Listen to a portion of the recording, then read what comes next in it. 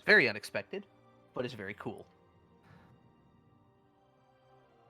And he said that Bet you he didn't will... anticipate that. I mean, I had his sheet prepared for anything, but I was definitely not thinking. God damn it. he was gonna be there. Anywho, he said he would find his own way in, as you can get into a lot of places unseen when you can turn into a snake. I have a question, Mm-hmm. since that's the end of recap. Mm-hmm. If I drink the potion of gaseous form, right, could Quen technically cast invisible on me and I could be invisible gas? Okay, can I turn it? Can I turn into carbon monoxide? I think it would have to be, she would have to cast invisibility on you first, and then you Okay. become invisible gas, because your form is already invisible. I think. That makes sense. Good to note. Let's hold on. I'm pulling up gaseous form. How the hell do you spell gaseous form? GASEO. Gas. US. Gaseous. There we go. Gaseous form. Misty cloud.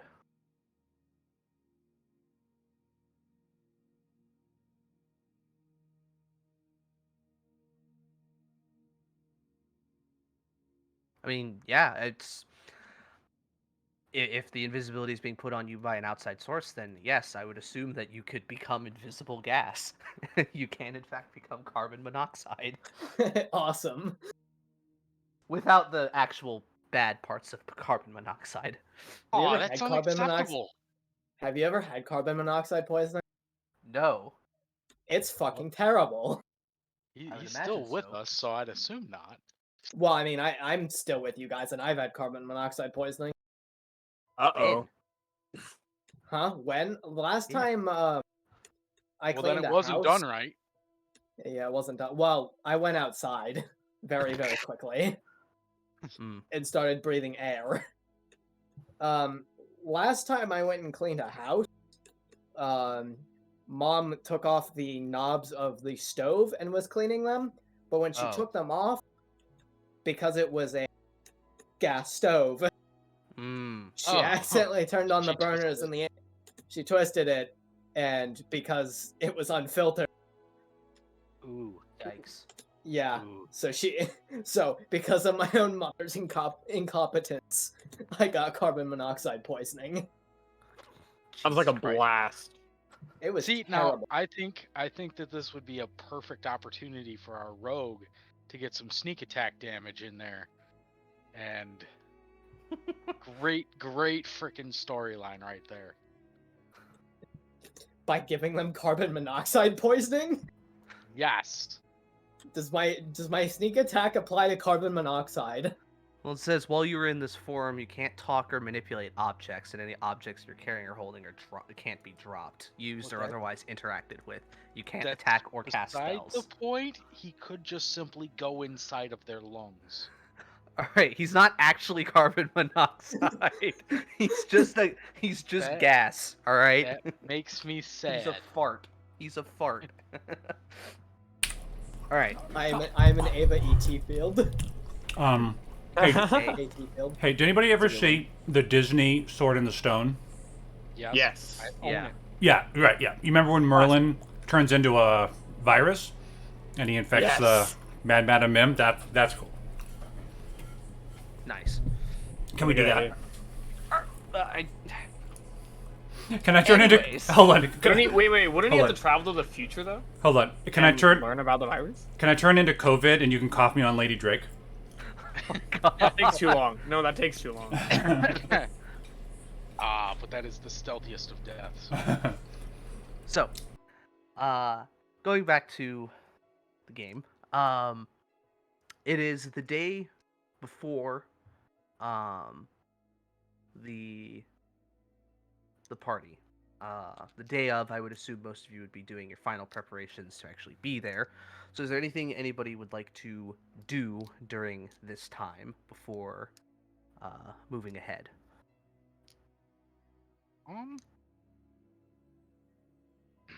Did we Get sort my out clothes how from we're gonna that get cap. our weapons and armor and such in there? I have a bag of holding, All right, so we are going. and doing that. I'm not going in through the front door. That's probably a good idea. In that case, though, I will like my basic adventuring gear, Mm-hmm. Justin, since most of that's in my bag of holding. Mm-hmm. I will keep that at home and not in my bag of holding. Okay.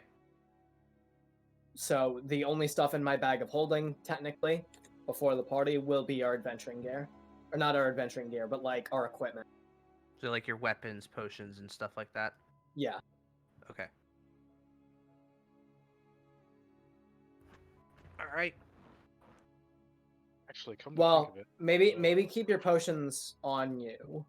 Yeah, I'll say for the purposes of gameplay, you can have the potions on you, but like, we'll assume maybe you like sneak them in like a flask or something like that. Mm. speaking of potions, Mm-hmm. I would like to go and buy some. Okay. What kind are you looking for? Are you just looking for healing potions? Yeah. Okay. Let me pull up. Vorm, you shouldn't have to buy healing potions. If you want, I have 2 regular healing potions and a greater healing potion. You sure? Since, yeah, you can just have them. I have self-heal. Well, so do I, Wait. but I don't always remember that I fucking have it. Apparently. I'm very aware of the fact that I have it.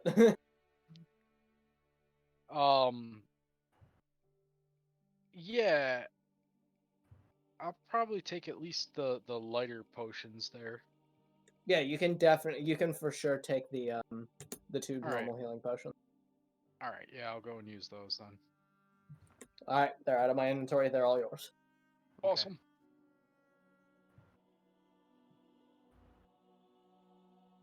And if anyone wants that greater, it's up for grabs. But if no one wants it, I'll keep it. I have a greater and a regular. Sound good. Save it for distribution, maybe. Yeah. In the event of joyous issue. In my inventory, I just want to say I do have 1 greater in my inventory. I just have a normal one, I think. Yeah. Just a normal potion of healing. Do you want my extra normal so you have 2 of them? We'd have 2 people with 2 normals and 3 people with a greater. I'll be right back. You guys strategize for a moment. Not a bad idea. I mean, Yeah. normal do what? 2d4, and then a greater does 4? 3d4? Regular is 2d4 plus 2, and a greater is 4d4 plus 4.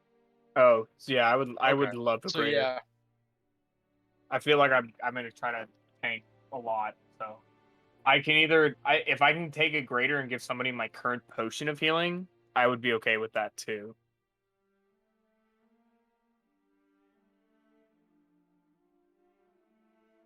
Yeah, that's fine. I'll give you my greater and I'll take your spare. Sure. Yeah. Before we get like too deep into the game, Leg, can I just quickly tell you that story I promised I was going to tell you?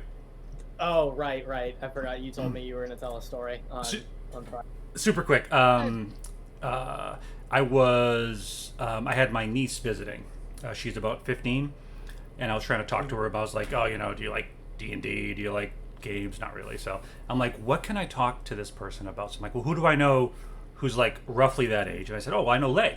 So I'm like, hey, don't you just hate the bourgeoisie? Don't you wish you could overthrow them? I'm like, here's I was gonna say you're using Leg as an example of that age group. I'm like, here's some anti memes with some surrealist elements to them. She was not into it. Here's some anti-establishment theory. Yeah. Here's a pamphlet about overthrowing the government. Here's some stickers about how birds aren't real. Yes. Haha. A classic. Yeah. Despite the age similarities, she was not into any of those things, which surprised me. It's almost as if people are individuals. Yeah. I don't believe you. Oh, It's also almost as if all of my friends are at least 5 years older than me. Yeah. Actually, Weird. hey, Cake, how old are you? I'm 21. Okay, you're 4 years older than me. Still. Speaking of age, I do think I find it personally amusing that I have somehow managed to get a 17-year-old to buy a 16-year-old MMO. That is pretty cool. Mm-hmm. which MMO? Guild Wars. Oh, The nice. first one. Oh, even better.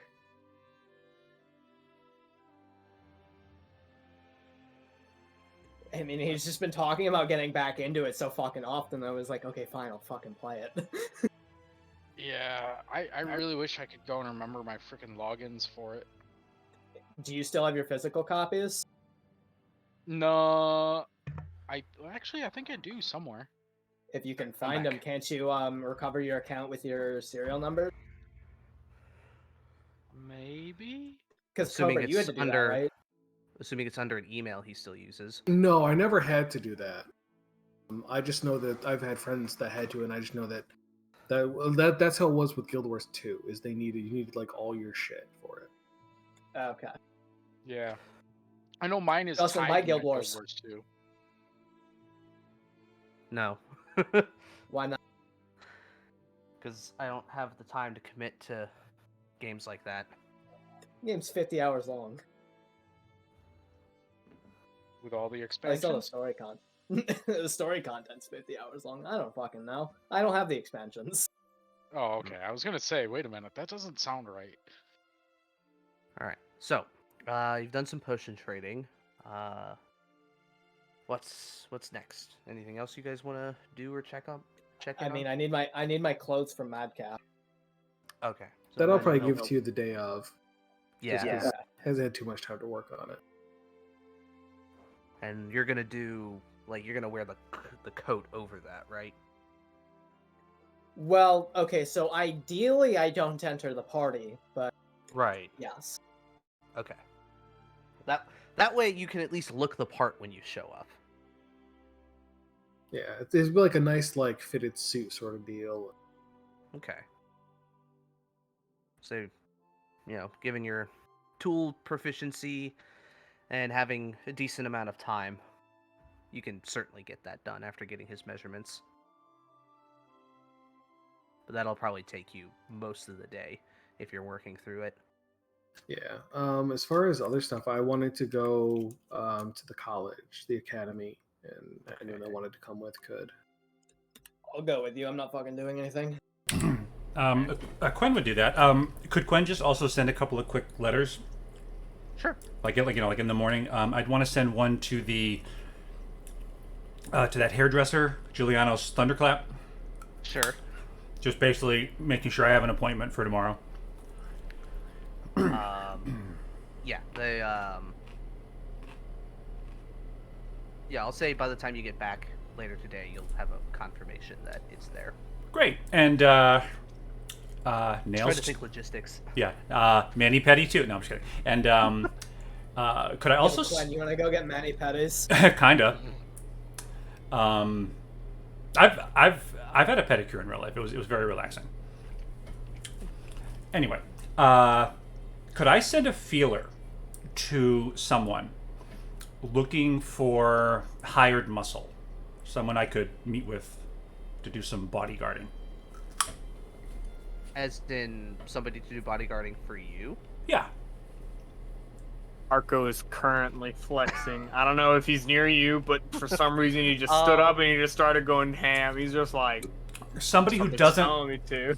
somebody who doesn't like the government, maybe some sort of like an underground reactionary group in Marduk, like a counterculture kind of, Well, we do have our established connections in the underworld. Hmm. Yeah, I'd say if maybe you put a feeler out to with Hostile, he could probably tell you a thing or two, given enough time. Okay. Would I know that Pigeon and Madcap are like a little closer with Hostile, or would I know that he's cool with talking to you as well? You've occasionally sent information, or occasionally gotten information back from somebody named Scales, and I think in like session 2 or 3, you found out that Scales was a pseudonym for Hostile. Okay. Yeah. You have indirectly worked with him before. Okay. Yeah. The message, would be roughly, looking for some hired muscle. The less mentally stable, the better. Okay. First off, I need to know, what is your intent with this? Because now I'm confused. She's looking for Bane. That's all she's looking for. Yeah. That's fine. Quinn. Oh. Quinn's thinking that if she can bring somebody to the gala, either to kind of stand nearby, or maybe they'll let them in if it's like a bodyguard, or at least to stand outside. They could be distracting when shit hits the fan. I'm going to tell them that. Basically, okay. I'm looking for the Marduk version of the QAnon people. I'm going to basically tell them that all the conspiracies that they've heard about the council and the government are true, and it's all going to come out. So get ready. Okay. That makes a little bit more sense. Just I- as a diversion. I will certainly roll and see if it's possible. Sure. If it's have- successful, So just get a bunch of people and convince them to have a peaceful protest outside. Exactly. just have one guy in there who's a mark and cause shit to go crazy. And just get some get some bad actors and. Oh, wait a minute. If I'm talking to Madcap about this, for real, like, could we get 2 different groups and pay them each? Could I do a George Soros? Could we pay 2 different groups? Could we bust people in? Oh my god. I'm just japing him. Are you sure your niece wasn't a radical?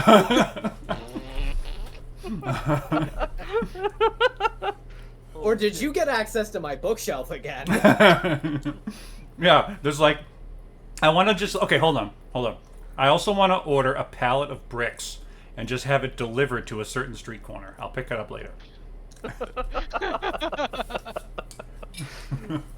Okay, so sending the letter to Hostile to see if you can get some people riled up to protest. And don't forget the bricks. And bricks.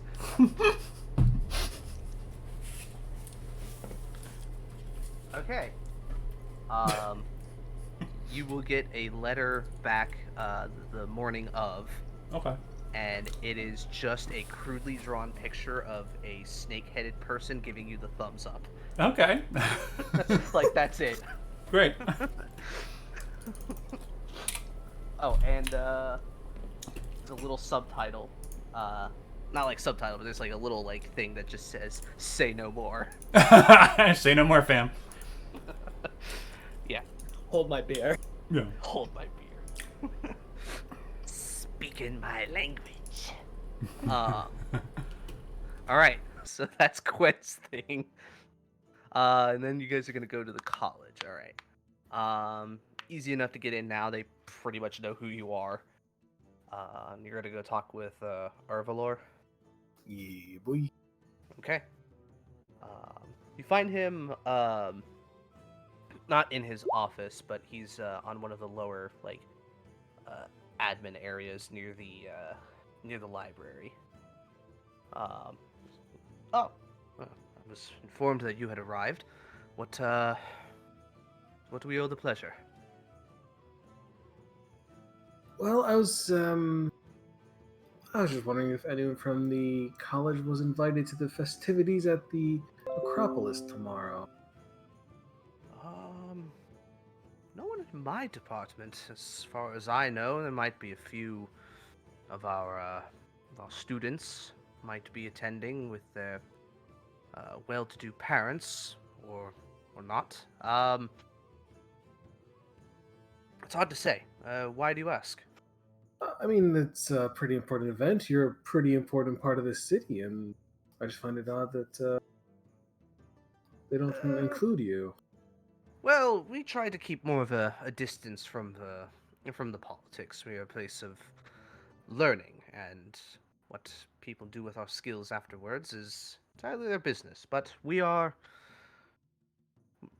not to get too involved with the politics. It's just it's easier that way, and as long as we're following all the rules set out that way, nobody tends to bother us.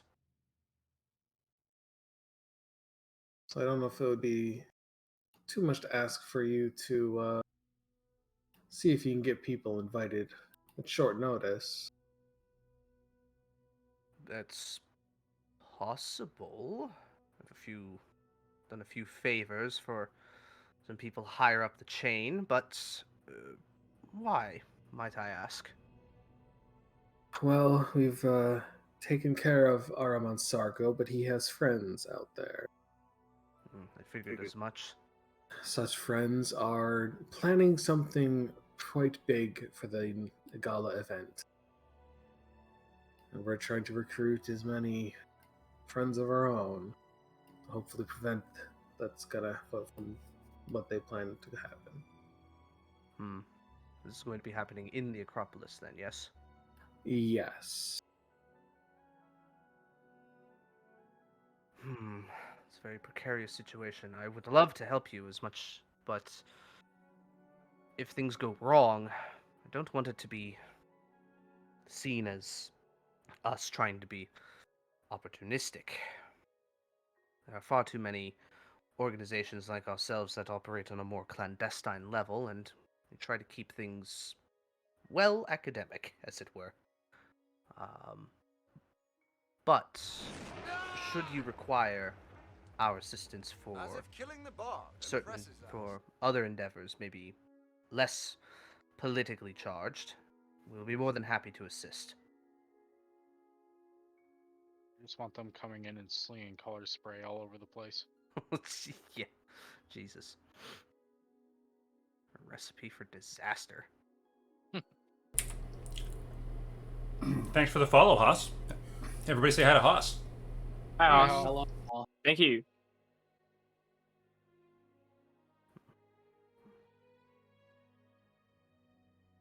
But if it is the people of the city you are worried about, I could at least have some people go outside who might be incognito for potential defenses, but getting into the Acropolis is, especially on the short notice, might not be possible for us. I'll level with you. The ones that would be the Oh, problem. it's loud. The ones that would be the problem would be the gold cloaks. Ah. Oops. Phone, shut up. Thought I muted you. Anyways. That was let's great. see. I love that. Thank you, Joseph Joestar. Gold sashes, then.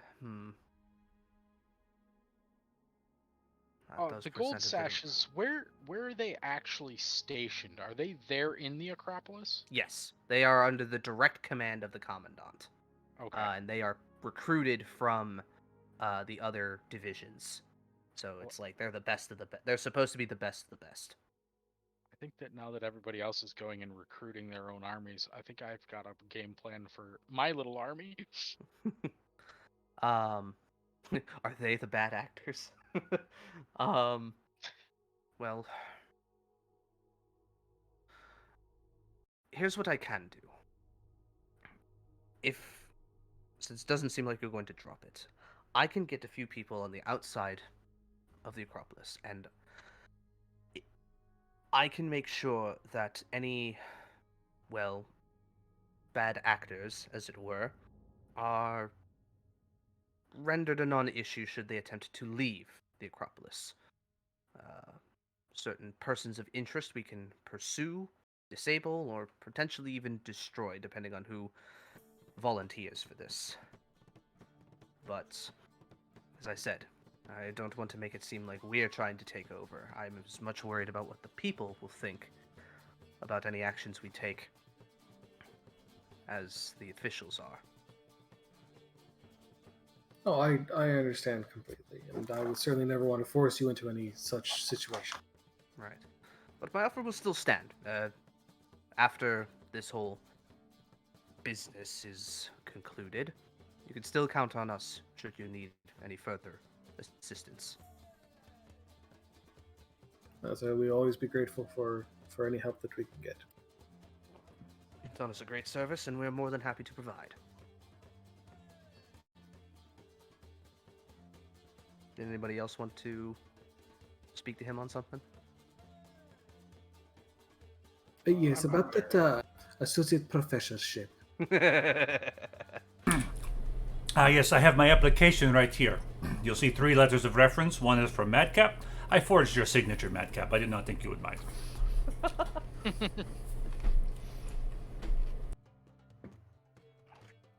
I'm just like busy stuffing my face with Buffalo Wild Wings over here. It's kind of how I do.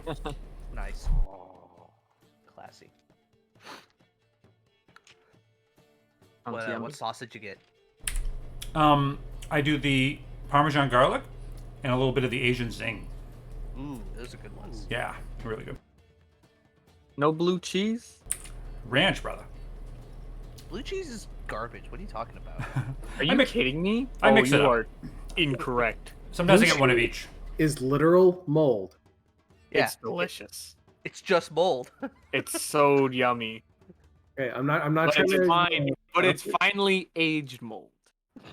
Okay. It may Stop be eating the mold, cheese. but it's been Stop talking finely about the aged. mold! God damn it! Enough It's about just the Resident mold. Evil 8. Enough about the sun. All right. So, anyways, all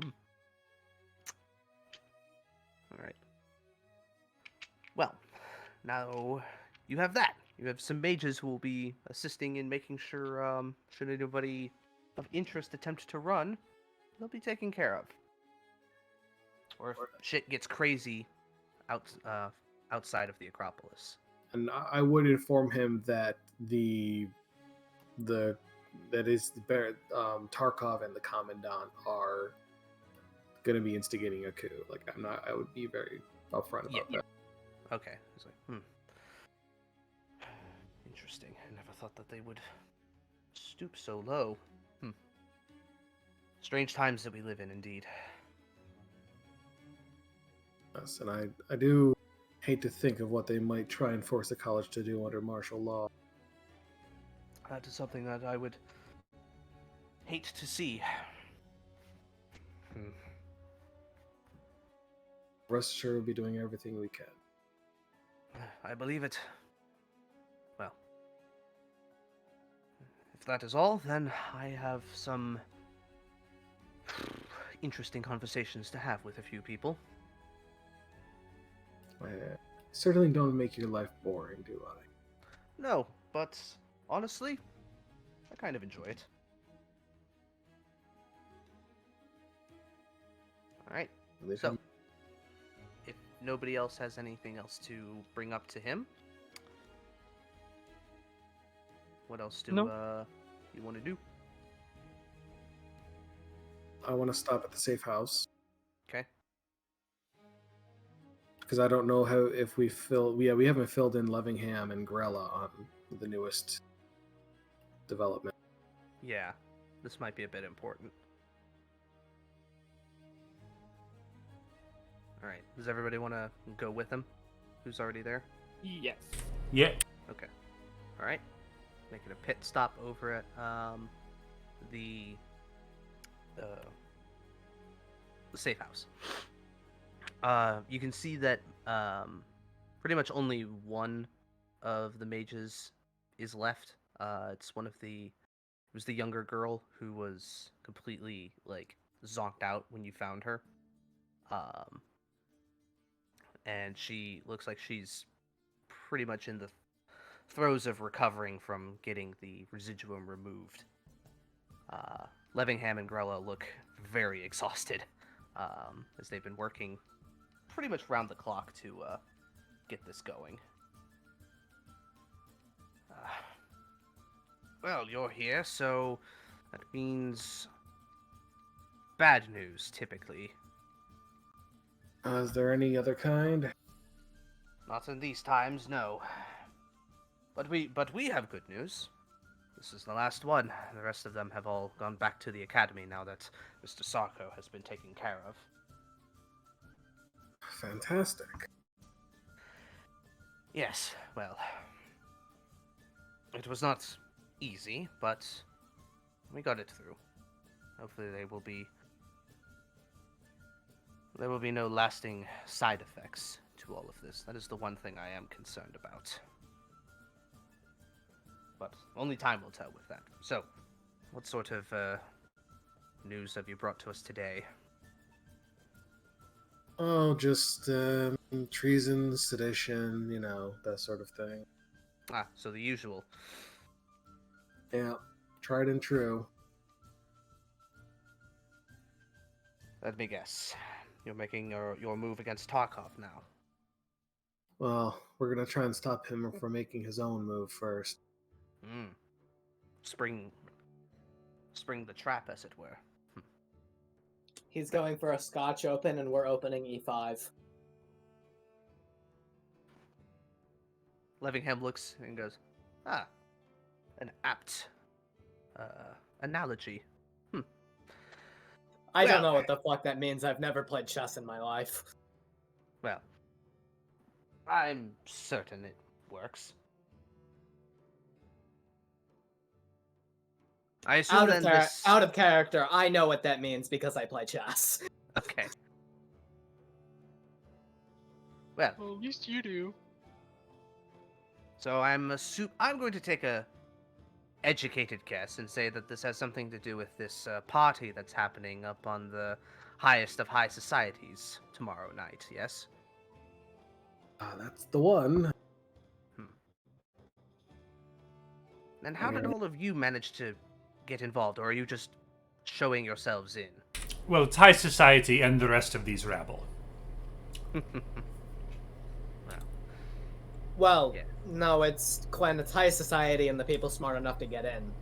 This is true. Interesting. Well, We have our various methods of gaining entry. I'm wicked sorry about this in advance. Quen sort of straightens up and says, well, some of us received an invitation. well, good for you. That makes your job a lot easier. So, what do you want from us in that regard? We're not exactly upstanding citizens. One of us is legally dead.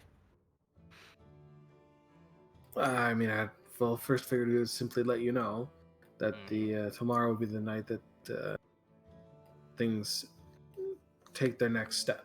And once again, if things don't go our way, well, at least you'll know what to be on the lookout for. Very well. And Madcap would think to Levingham, just using his own telepathic abilities. He's something like, I will understand if you need to flee the city, but take Rella with you. He'll just kind of raise his eyebrow and just nod at that. Well, if the authorities come knocking, well, they will not find a safe harbor. They will find a very angry cripple at their door. Good. And like we'd fill him in on exactly what Tarkov intends to do and all that. Yeah. I'm gonna see if he... Okay. That's really good. Yes. Well, I have not spent much time in the company of Tarkov, but so I cannot really give you much of his capabilities. But one thing I did learn the hard way in the brief interactions I had with them back when I was still legally alive. Be careful when attempting to divine anything about him, or read his mind, something like that. I wouldn't even know how to do that in the first place. It's more so of a general precaution with your various abilities. Just be careful with the more subtle things. He is not as easy to fool as the rest of the rabble that you might encounter at this function. Yes, the high society types don't usually know their head from their ass. There's a few good eggs there, but you're right. Madcap would side-eye Quen as he says that. Yikes. So, alright, well, I'll make a few preparations should the worst happen, but you... just good luck. That's about all I can give right now. Do you have any longer lasting, I don't know, enchantments or anything you could throw our way before we make our way there? Well, let me look at his spell list.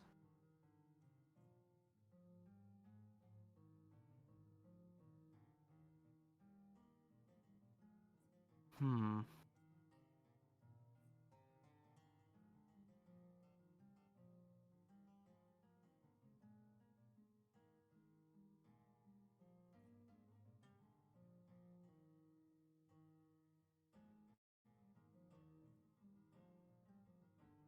This do.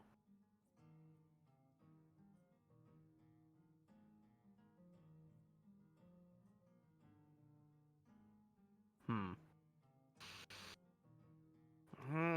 Unless you want something fabricated, I think most of my abilities are short-lived.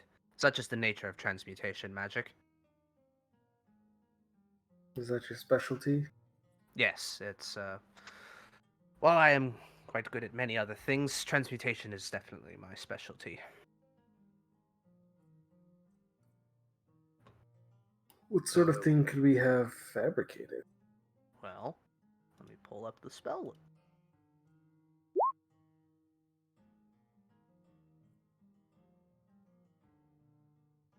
So, you can convert raw materials into products of the same material. Let's see. You can fabricate a large or smaller object contained with a 10-foot cube or 8 connected 8-foot or 5-foot cubes. Give it sufficient raw material. Can be no larger than medium. Quality of objects made by the spell is commensurate with the quality of the raw materials. So, yeah, that's... As far as spells that last longer than an hour, that's pretty much what he has. Other than, like, Private Sanctum, which is more of a stationary thing. Yeah. Maybe not. So, Bark. sorry. How much time do we have before everything starts? By this point, I'd say you're just under 24 hours. Because Madcap would likely be doing this either, like, probably closer to the evening after Sure. doing a long, hard day of sewing. Yes. So, could I at some point cast Fury? Cast what? Augury? Augury? Yes. Can you click Augury for me? Post it in the chat? Yeah. Just so I can see exactly what it says. Um, Let's see. Isn't that the it's the one where the Well- DM can tell me if what we're gonna do is a good idea or not. Yeah, it's a Wield and Woe app or spell, I believe. So you can go and kind of look into the future, and it gives you like tidings of Yeah, good but or it says ill. within the next 30 minutes. Oh, never mind. Never mind then. I'm not doing Yeah, that. you're probably thinking of like Commune or something. Good, like we that. get fried chicken tonight. Will I Ah, burn DM these? says, "Whoa, sorry guys, no chicken." Will I burn these cookies? I know. Okay, never mind. It's a decent spell. It's just the time frame on it's kind Yeah, of short. I gotta wait Yeah. long Alright. ass time. Yeah. All right. So, Levingham is informed.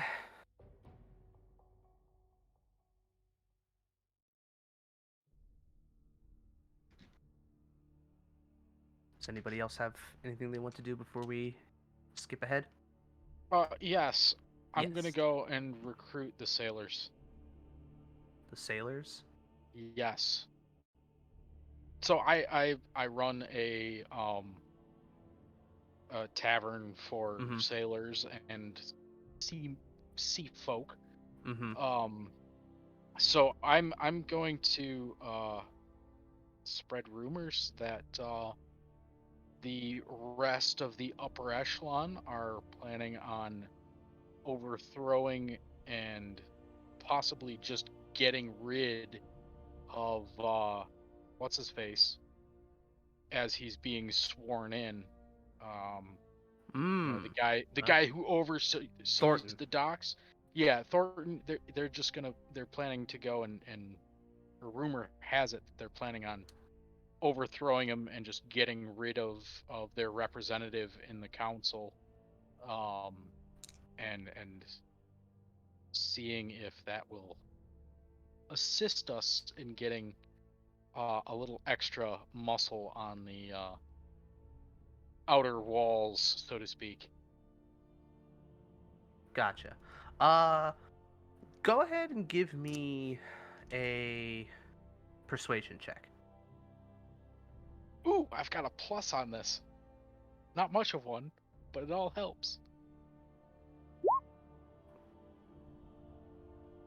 Ooh, 18. okay. You talk to a few of the sailors that are at the Gulp when you arrive, and some of them look a little inebriated, but some of the more sober-looking ones just kind of look to each other and go. They just kind of nod, and he tells you, "Yeah, we'll put the word out. There's gonna be some sort of gathering at the gates of the Acropolis then." Might be a good idea. I'm being dragged along to this party or what have you, so I'm gonna do what I can. But well, the more the merrier, so to speak. Yeah. Yeah, I get what you're putting down. We'll be there in case they try anything funny. Excellent. Free round on the house. Hey, now you're speaking my language, and they all like kind of clink their glasses. And pass the word. That's Of course, open. of course. First round is free for any who come in and decide it might be a good idea to join us tomorrow night. Sounds like a plan. Besides, they've got better stuff up there. Who knows? Some might go missing. Right. All right. Well, that is another thing to keep in mind. All right. So, we've got mages. We've got concerned citizens, concerned sailors. All right. Yeah. It's Conspiracy getting weird. theorists. Conspiracy theorists. It's getting crazy up in here. And a Marduk. person with a bird head for a head. Marduk Anon. Marduk Anon. Oh God. It's Emanon. Yeah, I was gonna say Emanon. There you go. All right. And with that, the night passes. A very tense one. As everybody thinks on what they must do and what they need to prepare for. No. No? I'm not gonna lie. I had to go a little bit AFK for like the past 3 minutes. Okay. I'm sorry. My parents were talking to me. I should have said something. Okay. Did you have something did you want to do beforehand? Before we go in, no. Okay. Alright. So I was We're just not even passing- going in. We're going to sleep. Well, Yeah, I was yeah, just we're passing- gonna sleep. I was just passing the day, so. Oh, I Oh. thought we moved on. Okay. Well, we were about to, so. You're But back if you in had something time. you still No wanted to worries. do, perfectly fine. Okay, so day passes, and then your lady of high society gets up, and prior to the meetup, she makes her appointment to the hairdresser to get herself very well taken care of. Okay, Justin, I would like to roleplay this in real time. Oh God, no! I've never been. I go to a barber, and like, that's it. Hello, Giulianos. As she takes her hood off, she shakes her head out and says, I just don't know what to do with this. Work your magic. Oh, of course, darling. I'm gonna make you look nice and dapper. With that Quen hangs her. That accent. With that, Quen hangs her coat, her cloak up on the hook, and she walks slowly over to the chair, brushing her fingers against the soft worn leather of the back of it. You're killing me, Ellis. The morning light reflecting off the bronze base. I want to hear more of this hairdresser. I would do this for an hour just to annoy her. I would love to hear more of this hairdresser voice. I can't keep it up for more than a few words. Otherwise, it gets weird. I will say this. So if Justin does that too long, he'll become Australian. Yeah. Yeah. If he does that much too long, he's gonna become Snooky. All right, leave it alone. Pretty much Whoa. every accent I do, if it goes on long enough, it just becomes Australian. Yeah. After a while. I actually was like practicing my like saying no in Australian. It's like no, No. nah, no. No. Yeah, no, I got it. It's no. It's like Yeah. it's like Noae. It's weird. Yeah. No. No. Right. One thing I will say while you're there that does catch your eye is that while you're getting some of your work done, Lucia does show up on the recommendation of this place. And she is very much a fish out of water getting all of this done. She basically asks you like every single question under the sun about like what to get done, what do you think would look good, that sort of thing. Because, you know, she's not this kind of person. She, you know, if she has to put like any amount of makeup on for anything, it's a big deal. And it only happens maybe like once a year, if that. So she's very, yeah. Lucia, I know you're a soldier at heart, but sometimes we just have to relax, pamper ourselves just a little bit, enjoy the finer things in the city. As the hairdresser is like trying to get knots out of her hair. It's like, if you say so. Giulianos, go gentle or she won't come back. If I go gentle, then there's not going to be there's nothing I can do to work with. Behind you, use some of the Ada Cochrane detangler. Stop it. That's just a brand name now. Yes, no, the Dwarven detangler. Oh, Gwen takes 4 psychic damage as she hears Pigeon's voice pop into her head. The Aarakocra aren't real, Gwen.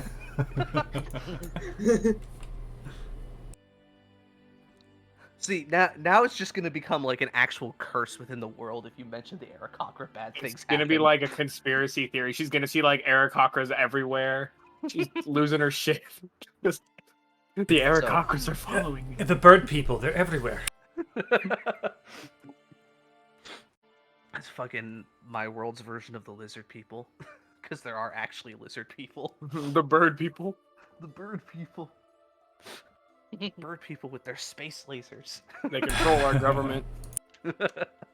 Alright. What do you mean?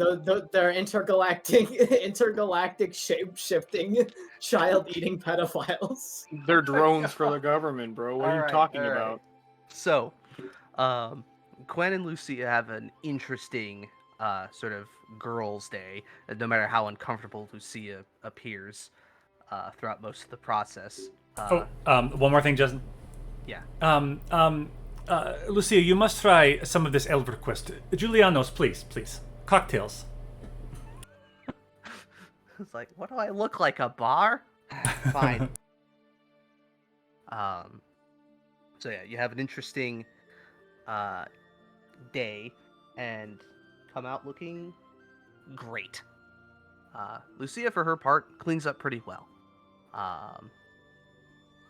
So, all right, well, now for the fun part, as she marches back off to get her fancy armor. Yes. All right. Any last minute things anybody wants to do before we move on ahead? I'm gonna go talk to Hostile, Okay. and I'm gonna ask if when he breaks in, if I can go the direction that he's going. He goes, oh, well, I don't know the layout of it too well, but, I can... You know what? If you can get into one of the, more secluded places, probably on the first floor, I'll see if I can leave a, I don't know, a little thieves' cant mark of some kind to let you know where I am. Okay. Say, I mean, like, I was just trying to get in, like, because I was gonna use the potion, and whatever crevice you fucking got through, I was just gonna follow you. Oh, then in that case, I'm gonna roll and see if he knows where he's even going at this point.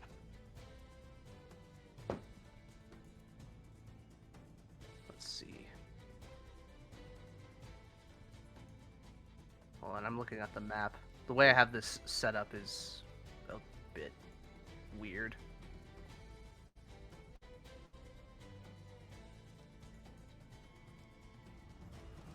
Let's see. Oh my god. What? Picture of fucking Paul McCartney and his daughter is hilarious. Alright, you know what? There's some vines that grow on the what is this? On the northeast side. And there should be some windows that I can probably get in and just wiggle my way through there. Or at the very least, you could get yourself through the keyhole and then open it up for me in my, and he kind of does like a slithering motion with his hands, you know, snake form.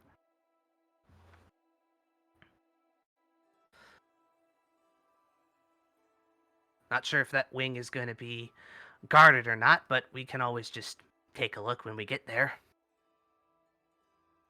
And thanks to these fancy new boots, you just get right over that wall.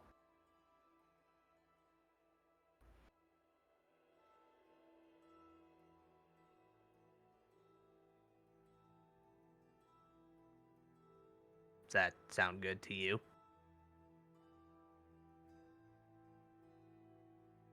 Who are you asking? I'm asking Jake, but he might be lagging out. Dying here, yeah. Yep. Oh, there he goes. We were all waiting for it. Yeah, we were. Just recently sent something about, you know, Cox being the best of the worst rated, or second worst rated. We were having internet problems when we were playing Guild Wars earlier.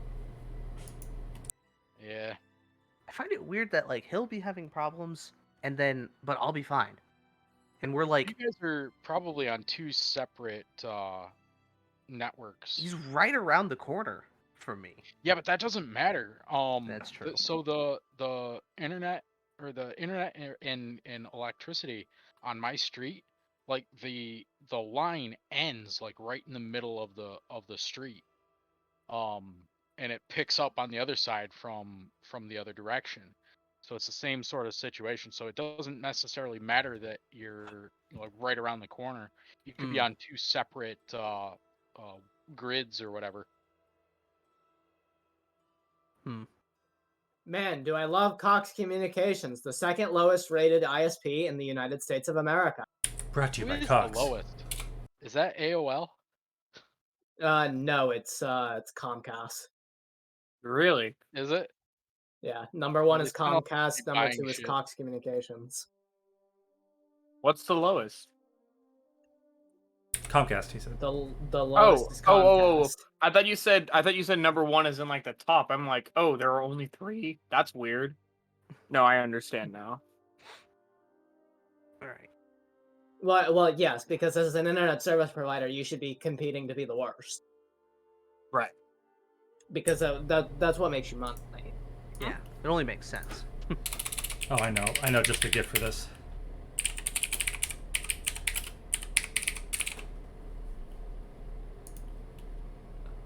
Terrified. I'm gonna write an entire skit like that onion video, the Sony stupid piece of shit that doesn't work. But it's just about Cox Communications and their internet. Okay, hold on. That took me a minute. I'm a little upset this is in my search history now. You should have. Yeah, pretty much. Ugh. Yeah, you're right, Alex. 96% of my county has access to FiOS. You know where I live? In the 3%? The 4%. The 4%. Oh, yeah. Math's hard. The one patch of 2 neighborhoods in the entire fucking county that don't get FiOS. I could live 10 minutes down the fucking street and get FiOS. But not over here. I'm really interested in this, but could we play D&D now? I know. Yes, I'm sorry. I'm just kidding. I'm just very, very irritated the fact that I had. No, it's annoying, I know. I'll tell you what I do sometimes is that I turn my mobile into a hotspot. I do that sometimes if I have to. I don't know if you have that option. We don't have that on our plans. Okay. I double checked on my phone when you mentioned it a few weeks ago, and was like, "Oh, yep, nope, that's not on our plan." I'll tell you super quick. I work Well, from we home. have unlimited data, so it would be worth it for us to do it. It's just that,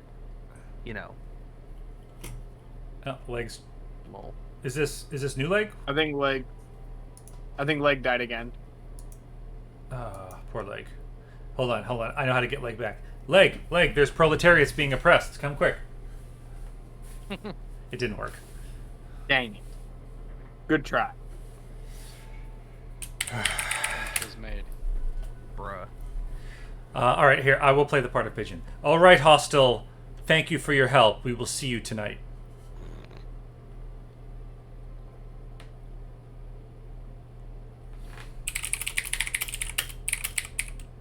Oh, I really hope we don't lose leg. Oh no, he's he's lagging out. He's not talking. He's lagging out.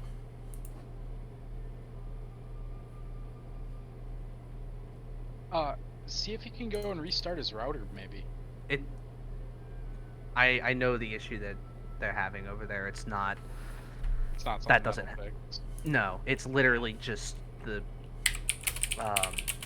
source being interrupted. It's not the Wi-Fi. I'm gonna It's go down not- the street and shoot out everybody else's modem. Nobody else can go in there, take all of his internet, and then he should be good. Pretty sure I hear him going and running to get the cable cutters. Just hop on his phone if you wanted to. Heyo. Oh, wow. Hey. Alright, so just to recap what Hostile said to you, he says that there is a patch of vines on the northeast side that can take you up to the 4th floor. And from there should be some windows that you can squeeze through. Okay, cool.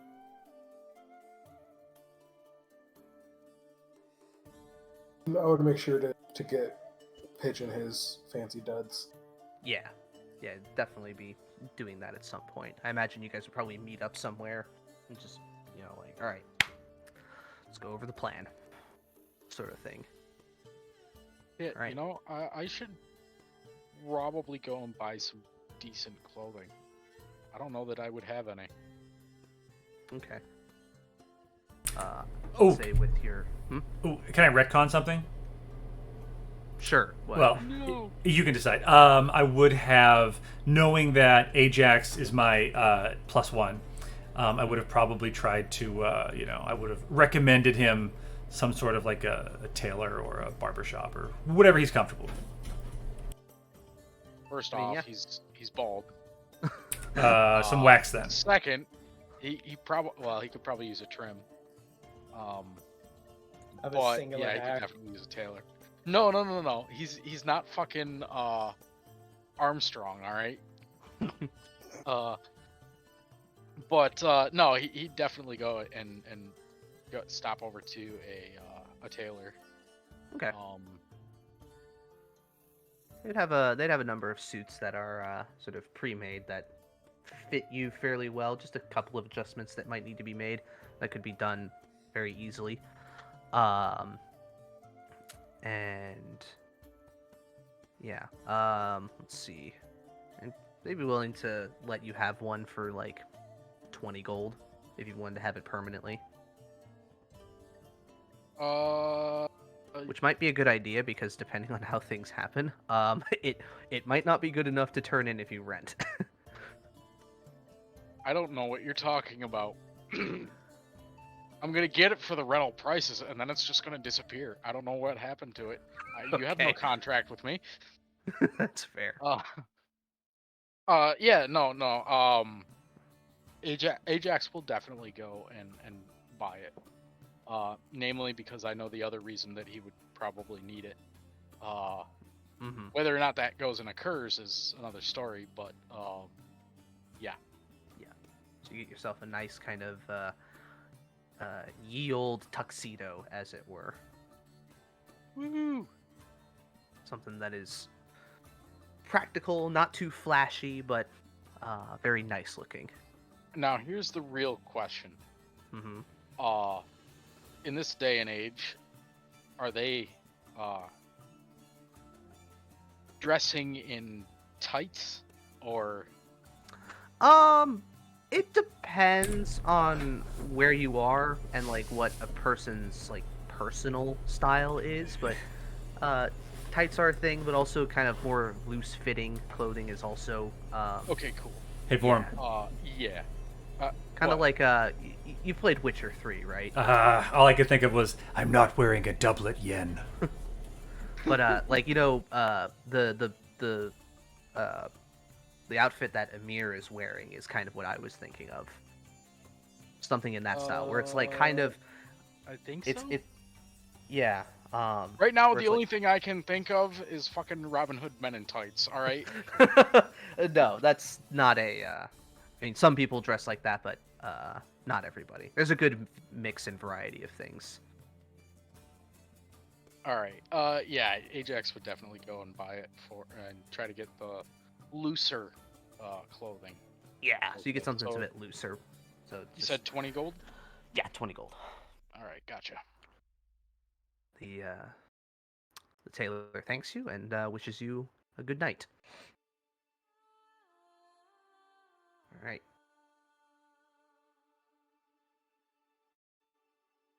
See if Jake can get in somehow.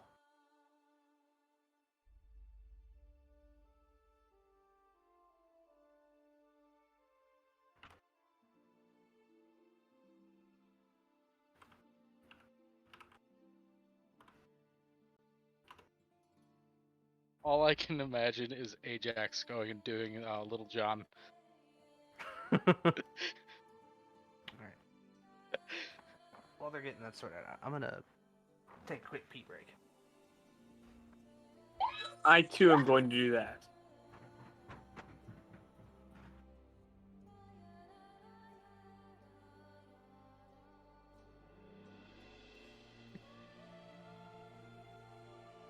Hello. I wonder how long I'll be here.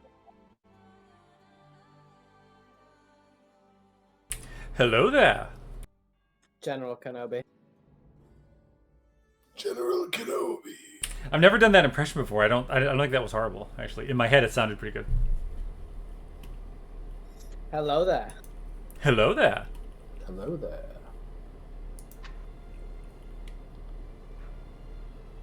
Is Justin down the stairs? Is he running up there? Is that what I Yes. hear? Yeah, I was taking a quick pee break while we were waiting for you to be back amongst the living.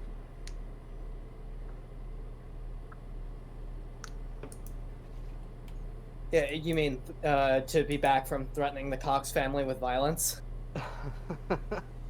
What? Pigeon wouldn't do that Yes, he would. often.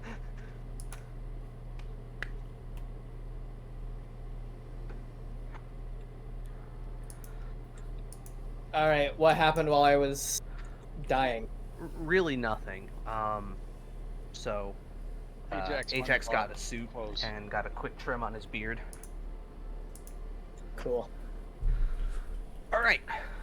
I can't believe I couldn't sit all the way through Suit RP. It was pretty quick. It was more so I'm just trying to get through this. So, all right. So we get to the night of. Everybody's making their way there. Arco has already gone ahead of time, as he would be required to be there earlier. And let's see. I'm pretty sure Lucia and Madcap would probably be the first to arrive, because Lucia's a captain and she has to be punctual. So, I'm going to move us over.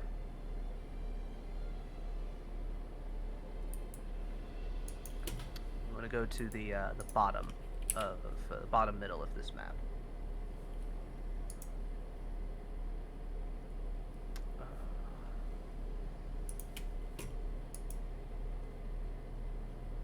Change playlist to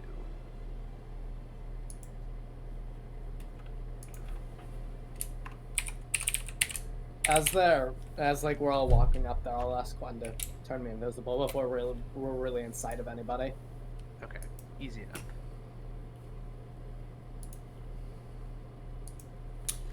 All right, so first up are Just checking. That's going to cost me a second level slot, so that is cast. okay. Walking up to the gates, you have Madcap and Lucia. Lucia is in her kind of full half plate. It's very well polished. It's got very nice underclothes with it, and her hair is very well done. And she has her sword sheathed to her side. She's walking with a well-dressed Madcap, who is very, very much shorter than she is. Where are we right now? Unless you had something else, we were skipping ahead to the night of. Did we pick up our shit from the magic shop? Yes, you would have done that. Okay. And I double-checked the VOD, and I don't think there was anything beyond, I think, a spell scroll that you purchased, I think. I think you were... There was the armor, and there was the other thing. Oh, right. You were getting +1 leather, right? Yeah, and then so we agreed, and I'm not gonna bitch about it, but we agreed on that last week, but we disagreed on the other thing. I double-checked, and the other thing was going to take more time, since she was also working on Madcap's things, so Okay. she was able to get the armor done for you. So if you want to add that to yourself now. There's only so much that she can do in 2 days on her own. But that other thing can be taken care of later. Alright. So. Sia kind of straightens herself up. Alright. Well. Time to be professional and mingle, I guess. Oh. I don't know. Okay. I don't know why you brought me. I can't talk to people. Smile and wave then? I guess you can do that. Just don't leave me Just alone. smile away, boy. Say, just don't leave me alone out there. I'll keep you in sight. Okay, she starts walking. I'll just kind of bring you guys up. Yeah. You pass through, there's a number of guards there. She'll come around to here. So Madcap's axe would be in the bag of holding, but he would have the kunai hidden under his. Yeah, you have it like inside your lining or something like that. All right, and you make your way up the stairs. The 2 guards over here. Go. Have you got your invitations, Captain. Because I do right here. And she hands it to you. And this is the one I'm bringing along. A former colleague of mine. Madcap will kind of give him like a half bow. Or whatever is appropriate. I don't know, a salute? Probably a salute. A salute, yeah. Alright. Enjoy your evening, Captain. Investigator. Thank you, soldier. Oh, Dead. Alright. Get up to here, and then I will reveal the interior. I have to do this kind of piecemeal. Yeah, roll 20. He's saying roll 20 doesn't work on mobile. Yeah, I know. It does, but it's very bad. Yeah, you can like get the character sheet, and that's about it. ooh.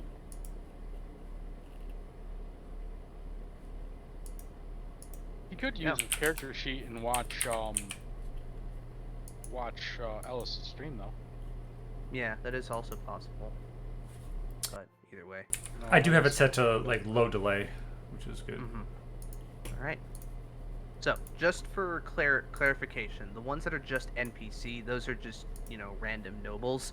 I don't have that much art assets, and I don't want to use up all of my free space on Roll20. So, the important people will have actual tokens, but this is more so just to fill space and give a sense that there are people here. You can see that there are a number of well-dressed individuals here, all in the throes of conversation, and many of them have drinks in their hands and such. And as you come in, the two guards here go, the main landing area here. Further up, this is going to be where the dance hall is. I believe most of the counselors are there, if you wish to speak to any of them. And Captain, many of your associates are up there already. Oh, so I am the last to arrive. A shame, but... well, you're punctual. That's all that really matters. Right. Well... where do you want to go first, Aldrich?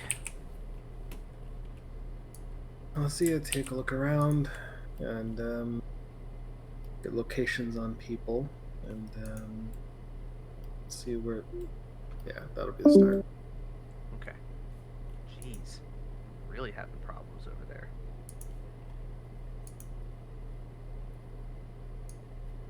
That's why I'm trying to do their stuff last. Alright. So, they said that most of the counselors are going to be upstairs, which you can reach by going to these arched ones here. Also, as a note, because of how many things are on the map at any given time and the different things that need to be revealed, each of the floors are their own page on here, so I'm going to have to switch between those as people go between floors. Okay. So. Probably. So fabricate probably could make something small and detailed. Could. Let's see. It says large or smaller, so you could make something that's tiny or considered tiny. Could we get a copy of this? Like, could we have had a copy of Lucia's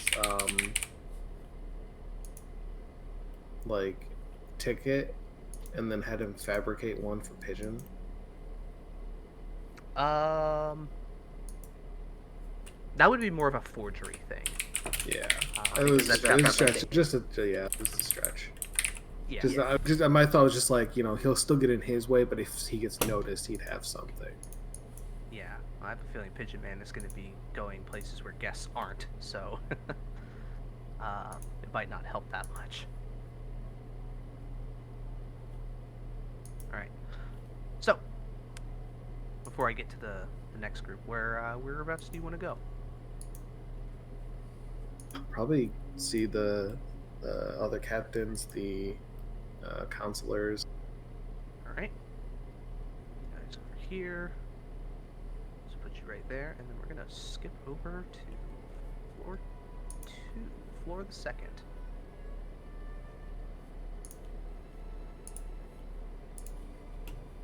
And there we go. All right. And on here, y'all can see the different nameplates on people and everything. Yes. Okay. So, as the two of you enter in.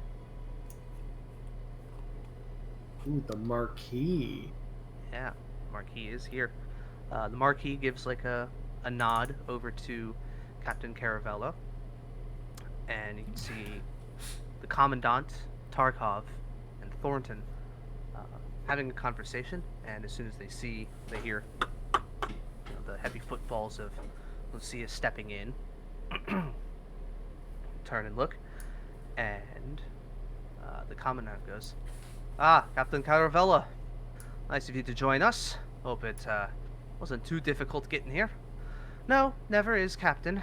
Or Commandant." "I see you brought a friend, did you?" "That I did. I was allowed, so." And Thornton... Had I ever met the Commandant before? No. Actually, in the past, yes. Just on occasion. He's an old dwarf. Yeah. He would not be likely to remember me, though. No, it Too mostly... for that. Yeah, it was never like a person-to-person kind of thing. It was almost always like he was there to talk to the captain, and like he was there on business, and you met him, said hi, saluted and whatnot, and then he was kind of on his way. I'd pretty much just repeat that process. Like when he mentions me, I'd probably just give him a salute. And he kind of looks, notices your uniform, goes, "Ah, I see. Former inspector." Retired a few years, sir. "Aye, well, thank you for your service. Enjoy the night." And Thornton comes over, kind of comes to greet, and Captain goes, "Ah, I was not expecting to see you tonight, sir. Appears you have friends in high places." Well, everyone's a friend in a high place compared to me. I see. Well, so good of you all to come. Enjoy yourselves. There are plenty of hors d'oeuvres out on the table, and many good spirits. Many people that are good company. Yeah. It'll be my first time at such an event, so I'm looking forward to it greatly. I expect much excitement. Hopefully not too much, but well, we'll see. Some interesting characters here tonight. Couldn't agree more. As you were. If you need anything else, I'll be around.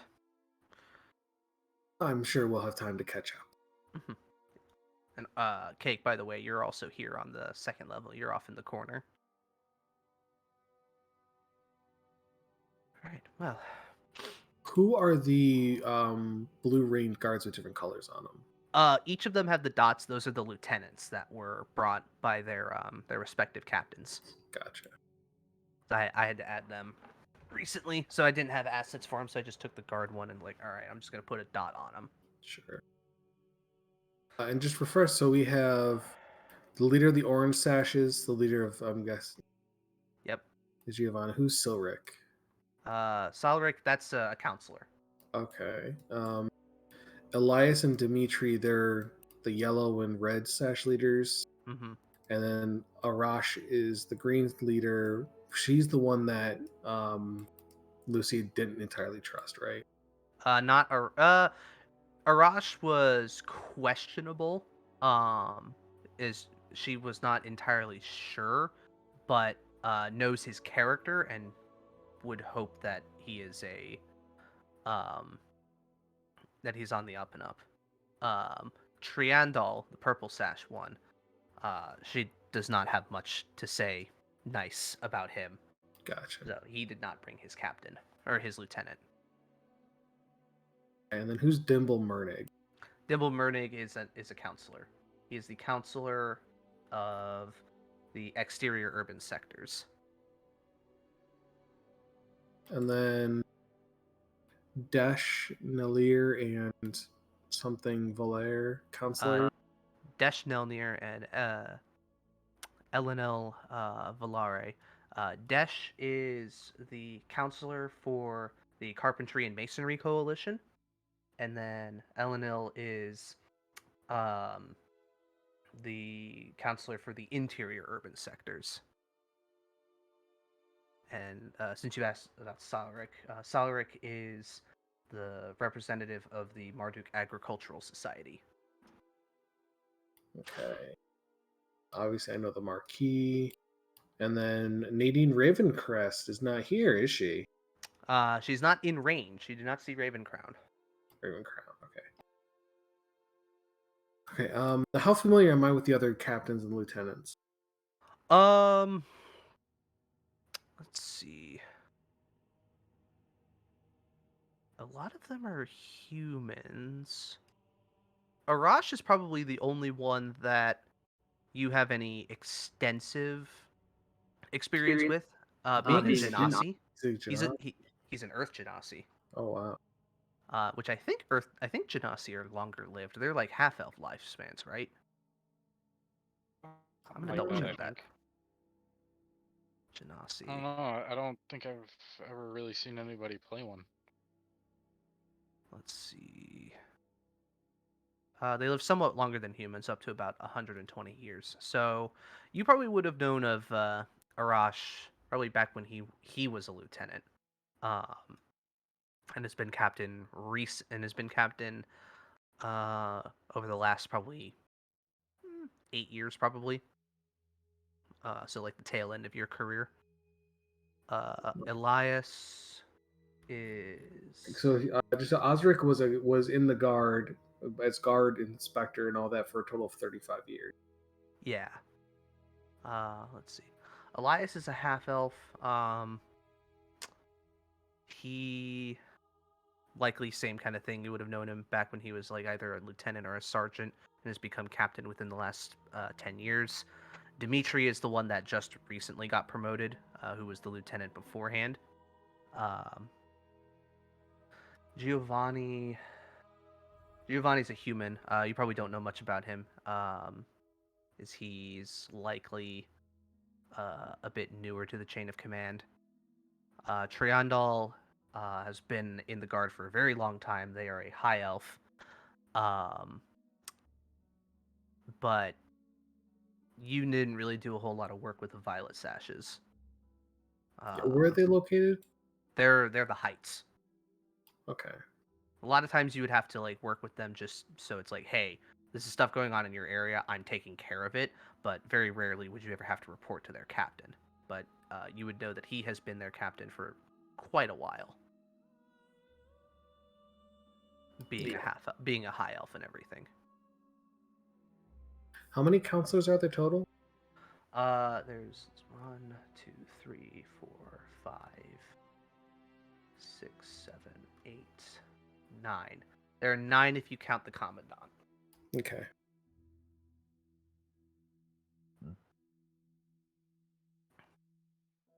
One other person of the counselors that you do not see on this floor is the Draconian representative, Arnon Kelsis.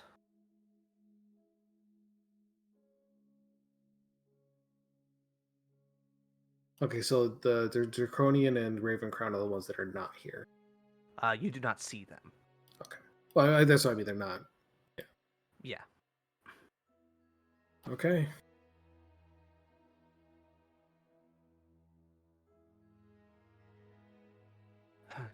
All right. Well, I see some of the captains that I spoke with the other day. I'm gonna go catch up with them.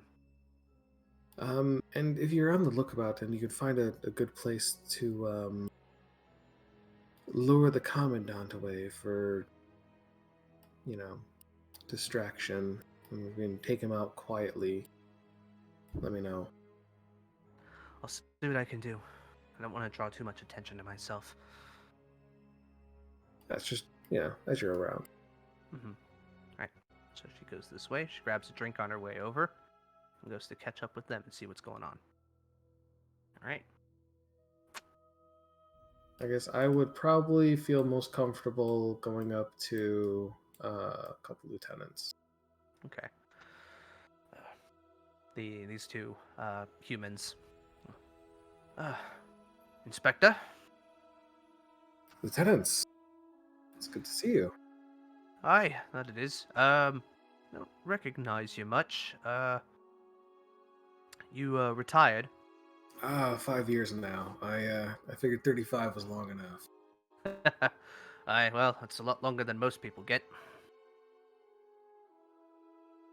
Good stretch, but figured I'd retire and get into tailoring. Ah, interesting. The yellow sash goes, hey, me uncle's a tailor. He's not that good, but he makes a living. Yeah, that's all that counts. Ain't that true? Then he kind of like taps his armor and goes, ain't that true? Not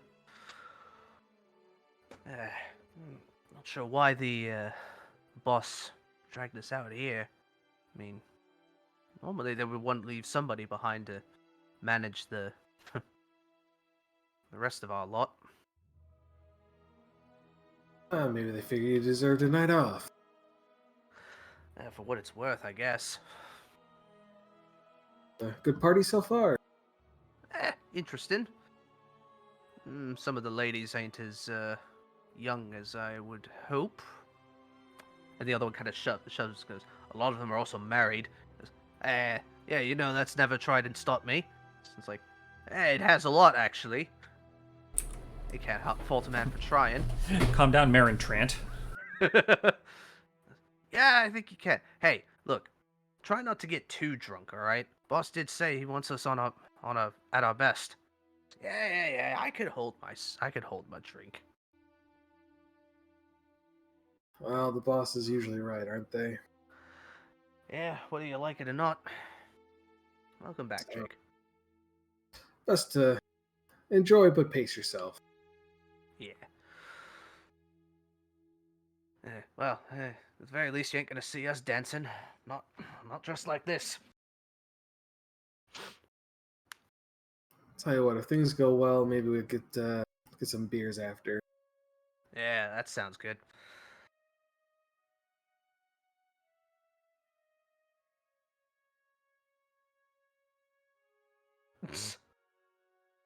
Jeez.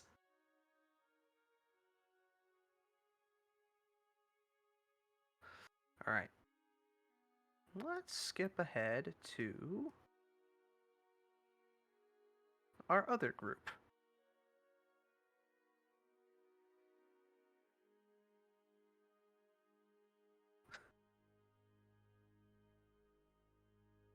Ajax down. Vorm, can you actually control? You should be able to control this token, I think. Possibly. Let's take a look. Yes, I can. Okay, because I know you're having some issues with it the other day. All I right. think what it was just my connection that I was Okay. having the issue with. So before we go in, Okay. would I be able to find the people that Hostel sent? As you guys are getting here, you do, with your elven perception, you do hear like a crowd kind of moving their way through the heights, just sort of off in the distance. Okay. Do I notice a stack of bricks anywhere nearby? That you're gonna have to make a perception check for, because those would likely be hidden. Okay. I like how you're entertaining the fact that they might actually be here. 12. If they are, they're pretty well hidden. Interesting. The townsfolk will never find them. Yeah. I was if like the people were like by the gates or whatever, I was gonna go by and say, see that stack of bricks there? Better not touch those.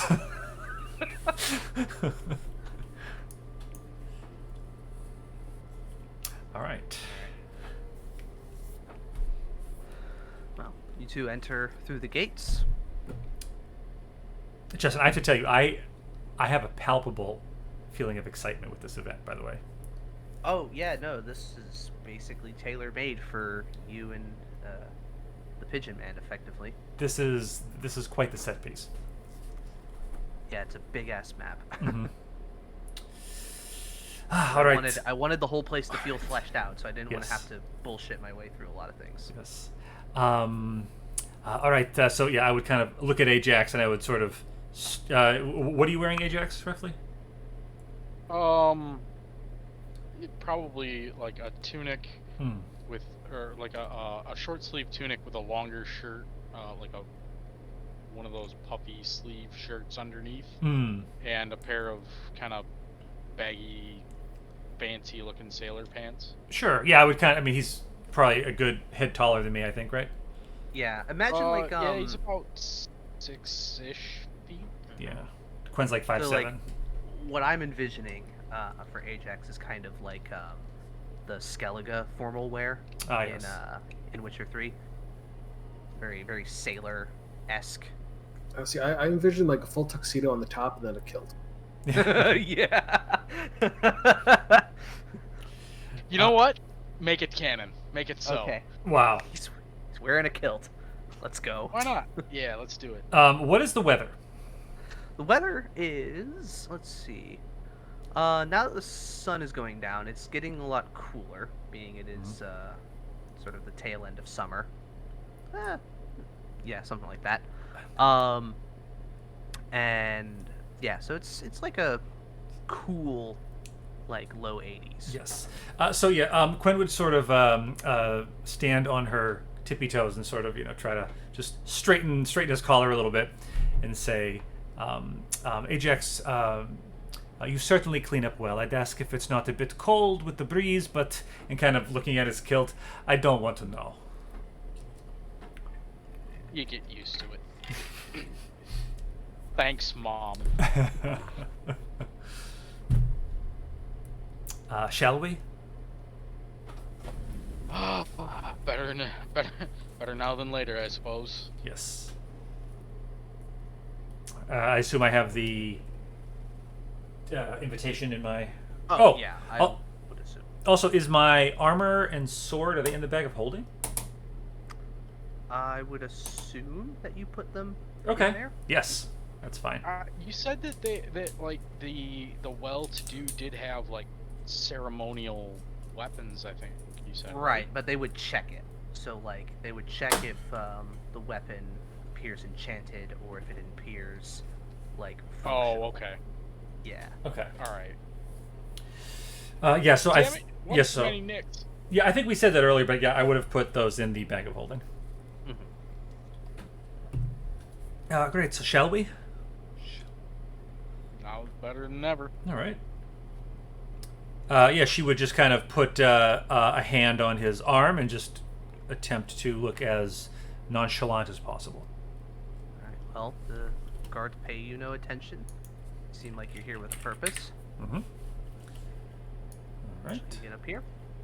All Guard stops you. Goes, invitations. Of course, and I would kind of reach into my little satchel or whatever and take out the invitation, handing it, and say, the Lady Quinthrith Congreen and the Lass Sildalen, and my +1, Mr. Ajax Coldwater. I've never said your last name out loud before. Called Warden. Yes, Coldwarden. It says on your sheet Coldwater. Yeah, close enough. That's odd. Oh, I think it's cut off on my end. Oh, okay. That's my bad. No. All right, so, all right, everything seems to be in order. You all enjoy yourselves. Main floor is mostly for the conversationalists. Upper floor is where you'll find most of the food and beverages, and I believe most of the counselors are up in that way, if you want to dare talking to any of them. Ah, yes, a chance. And I heard the Marquis himself is here tonight. It's a rare treat to see the Marquis in person. A great honor. That he is. Apparently I'm Scottish all of a sudden. I don't know why. You're overly excited. Yes, I'm very excited. Alright. So you guys move on in. All right. And these are like the well-to-do hobnobbing. Yeah, there's just kind of like, oh, the kind of people. Just trying to fill space. All right. So, you guys want to go to the second level? Sure. All right. Yeah, let's do that. Unless anyone's passing canapes, in which case. I mean, yeah, there's like some people passing out like hors d'oeuvres, and they have like trays with like glasses of wine and stuff like that on them. Of course, yes, I would definitely take it. Of course, Gwen would take a glass of wine. And it's good wine. That's that. Ajax is gonna take it and kind of make a face at it, but he's gonna nurse it all fucking night because it's uncivilized. Ajax, this is the height of civility. Do you not get the notes of vanilla? There's the hint of apricot on the back end, at the back of your throat. It tastes like bad grapes. Well, listen. If you're lucky, I might invest in a franchise of the Gall, and we're going to serve something like this. With your permission, of course. I just realized that the night playlist has more ominous stuff on it, so I switched back to the city. It's more fitting for I actually got to turn up the evening. the bottom bit. Alright, so you guys make your way up to the second floor. I just want to remind everybody that we do have the earrings, so we can just talk to each other anytime we need. Yes. You're within 1,000 feet of each other. So as we enter the top floor, anyone who looked would see Quen. She has a strapless black dress, nipped in at the waist, dark purple belt, below which it pleats out into a full skirt, ankle boots and tights, and her most ostentatious jewels, diamond earrings, ruby rings on her fingers, around her neck several strands of pearls, and silver bracelets, one of which holds a sapphire stone in the center. And of course, covering her bare shoulders is Raven Crown's jacket, altered by Madcap, of course.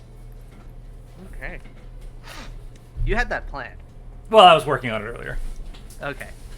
You enter, the guards nod a bit at you, and Thornton goes, "Ah, Lady Cohengreen, you did get my message. I'm glad that you showed up." Approaching. Ah, Barris, congratulations. So glad we're rid of that dreadful tiefling. Haha, yes. Don't want confirmed criminals with a seat of power such as this. Of course, fled the city in the night, did she not? That's what I heard. Well, I mean, that's what some people will say. Well, officially, she is exiled. Yes. It's not at all what we need in Marduk. No. We need people who will stay the course, not abandon the people of Marduk. People like you, Barris. This is what the city needs. I couldn't agree more. Tarkov actually kind of like leans back a little bit. He goes, "Don't let your head get too big, Barris. After all, you did win by default." He goes, "Tarkov, victory is a victory is a victory, no matter how." He goes, "I suppose you're right." And he kind of does a slight bow to you. Gwen goes, "My lady." Councillor Tarkov, we meet again. Isn't this pleasant? Yes. Quite the momentous night. It's not often that a councillor gets their third term. It's actually quite rare. A councillor serves that long. It's part of an exclusive club. And I assume I would know that is true for the most part. Yes. That in the history of Marduk's council, councillors that serve to their third term are rare. Not like you can count them on both hands rare, but like out of the number of councillors that there have been, not a lot of them have served that long.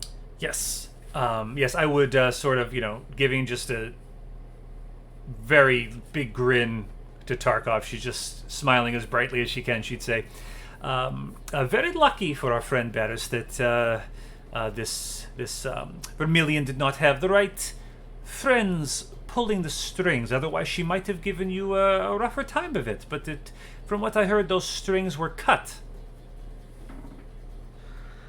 Yes, they were cut. In no small part thanks to her, from what I understand. It's suppose in the end she grew a bit of a conscience. Yes, and we must thank whoever held the scissors, or perhaps handed the scissors to her. Well, be that as it may. She is no more, nevertheless. Yes. And now we have Never to be heard of again. We have great reason to celebrate tonight. Yes. Celebrate, of course. If there's more, help yourselves. Be cordial, be merry, and all that, and we're here to have a good time. Oh, where are my manners? Allow me to introduce my escort for the evening. This is Ajax Coldwarden. Evening. Evening, sir. I don't believe we've ever met. No, I don't believe so. But, well, something about your name does sound familiar. Where have I heard it before? I own a tavern down by the docks.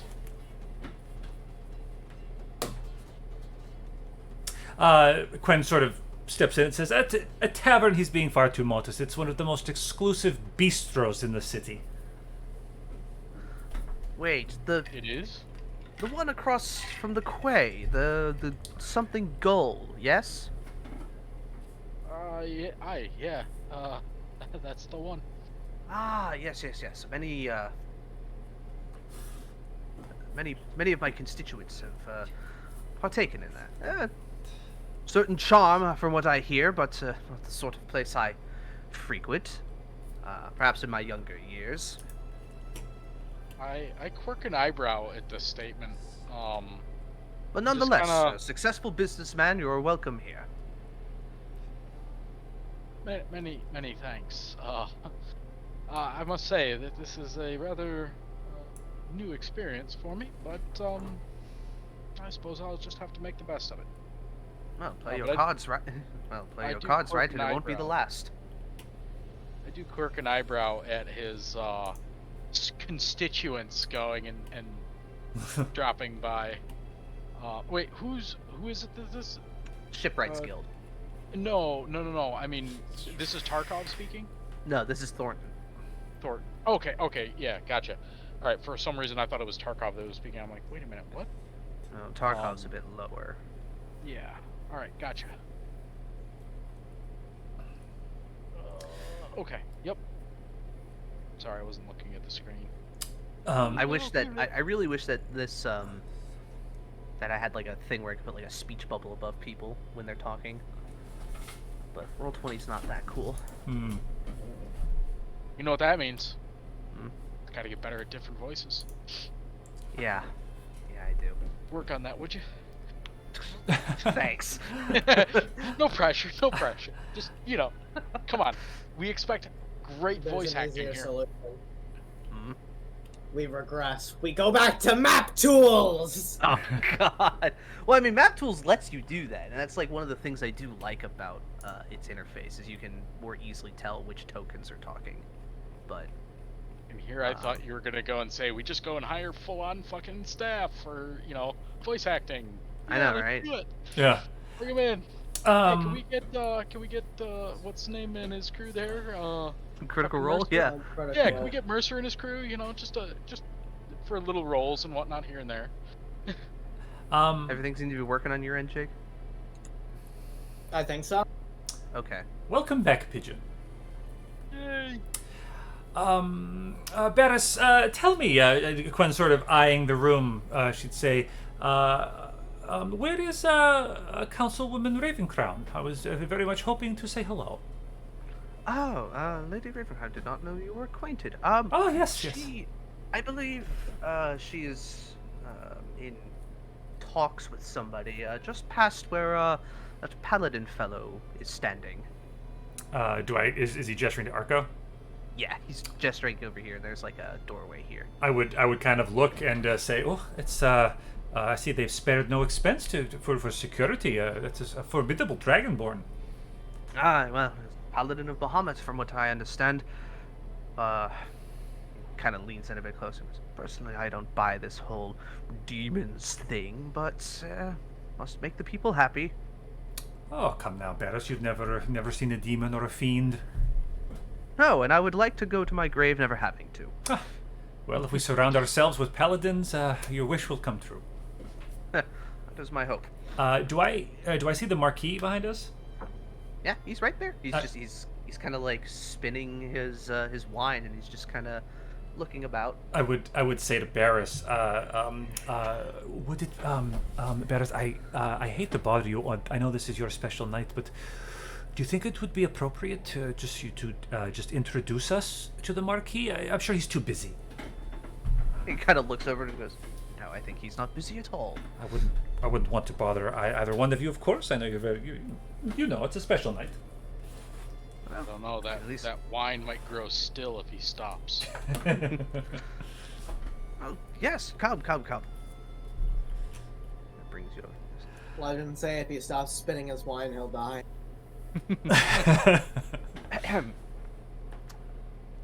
Marquis Vanon. And he kind of gives like a slight bow. He goes, if it would do me most great pleasure to introduce to you Lady Quenthith Cohengreen, a recent colleague of mine who, as I understand it, has some friends in high places that helped bring down my opponent and expose her of her ill-gotten dealings. Interesting. I had wondered how such a thing came to be. I was not aware that... I found it a bit odd that she would have suddenly grown a conscience and turned herself in. It's very unlikely of such people. He kind of holds out his hand to sort of shake very pompously. Yes, Quen would take it and bow very deeply and say, in honor, Marquis Vanon. Yes. Might I say, my lady, you look lovely this evening. Oh, you're far too kind. This wine, I must say, it's very, very good. I've noticing just a hint of vanilla, a little apricot at the back end. Yes, imported from the Isles of Phelan, and I don't want to presume your homeland. I knew the flavor was familiar. I should have known. And I sort of laugh and turn to Ajax, just trying to be very, cordial. Jovial is the word. Yes, I don't know if you would I have any reason to think that he'd have any idea who my aunt was? Probably not. Probably not. No. Let me think. And how long has he been in power? The Marquis, only about 3 years at this point. Marquis served 10 years. So, but he is a half elf, sort of in the it's on the bottom end of like the middle-aged area. Yes. But like half elves have that kind of like almost eternal youth kind of thing going on. So, yes. But you can tell. What makes me... it is bittersweet to see our friend Councillor Thornton re-elected only because it will be for the last time, unless anything changed. But I am glad to see that we are in the... I take solace in knowing that we are still in the spring of your term, Marquis. It is my honor to serve. Marduk has been a home for me and my family for quite some time. It is only right that I have a chance at directing its future, even for a brief time. Could I use my court functionary feature? Sure. Just is there any thread at all or anything I can pull on this guy for my own gain? I'm trying to think of like in real life, like what would I, how would I network with this person or just leave him with a good impression of me, What could I say or do? For... Like if I met the president in real life, you just, I mean? I don't know. I wouldn't even know what to do. It's kind of hard to say, just because you yourself are more of a kind of, somebody who floats around in the high society. But Marduk is a large trade city, so, and you don't really have a trade other than potentially secrets. But I mean, anything that could make oneself useful in the eyes of the city. From the bit of stuff that you know about the Marquis, you know that he does seem to take his position very seriously, and is something of a patriot in a way. So I guess leaning on the whole, for Marduk kind of thing would probably be useful. Mm-hmm. But again, the Marquis is an executive, but they are just as subservient to the rest of the council. They're kind of there for, as a point of leadership. Yes.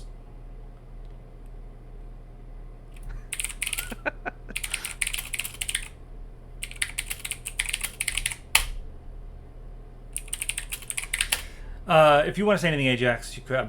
I'm trying to type out something. I don't know. Ajax is currently in the process of just kind of watching what the Marquis is doing with his wine glass and trying to imitate it.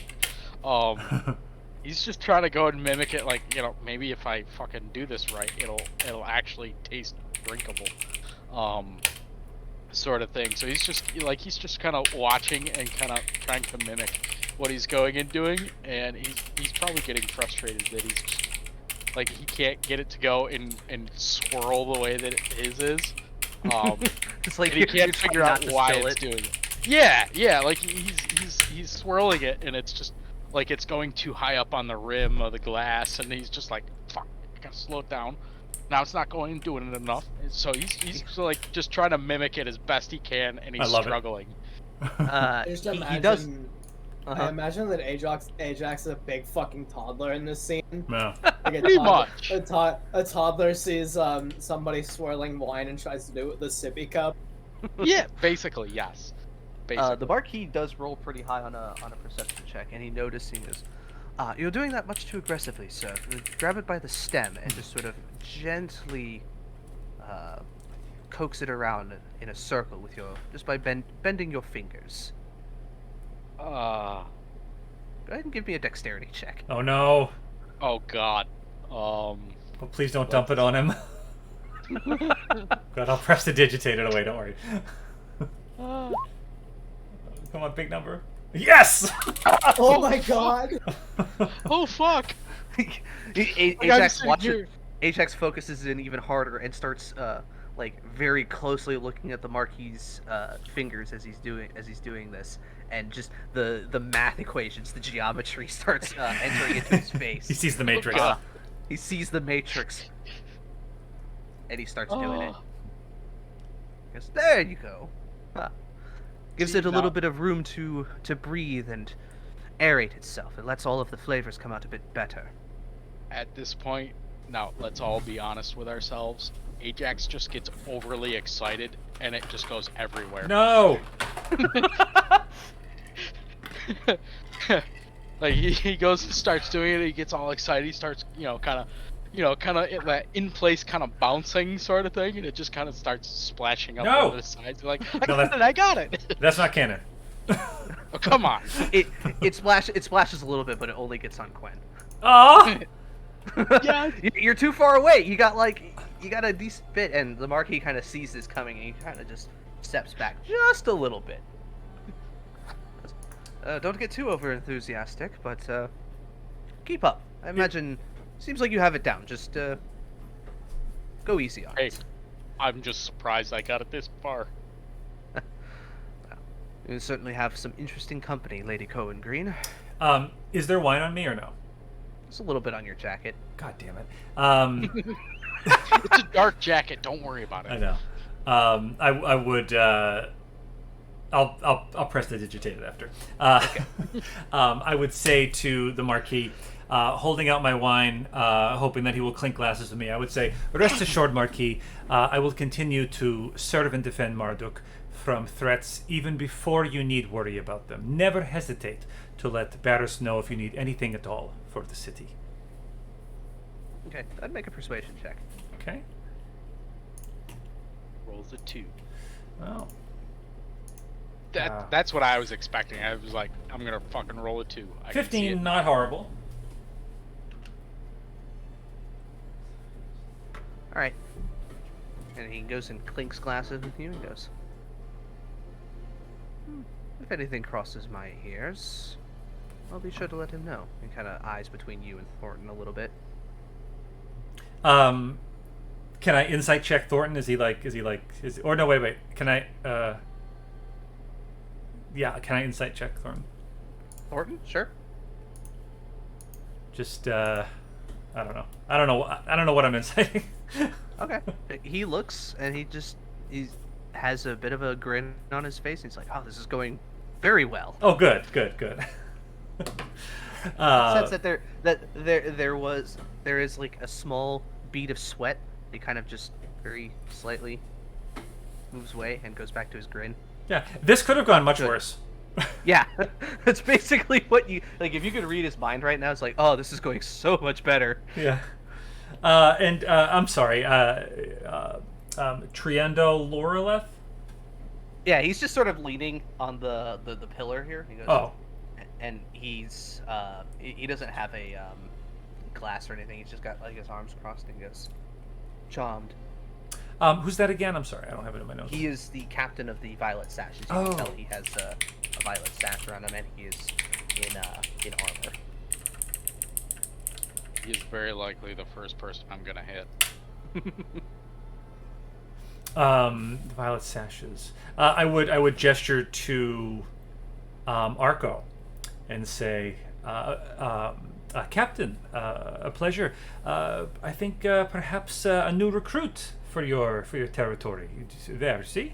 And I kind of laugh. His charge is far more important than ours. We'll just let him do his work. Yes, a paladin of Bahamut. Who would have thought? Yes. Who indeed? And Marquis goes, oh, come now, Trandall. Don't be like that. Enjoy yourself for once. He just kind of... he seems very nonplussed to be here. Yeah, he's not really enjoying. Well, he probably can't drink. The other captains seem to be doing just fine. Interesting. Make an insight check on him. On the okay, I like insight checks. Ajax can jump in on it too if you want. I hit it twice, I think. So. 25? No, the 25 was from the Thornton. Oh yes, 22. All right, so yeah, I'll insight. Okay. Nice. Those are my dex rolls. Those are my dex rolls right there. You're so caught up on. Oh God, I almost spilled wine on the marquee. Gwen, I'm inciting him, and meanwhile, I'm thinking is I'm gonna fucking hit this dude. He has such a punchable face.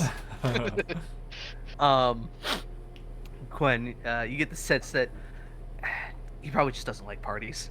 Yeah. It's like, ugh, I hate being here with all these people wanting to talk to me. What race is he?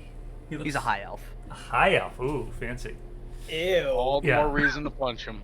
Do we know that high elves are from Phelan as well?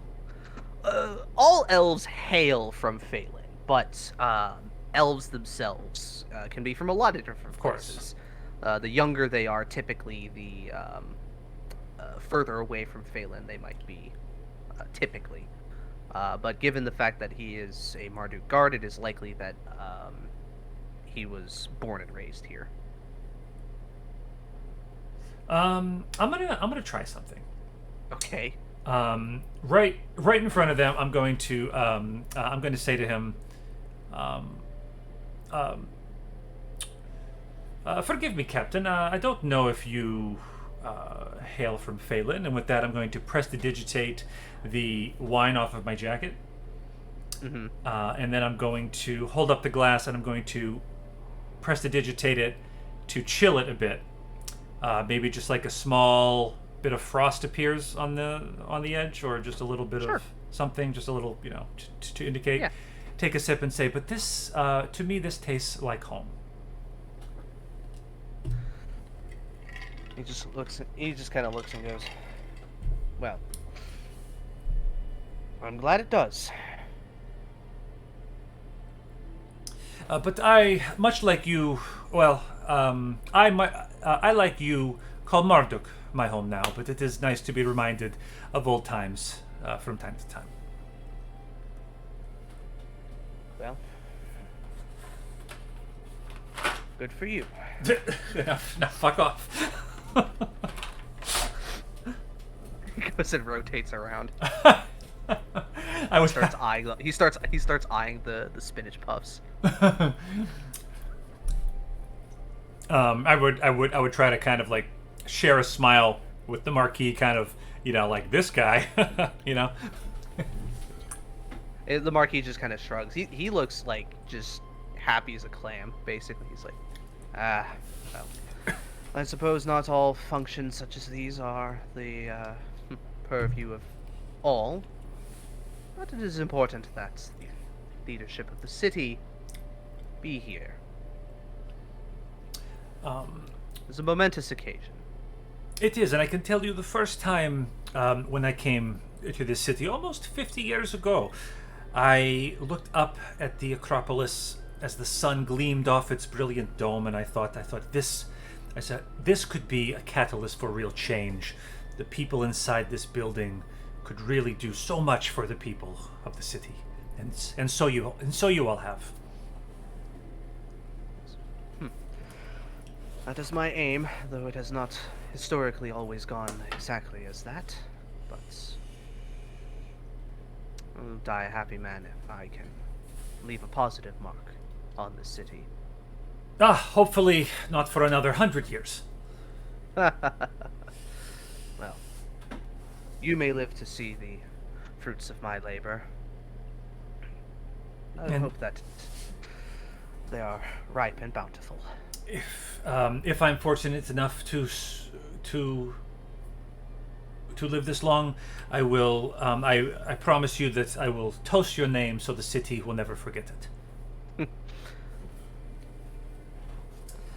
And Quen is very much wants to be cautious about not overstaying her welcome, so she would look for an opportunity to leave the Marquis. Let the Marquis be. Well, he goes and takes a sip from his wine. You're too kind. I won't keep you very long.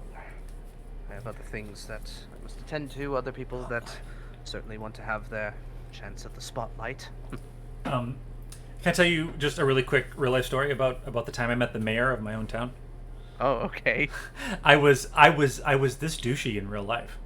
Oh my god. I went right up to the mayor, and I said, sir, I just wanted to thank you so much for all the work you've done on, and I named a few projects, and I said, what you've done for the people of our city is really incredible. I just wanted to thank you, sir. And I was just like, he's like, what the fuck is with this guy?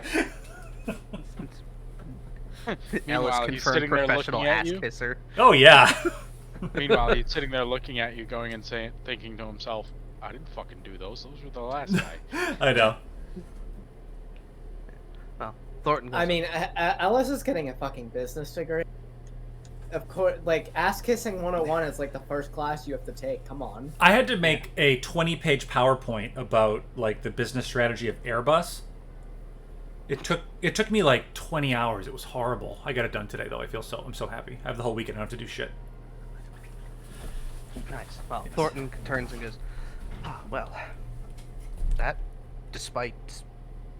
And he kind of just, like, eyes over to Ajax. That went quite well. He's very professional. He's always on, I guess you could say. Yes, now, you know Barris, of course. I meant what I said. If you ever need a favor, you know I'm someone you can count on to get things done discreetly and how you need them to be done. Of course. Well, hopefully there won't be much need for that right now, but enjoy yourselves. I'm going to go mingle a bit more. Congratulations again, Councillor Thornton. Of course. Thank you. And he kind of leans and goes, thank you again for everything that you did to bring us here. It's my pleasure. Of course. My apologies, gentlemen. Quinn runs up to Tarkov and says, "You son of a bitch!" No. You son of a bitch. Yeah, there was like 2 or 3 things I was gonna say to him, just completely like blow, just kind of like, we know. But no. Hey, Cake. Cake, you still with us? Cakey. Yeah, I'm here. Hello? Hey, go ahead and make me a perception check real quick. We're gonna skip over to you for a second. Ah, yes, sir. Perception. Hey, I have advantage. Let's go. So 15. Okay. While you're sort of sitting there, kind of scanning the room, looking for people acting sus, kind of trying to. Go open out all the You sussy spot a boxes. butterfly and you Yeah. get distracted. You hear coming from this room that you're standing, a man being far too loud. He goes, "These increases are outrageous, Counselor. I, for one, will not stand for such egregious, borderline extortion." And then he is cut off by a woman speaking. "Mr. Deshard, you are a member of the Merchants and Traders Union, yes? That I am, proudly, for 20 years! Yes, and you were given an express warning, I think about a month in advance once the policy went through, and were given ample time to have things set up and ready to go. And the increase of these fees is no surprise, and you know that your business is one that deals in luxury, and so such things are to be taxed more heavily. And you, let's see. And as far as I also recall, you agreed to follow all union policies as they are sent out as part of your contract, which I have right here. Or is this not your signature? Mm. If that is all for your blustering, I have entertained it long enough. Now, do you have any real complaints to make? No. Good day. Storming out, you see this dark-skinned man with a very, very pompously poofy outfit just walk out in a huff. And it just goes right over here and gets a very stiff drink.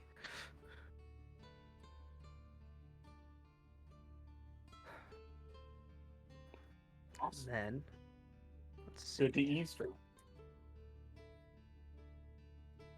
And entering out, it's Lady Ravencrown with an attendant.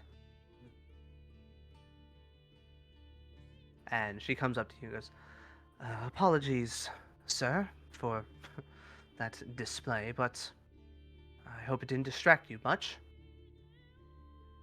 Arco's gonna look over. He's gonna say, "No worries, ma'am. I'm clearing the perimeter right now." He puts his head to his ear. He's like, "Just making sure that everything's clear for you. Don't worry. It seems that our team to go, and we're all clear. We're all set on the floor." Very good.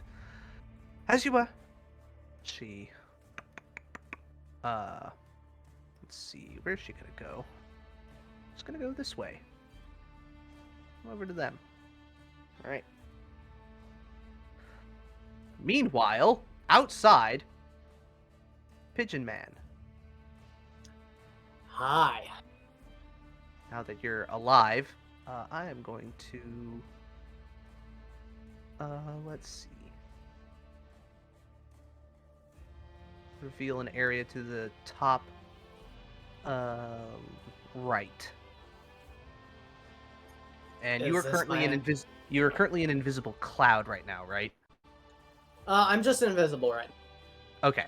So you march around to the back where Hostal said there would be something. So I'm gonna put him right here. I'll just put you here as basically invisible. Is he actually there, or? You see a snake with his color scheme, where he is right now.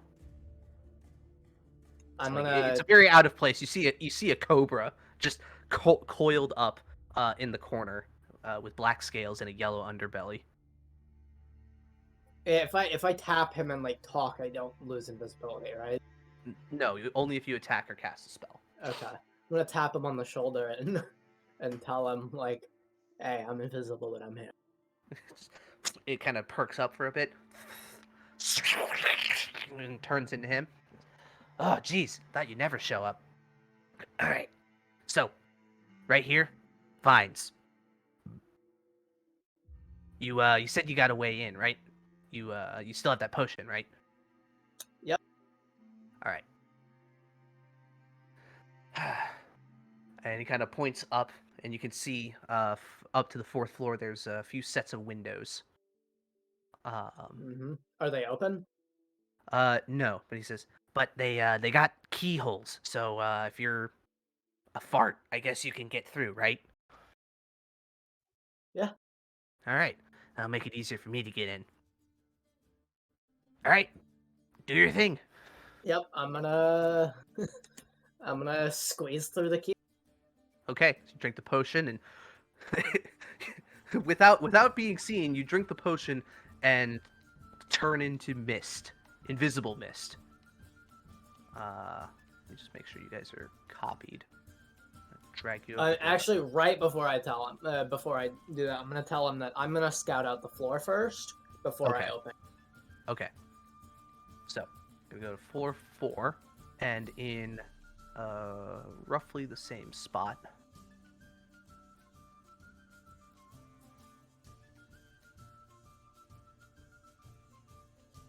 Let's do this. All right. So then you go up, make your way. And you see the revealed area? Yeah, I can. Okay. So, you make your way in.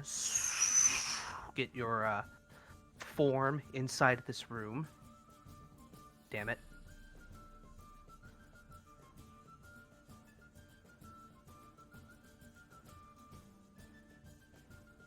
You find it's a small room.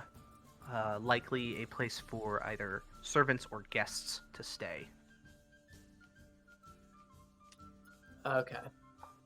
Go ahead and just paste you guys here. That way I can see where you are. Well, okay, so I see that there's a door over there, so... Yeah, the door is currently closed. Most of the doors that you're going to find are going to be closed. I just didn't want to overload the thing with assets.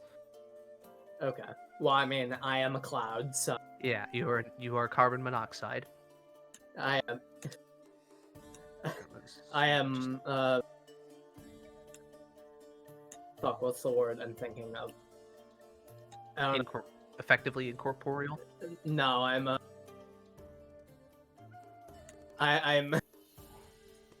e-juice vapor. Oh my god. Alright, so you see this hallway here seems clear with 2 sets of stairs that go down to the previous floor. Alright, well, I'm gonna come around and, like, go through this hallway and see, like, if there's anything that marks what these rooms are or who they're for.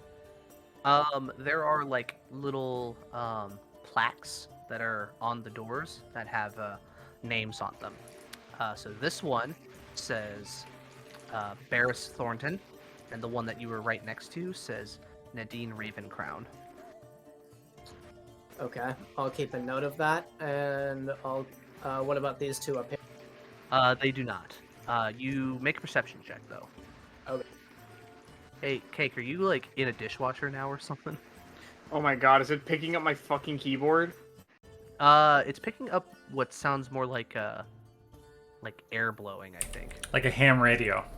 Yeah. Oh. It's like a little... That might be my fan. I'm like, what the fuck is... I know that's a good roll, but let me roll my d. Damn. 20. You hear sounds of merriment. Basically sounds like there's some people having a game of cards coming through here. You see, like, oh, it's like they're playing poker. And they're like, I got 2 of a kind. I got you beat. I got a royal flush or whatever. I don't know poker. The cards would be Ace good. high! Gwen specifically. No, they're playing poker, so that's what you hear. Some people having a card game. All right. Well, I'll ignore that, and then down here. Hallway that ends in a door. Anything above the door? Nothing above the door. Well, I mean, I'm invisible and I'm floating, so there's no risk. There's no risk of me going through. So, Yeah. or there's no risk if I go through. So fuck. All right. Like I might as well abuse this while I can. Yeah, you got like an What hour. could possibly go wrong? Quite literally Nothing. nothing. I am not concentrating on either of these spells. So.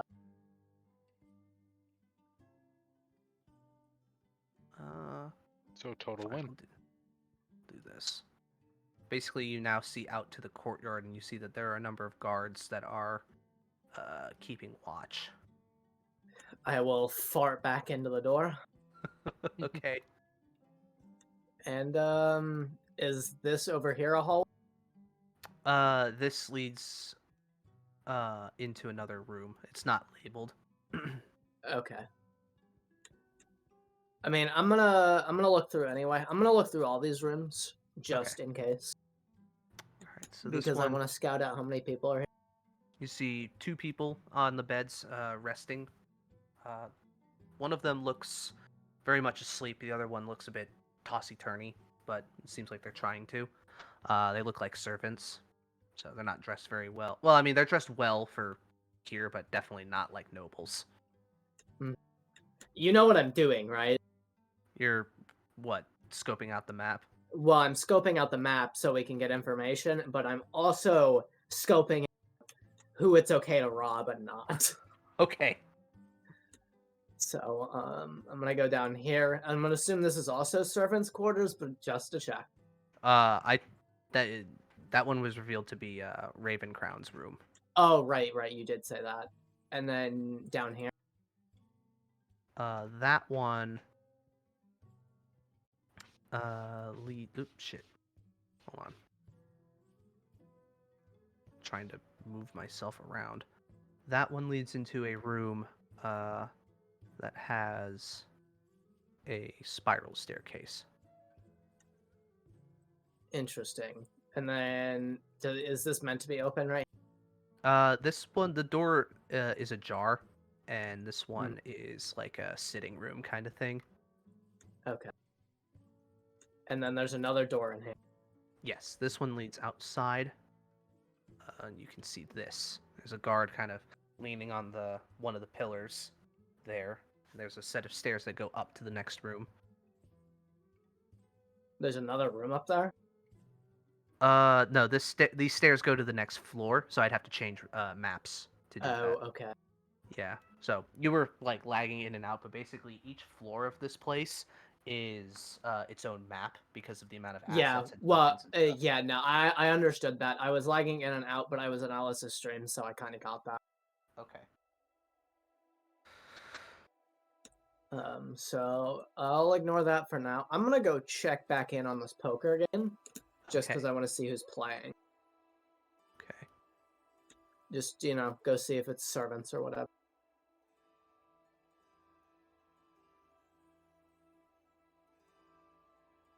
Okay. You can see it does appear to be some servants who are off duty, it seems. They're sort of spending their time gambling. Mm-hmm. All right, and then I'm going to go up in this room. It's another servant's quarters. You see some people who are resting as well. All right. So this one was Thornton. This one was Thornton's, right? Mm-hmm. You were saying? Oh, I was gonna say, you get the sense that with all these servants here, it's likely these were the people working earlier in the day to get things set up, and then the people who are down there now are the people who are working late into the night. Mm-hmm. We're gonna check out Thornton's room now. Okay. God damn it! Revealed. I'm trying. Okay. No. Also, the staircase next to you leads up to the next floor. You can Okay. see Thornton's room looks empty. Empty, empty. Empty as in there's nobody in it. Oh, okay. Okay, and then Raven Crown.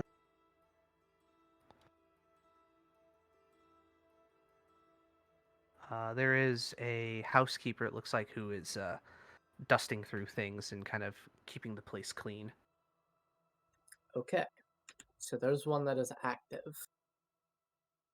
How many floors is the Acropolis? The asset that I have has, I think, 9 floors, but only up to 7 is relevant. Everything else is just like towers and stuff like that. We might be here a while. You're in the 4th floor right now. Yeah. Well, so I'm gonna go back to hostile. Okay. And because I don't want to get rid of my cloud form, because that means I make no noise. I'm gonna tell him to stay out of sight, because there's a lot more movement than I thought there was here. With gaseous form, I don't believe you can speak. You can't talk or manipulate objects. Okay. Then I'm not gonna tell him that, and he's just gonna have to fucking wait on me. I mean, I'm pretty sure you can, like, for the next hour, you can go in and out as much as you want. It just Yeah. takes you Yeah. a minute. Yeah. If so I can you go have- in and out, then I'll go out of it and I'll tell him that. But Let me double check it real quick.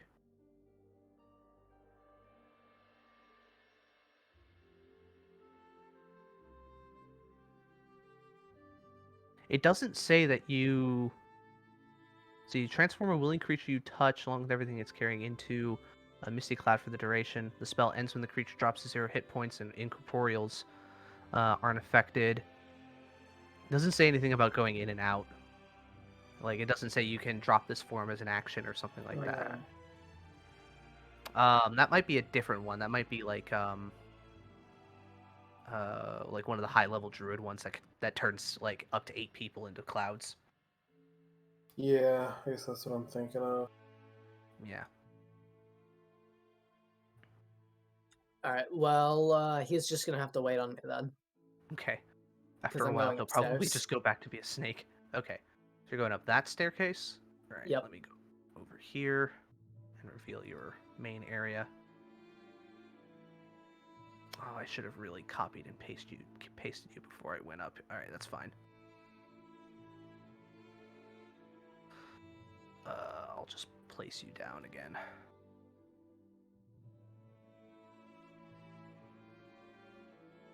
There we go. Like middle. It's fine. I see where Okay. Okay, so do these stairs go up? Yes. All right. Well, look here first. Okay. That one says Dimble Mernig. Who is that? It's a counselor.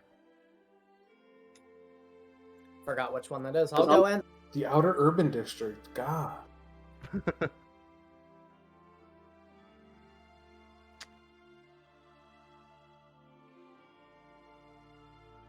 Gonna be Nobody a lot inside. of nobody inside. All right, and then this one. Not labeled. It's a lot nicer than the servants' quarters you saw. So this is probably a guest room. Okay. Probably means there's no valuables in it. I'll check both of these rooms.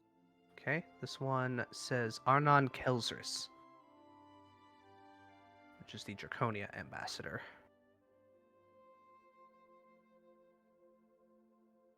Rob him blind. Pigeon's making a lot of money tonight. Yeah, and for transparency, we're gonna do dishonored rules on this. So just when you pick stuff up, you're gonna just get money for it. Okay. Because I don't want to be here rolling on like the trinkets table all fucking night. You don't want to. You don't want to roll on the trinkets table. You don't want to. You don't want to have to roleplay me selling all that shit. and then trying to Yeah. get more money than it's worth. I'll just Yeah. assume that you get it, and you and Hostile will pawn it all off. He doesn't want to roll on the fine art painting table. Hey. Yeah, it's like, where are you gonna Call it keep the that? Where are you gonna keep? It's like, Jo- oh, that bag of holding's getting pretty heavy. You guys are breaking my immersion. Sorry, I don't want to be. I don't give a shit. I'm just kidding. Okay, and then going up to this next Justin, one. if you were gonna say you don't want to be here all night, why the fuck did you put a big ass building and give me the chance to rob it? I know. Yeah, well, I want again. That's like the fine line of immersion and whatnot. So. I'm gonna say, Ellis breaks his own immersion just by the bullshit he speaks. That's true. My uncle Anyway, is okay. night fishing. Ooh, Yeah, that's a close guard. you see a guard. He's just kind of leaning on the wall, kind of glancing between the different doorways. But the Yep. room here says Wallace Van On, which is the marquee. I might leave him alone. He might be safe from the grasp of my hands, money-wise, of course. Then over. He might be safe from the peck of my beak. Let's see. That one says.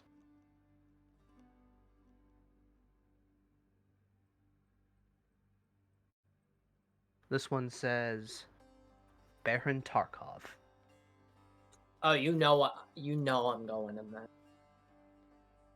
Tarkov returns to his room. Why is my room empty? Why is there breadcrumbs everywhere? Goddamn servants. All right, let me reveal it real quick.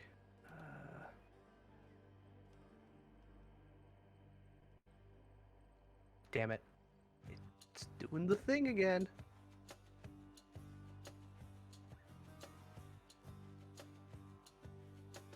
You know, I do notice that the gnome ambassador has the really tiny room, so it sounds a little racist, you know. He doesn't need that much space. He's like, look, I'll take the tiny one. I don't need that much space. That's not what he sounds like, but I just feel Well, like that's what... I mean, Tarkov shouldn't need this big of a fucking room because he's a little bitch. Oh! Oh no! Pigeon throwing some shade. Throwing hands, bro. All right, so that's what you see there. It is sparsely decorated. A lot of the other ones that you've seen are very, well decorated pieces of art and relics of, family relics. Kelzris's room especially has a lot of like Draconia, like iconography in there. Tarkov's is pretty sparse as far as decorations go. If I take like a little bit of time and roll an investigation check in here, any chance I could find anything? Possibly, yeah.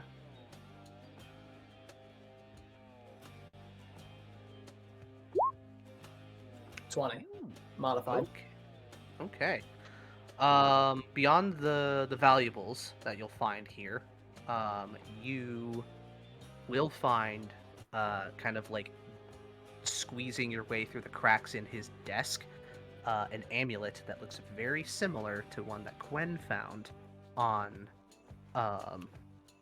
what's his face's body, the demonologist. Sarka? Yeah. Okay. I'll make a mental note of the fact that that's it.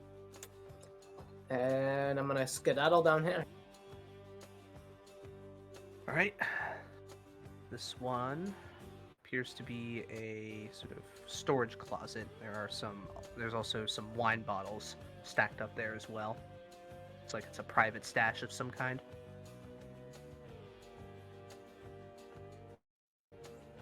Okay. Do these stairs go up? Yes. Damn it. Okay. Do you want to go up that one? Not quite yet. Is this a door over here?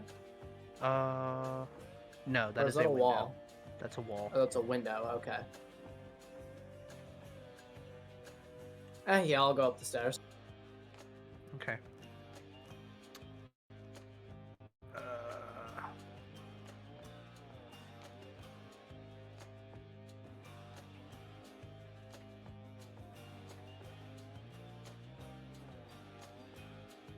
Do you see the revealed area?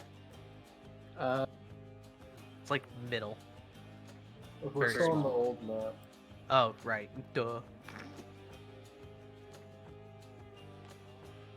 It's gonna be like middle to the right a little bit. Yeah, I spawned. Okay. I'll go up first. Oops. All right. Hold on. There we go. Just because this one has like an oblong thing. This one's not labeled. And it's very sparse in here. It looks very similar to a lot of the guest rooms that you've seen. And then these two on the left, either of them labeled. Nope. This one... Fuck. Keeps doing the goddamn... Going to the... hide tool. This one appears to be a washroom. Like a bathroom. Mm-hmm. And And then... then Another guest room. and then to the left of me. Yeah. Okay. As you pass through here, you can see that there is a plaque on the wall that says guest wing. I'm not gonna check out these rooms then. Oh, that goes up? Okay. Yeah. Well, where does this take me down? Does this take me down to a spot that was unexplored on the below floor? No, it takes you here. Okay. Shit. It takes you here. Okay. I won't go down those stairs then. Okay, you're gonna go up. Yep. Okay. Let's see. Reveal.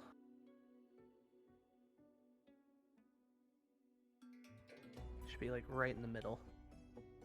Yep, I see. Okay. Oh, yeah. There you go. The room Alright, right next to you says, Commandant Ruzik Warbrew. I'll go in. Fuck you. Roll 20. Stop doing that. Just select the tool that I select, please.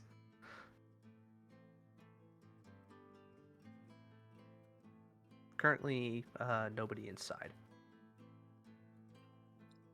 Good, good.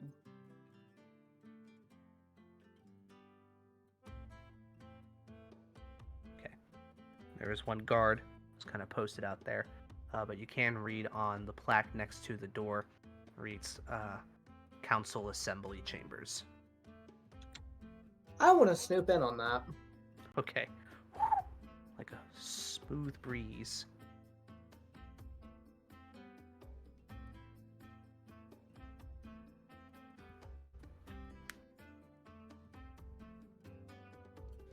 All the chairs are pushed in. Everything looks nice, neat, and organized.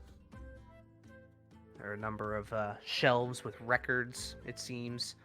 And just, you know, looks like a large assembly room that is not being used. Okay. And then over here.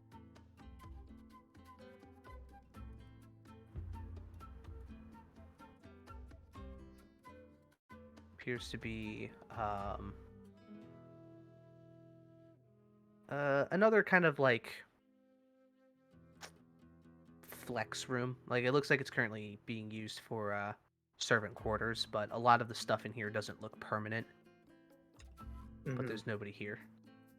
And then this crevice right here, I assume it's probably just like a cabinet or something. But This actually leads Oh. outside. outside to. Lower floors, I believe. Okay. that one- Does this lead to the balcony? On, like, the Yeah, right this side leads that we saw to. earlier? Yeah, that'll lead to the outer balconies. There's like a series of stairways that lead your way down. Okay. And then I'll go check out this. All right, that's an interesting one. Okay. I'm going to say that it's not that interesting. Oh, another guard. Yeah, that's actually outside, so you can see there's a... Let's see.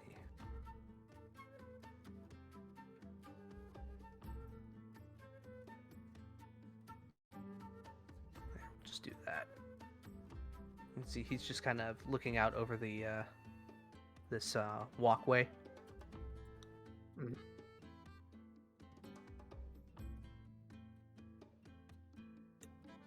Well, I'm gonna keep going down here and see what this is. I'm gonna assume it's the tower. It's one of the towers, yeah. Not particularly interested in that, though it could offer for good and easy escape routes. Mm-hmm.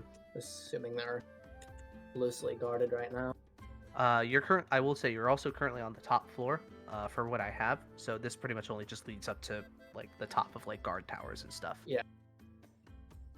Okay. But this one goes down. Okay. So I'm gonna make the note of 3 guards that I might have to deal with. And I'm gonna go down these stairs. Actually, because I don't make any noise, I'm gonna go out the balcony because that's gonna be the fastest way to get back to hostel. Okay. If I was making noise, I wouldn't do this. Mm-hmm. We'll just kind of reveal the shadowy area here. And then let's see. Well, not that way. Oh. Here, I'm just checking which floor you left him on. He was on floor 4. Alright, so I'm gonna bring you over here to floor 5 and go over next to where your token currently is. Making your way down the different like stairways. Kind of see a lot of this. There is one guard kind of posted on the outside there. And then this spot leads further down to floor 4, where this guard is. You can go back around this way to where hostile is. Well, I was gonna go back to the room so I could unlock the window. Okay, well, I mean, you go down that way, you hop back in through like this window or this door, and then go here. And Where's I your will. token? I don't know where my. Oh, I'm There over you there. I got you. And I will drop the cloud. Actually, wait, no, I will not drop the cloud. I didn't look at the floor below. Okay. So you want to go down the We're middle not- there. Let's go look at floor 3. All right. Floor 3 brings you to the upper balcony of where the party is. And you can hear the sounds of people conversing and having merriment. You see there's a guard right here. And there's another over here and here. And then there is a blue dragonborn lady in fine noble's clothes who's just kind of looking about. Just has this kind of scowl on her face. And you do see a familiar face down this way. Another blue dragonborn, a male, whom you have had close relations with. Ah. He's talking to I believe a half-elf woman? Let me double check. Yes, he's talking to a half-elf woman. Well, noting that, I'll go back upstairs. Okay.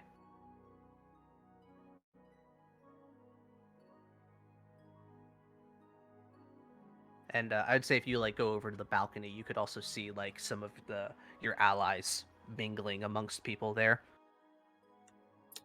Good to know shit hasn't hit the fan yet. Means I have time. Mm-hmm. All right.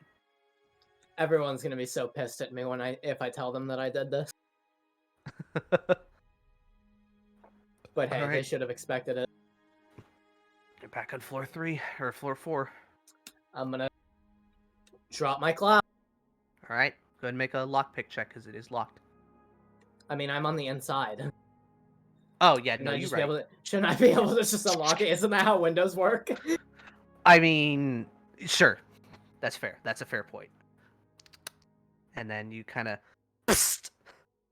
and the snake pops into human form, and he kind of looks up, and he does like a rune trace in the air, and you get a message in your head, about time, and he clicks his boots and just levitates up in. Nice. These were a good pick. Told you so. Yeah, I mean, I'm not one for, he kind of flexes, but poorly with his robe. He goes, not one for upper body strength. So I assume the amount of time means that you case the joint, then, yeah? Up. So the places we're going to rob, right? We're gonna pilfer through all of them. Don't tell my friends we did this. He kind of goes, cross my heart, hope to die, except not, because dying's bad. Exactly. But the way we're going to, I saw 3 potential guards that we'll have to deal with. We might be able to avoid one of them if he doesn't see us. Well, But that's easy for you to say. Yeah. Hey, even if I wasn't invisible, you know how I am. True. Well, I'll let you know. My people have some innate magical ability. I can do it once before I gotta take a big nap. I could get somebody to do something that we want for up to 8 hours. Okay. Jake, you do have access to his character sheet on Roll20 if you, Yeah. you know. Because I'm not gonna meta too much on this. This is between you and him. He's kind of following your lead. Oh, He's okay, also he not knows- like looking directly in your position. Because he can't see you. All right, while you're looking him over, I'm gonna Yeah. BRB.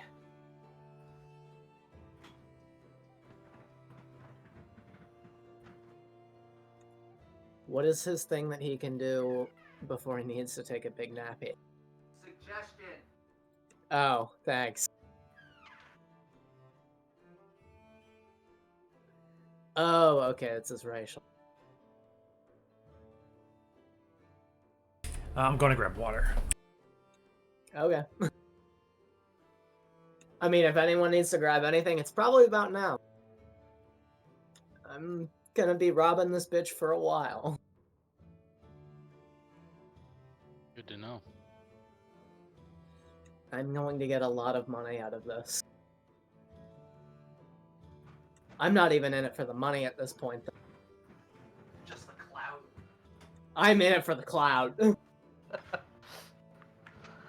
right. Well, if you're strategizing for a bit, Well, I was just looking at trying to look at what spell you meant, but now I Okay. see his greater invisibility.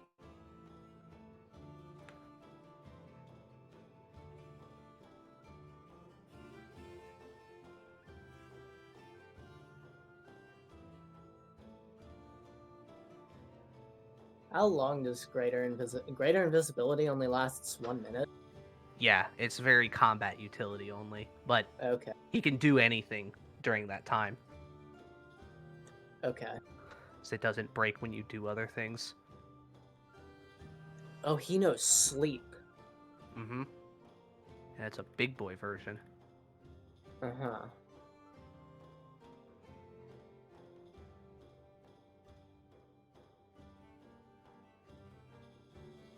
And then what does freedom of movement do? Means he ignores difficult terrain, and I think he gets advantage on like being grappled or something. Ah. Oh yeah, I forgot to tell him that there's a servant in the one room that we might have to deal with. So, Guards are tricky. People, that's easy. it's just more that I don't want her to hear me. Well, I'd be more. But- I mean, you're pretty light on your feet, so you've already taken out one sense, and he kind of like waves his hand in front of you. You're right. 'Cause remember, being invisible gives you advantage on stealth. Yeah, so I'm gonna go around here, and I'm gonna have him wait here. Basically, what I'm gonna have strategy-wise while we're stealthing around here is that he's going to go behind me, and then I'm gonna motion him forward. Yeah, when it's basically. clear. Okay. All right. And you're gonna enter in here. I'm gonna. Well, I'm going to try and peek the door open a little bit, or peek through the keyhole, Dishonored style. Sure. You can see through, and the housekeeper is, well, the servant lady is currently over here on her main desk, kind of making sure that things are realigned, picking things up to dust and everything like that. Okay. Well, then I'm gonna go down to Barris Thornton's room.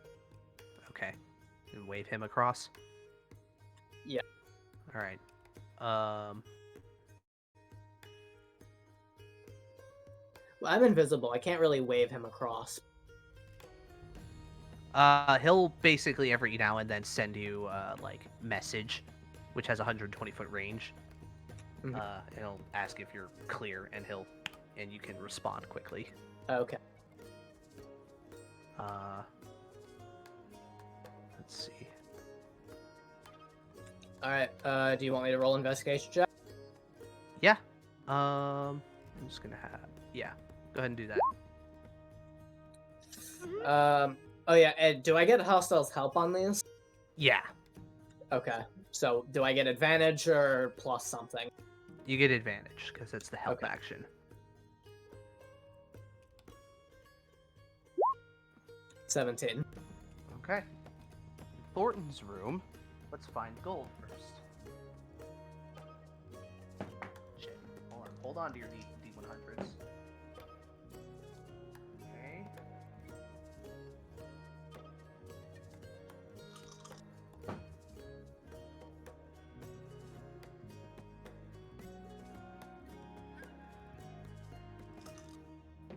Sorry, I'm rolling a bunch of die and then adding them together and multiplying.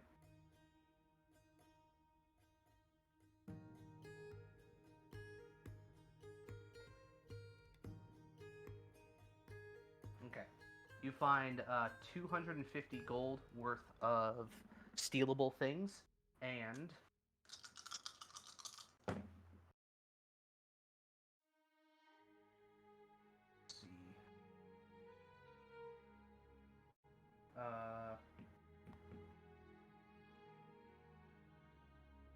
And a coin purse that has 12 platinum with 113 gold pieces.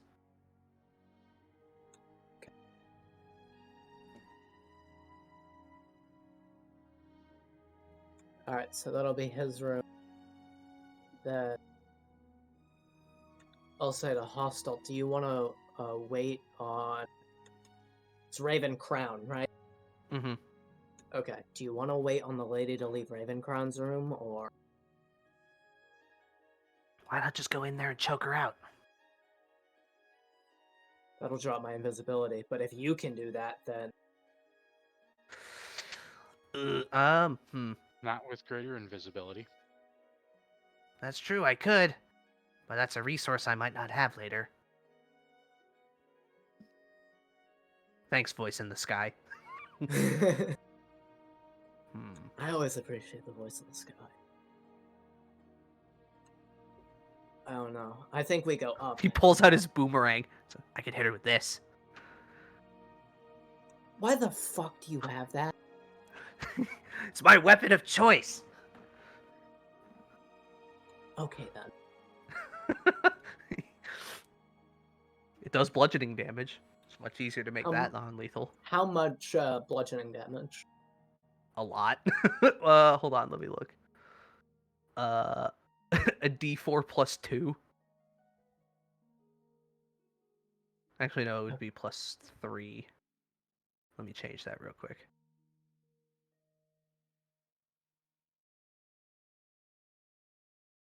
There we go. A D4 plus 3. Okay.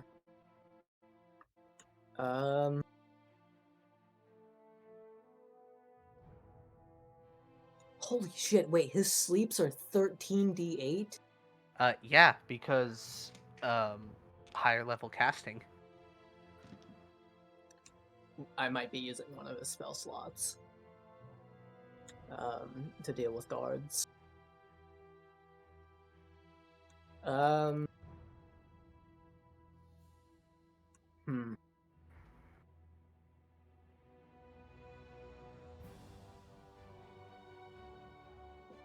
Well, let's see. I mean, I guess meta, you don't have to share, obviously, if you don't want.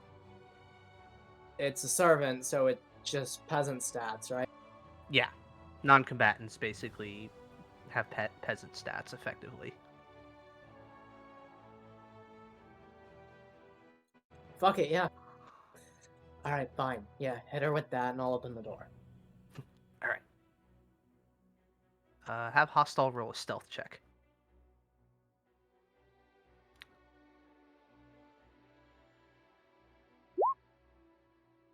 Oh, that motherfucker.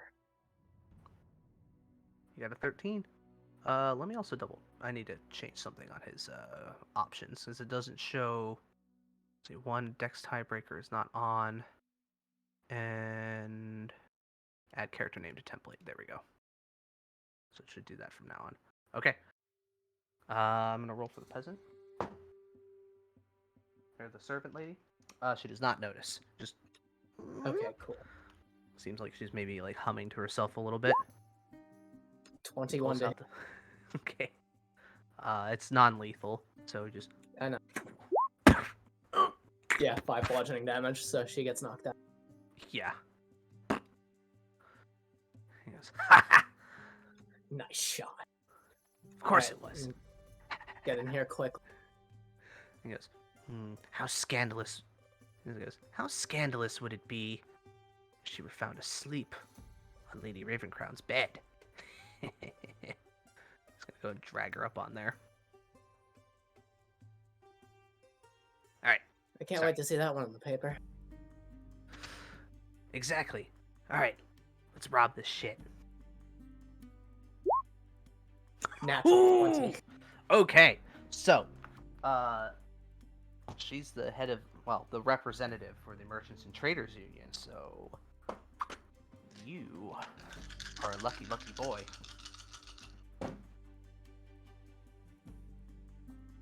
In case you want to know, I'm rolling my d20s on this. Okay. Let's see.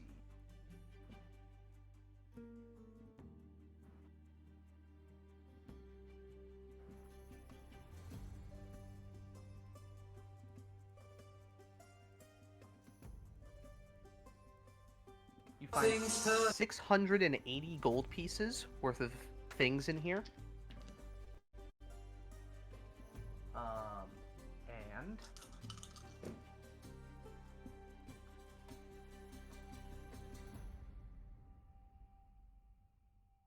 And her coin purse has, or one of her coin purses has 17 platinum. And let's see, 50 gold pieces in it. Alright. However, you also find when you get to her desk a number of letters of correspondence between her and Tarkov. You know, I'm pocketing those.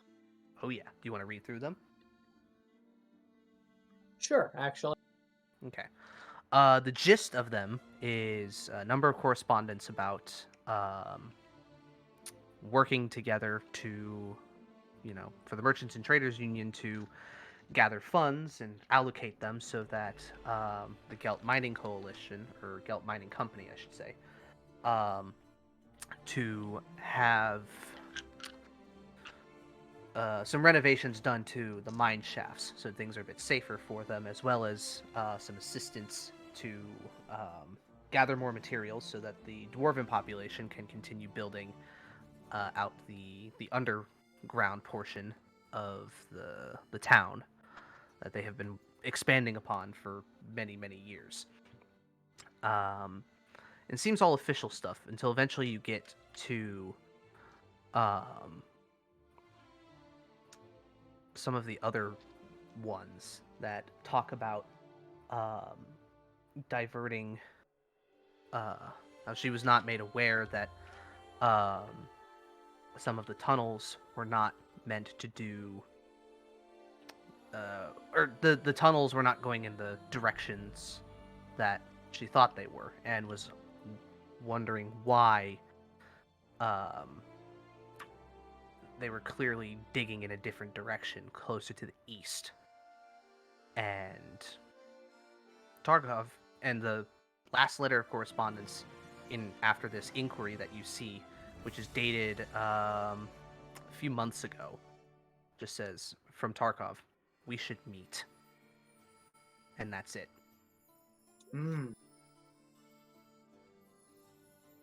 Interesting. Very interesting. Mm-hmm.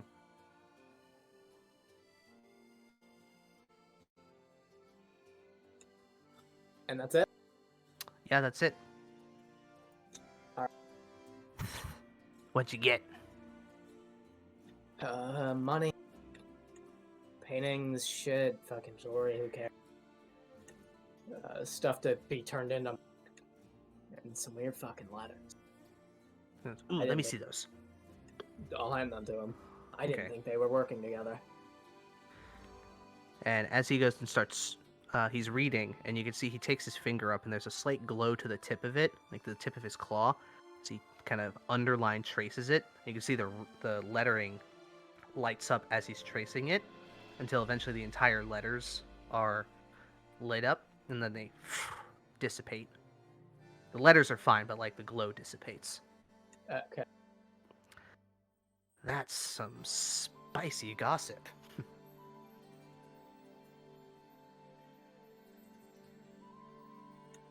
He hands It is back to you. indeed.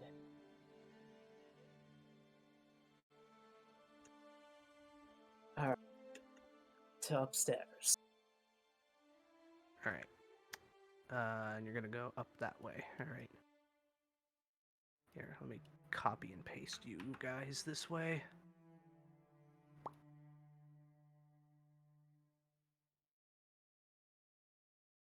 I think at this point, your invisibility is probably close to wearing off as well.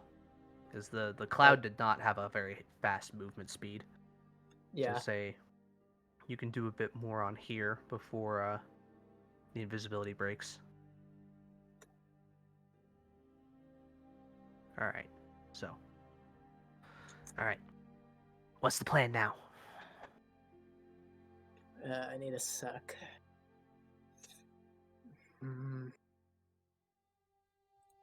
There's a gold sash up there. I don't know if we can take him. Well, I mean, we probably could, but do we want to make that much noise? Exactly. Like, I know we can take him, right? But if we take him, that means we have to take more gold sashes.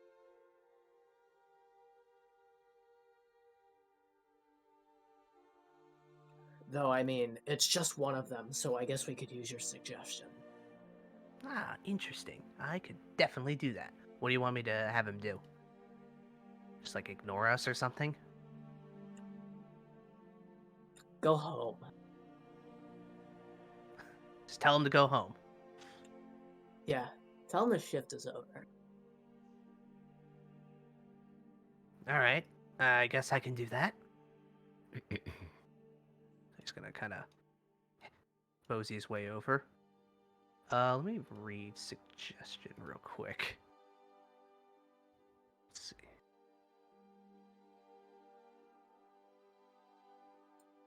Oh. Thank you. Yeah, there you go. Let's see.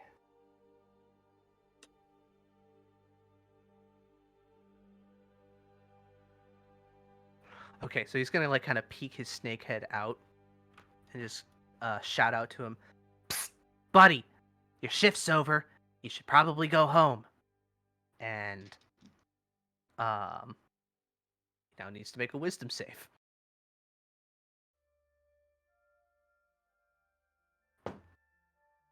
8. Yeah, let's go. Yeah, I suppose it is getting about that time. Thanks for reminding me.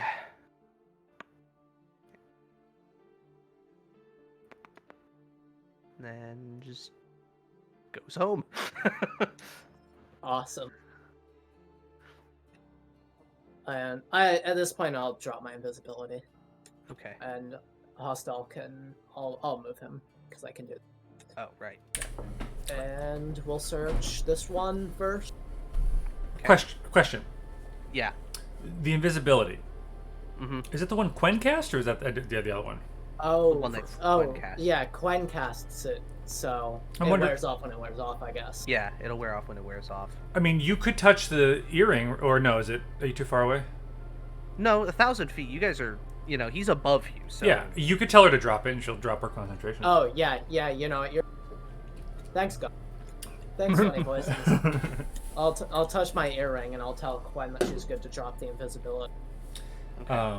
Yeah, Ajax would see Quen sort of cock her head a little bit, and then it appears as though she relaxes, and then the invisibility drops. Okay. All right. Go ahead and make your investigation check on this one, and then I think after this we'll hop on over to what people are doing downstairs. Well, can we finish this floor and then we'll do Sure. Let's do that. just so that like we can make it easy. Yeah. Let's do that. All right, you get 1,000 more gold. Okay, good. Exactly. Hey man, he's robbing the place. We have to pay those rabble rousers outside with the bricks somehow. Exactly. 22. 22. Okay. All right. So 22.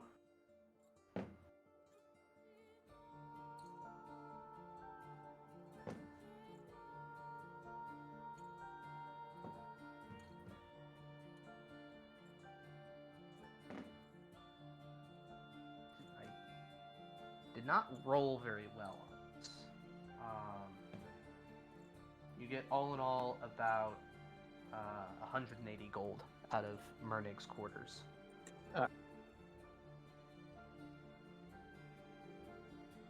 Seems like he packs pretty light in here. That one is a guest room, so there's not going to be anything in there. Okay. Right, because it's the Draconian Ambassador, and then Tarkov. Mm-hmm. All right. Draconian Ambassador. And actually, if you want to save Tarkov for when we come back to me, I'm good for that too. Okay, we can do that. Go ahead and roll. 26. Oh wait, I need to roll again. Yeah, I doubt it. I doubt it was getting better. Yeah. Okay. So you find.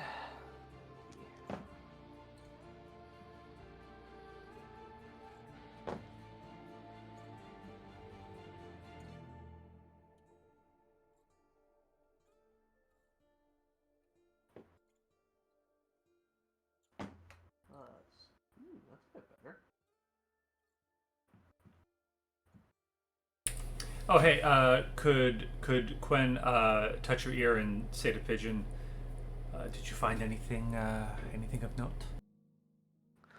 All right. In this room, you find 300 gold pieces, and a number of fine draconian alcohols. There's some Red Dragon whiskey. There's White Dragon brandy. And there's also a Green Dragon absinthe. Ooh. Yeah.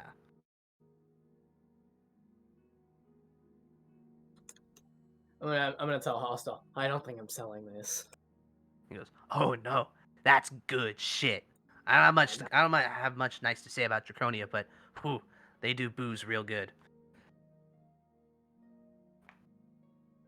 Mm-hmm. And that's about. Let's see. I mean, as far as just the raw gold goes, let me check one other thing.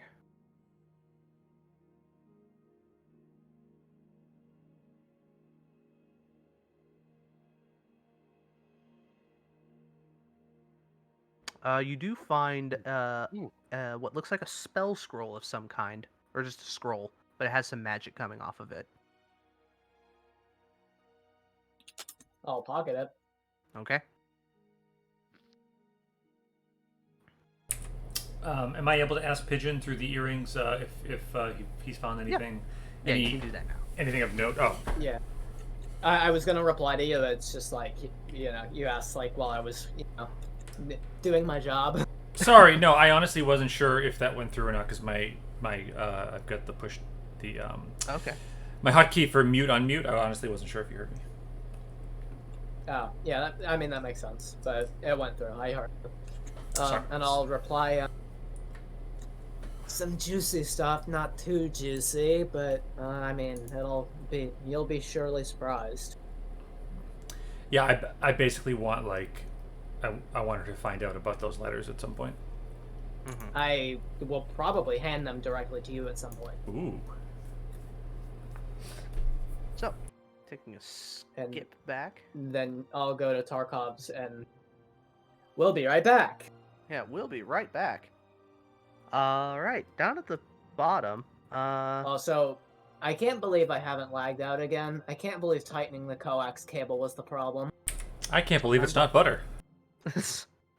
at this point, skipping back in time a little bit, Quen, as you're getting ready to go and schmooze, you see Ravencrown and an attendant start walking this way. 27 sessions in the making. I know, right? Ah, Counselor Ravencrown. I don't believe I've had the pleasure. Ah, I'm sure you've had many pleasures, but not this one. The Lady Quenthrith Congreen and Thalas Sildalen at your service. The guest of Counselor Thornton. Ah, I had heard he had extended an invitation to someone else. I assume you are the one then who, is mysterious little benefactor then? Interesting choice of words, Councilwoman. Well, it is the appropriate verbiage, I believe. Yes, of course. I do, of course, serve Marduk and, by extension, the Council. Right, well. It is a pleasure. I do have some business to attend to, but I must say, your jacket is very nice. Ah! This reminds me of one I had at one point. Oh, the same tailor, I assume. Oh, do you like it? Yes, very much. Ah, thank you so much. I found it in a whorehouse. just gonna raise an eyebrow. I need you to make a charisma check. Because you're not lying, but you're not trying to persuade her of anything. You're just trying to keep cool. And she's inciting you. 23. Bards. I fucking love charisma characters so much. Huh. Surely you jest. Such a thing is far too nice for den such as that. Of course, I am just in jest. Please, my companion this evening, Mr. Ajax Coldharbour. He's like lagging behind a little bit. Yeah. He runs a local bistro by the waterfront. A patron forgot this jacket here. We tried to track her down. She was a traveling noble from the continent. I'm not sure, but when we were not able to find her, I adopted it as my own. Ah, well, I would hope that such a person does not miss it, but one person's loss is another's treasure, I suppose.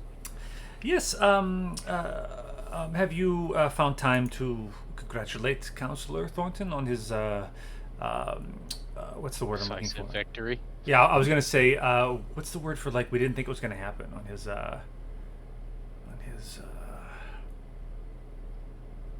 shocking. Yeah, like against all odds or something. I don't know. Mm. On his unlikely victory. Well, 'tis a time for the unlikely. But it was a pleasure, Lady Green. How many? Do I know how many terms she's served? Is she in her first, second? First, you said. First, and she's been on the council for 2 years. And how long are the terms? I keep forgetting. 5. 5 5, years. and they get 3 max. Yes. I'd say certainly I'll never be a kingmaker of Marduk, but when in a few years, if you need any help getting the word out for your own re-election, please do keep me in mind. That's very generous of you, but I'm quite confident I don't need much help in that regard.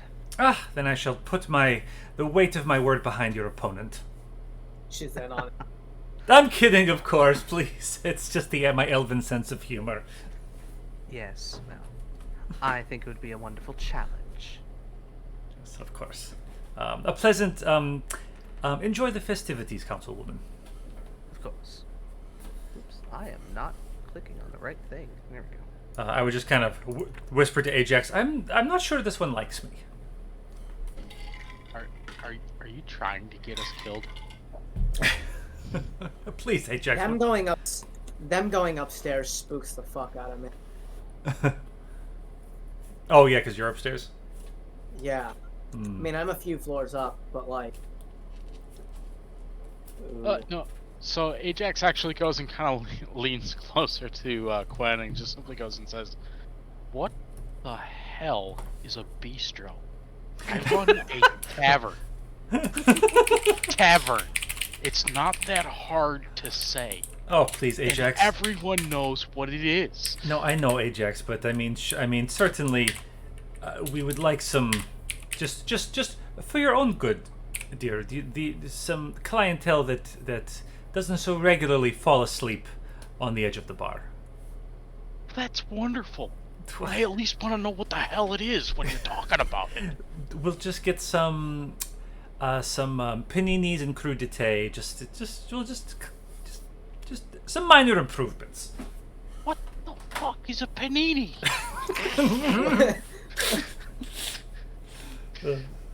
That's great. Add that to quotes. I can add that to quotes. Yeah, I'm not adding all of it, but Justin, what's today's date in game? In game, it's the 27th, I believe, May 27th. Of May. Actually, it would be the 27th of August. Well, now it's the 28th, but either way. Well, when I add quotes, I put them in game. Nice. Oh, Jesus. In game here. I like that. Nice. Justin, would you give me Councilwoman Ravencrown's quote about when she used the term benefactor again? What exactly did she say? She said you must be Thornton's mysterious benefactor. That's what she said. Interesting. Can I? Well, she left. Can I do an insight check in absentia, just to kind of think about what she said? Sure. That's just an 11. Seems like she was making polite conversation and had heard that Thornton had some outside help with ensuring his re-election. Okay. Actually, I think it was what the hell is a bistro and what the fuck is a panini? No, you definitely said what. You Was definitely it? said What the what the hell? fuck. You definitely said what the fuck is a bistro. Yeah, and then what the Okay, hell is alright. happening? Am I within earshot of Thornton? Is he still standing there? Yeah, it looks like he's finishing up his conversation with Tarkov. I meant Tarkov. Sorry, but yeah. Yeah, it looks like they're finishing up their conversation. I'd put my hand on Ajax's arm and say just a hair too loudly. To think Councilwoman Ravencrown thinks me Thornton's mysterious benefactor. It's just it's too ridiculous. Okay, I know what you're trying to do. Make a perception check. Perception check. Yeah, she's trying to get us killed. She's. I could just see like Cobra just like banging his head on the keyboard. It's like, stop being such a loose cannon. Yeah, you see out of the corner of your eye as Thornton and Tarkov are finishing their conversation. Tarkov just very briefly raises an eyebrow while Thornton isn't looking. A perception check around the room. Does anyone catch my eye, or that we would? I'm gonna leave that up to you. I mean, so you have. I probably can't see Madcap from here. I don't think. I mean, you can see that there are some people talking over here, and that Caravella is over there. So, you see Counselor Deshnell near here. She is a half-orc woman who is the representative of the Carpentry and Masonry Coalition, talking to Counselor Volare. Volare, I will say, since you're very close, she is she's a wood elf, just like you. Some faint facial tattoos, and you can see that she does not have a stein or a glass of wine or anything like that. She has a mug, and there's a faint bit of steam coming out of it. She's drinking tea. Or something. I mean, that would be your first bet, sure. If that's your first thought, sure. It seems like they're discussing something. Okay, can I sidle over and try to listen in? Yeah, sure. I would just Get kind a of bit closer. Just very casually looking in the opposite direction, just trying to pretend like I'm paying attention to Ajax.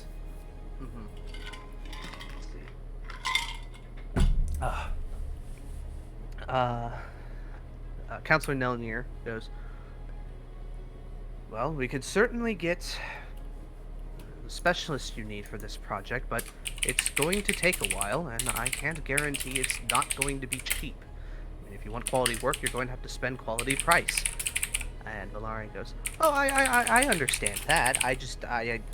There's a lot of people are up in arms about the quality of some of the buildings, and we need to renovate them. They're, some things have been here for a very long time, and only seen things done internally, not structurally. I mean,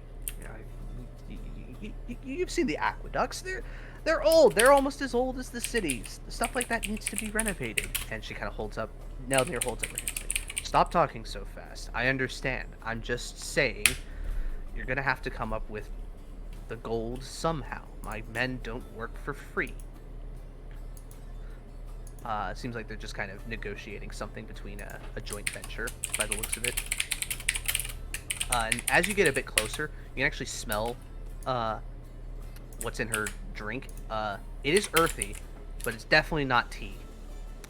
It's most definitely coffee. Okay. Would I have any suspicion as to what they're talking about? That it would be interesting gossip, or just a simple business deal? It seems like it's both, like, maybe not necessarily gossip, but it definitely seems like a business deal. From what you can gather, Volare is, probably getting pressure from her constituents about older buildings and structural integrity of stuff. And since Nelnir is part of the Carpentry and Masonry Coalition, she would have a lot of authority over where those people go to work to do such things. So those are two counselors talking, the Interior Urban Sector and the Carpentry and Masonry Coalition. Yeah. Interesting. So it's like Nelnir kind of represents like the construction workers, Volare represents the people within the walls. It's like the residents within the walls, basically. Unless Ajax has any thoughts, I don't think I would break into this and join in here. I don't think so. I think it might be a conversation worth maybe noting. Yeah. But I don't think it's something that you want to go and interrupt. Yes. Like, oh, ladies, I know about aqueducts. Because I do not. Okay.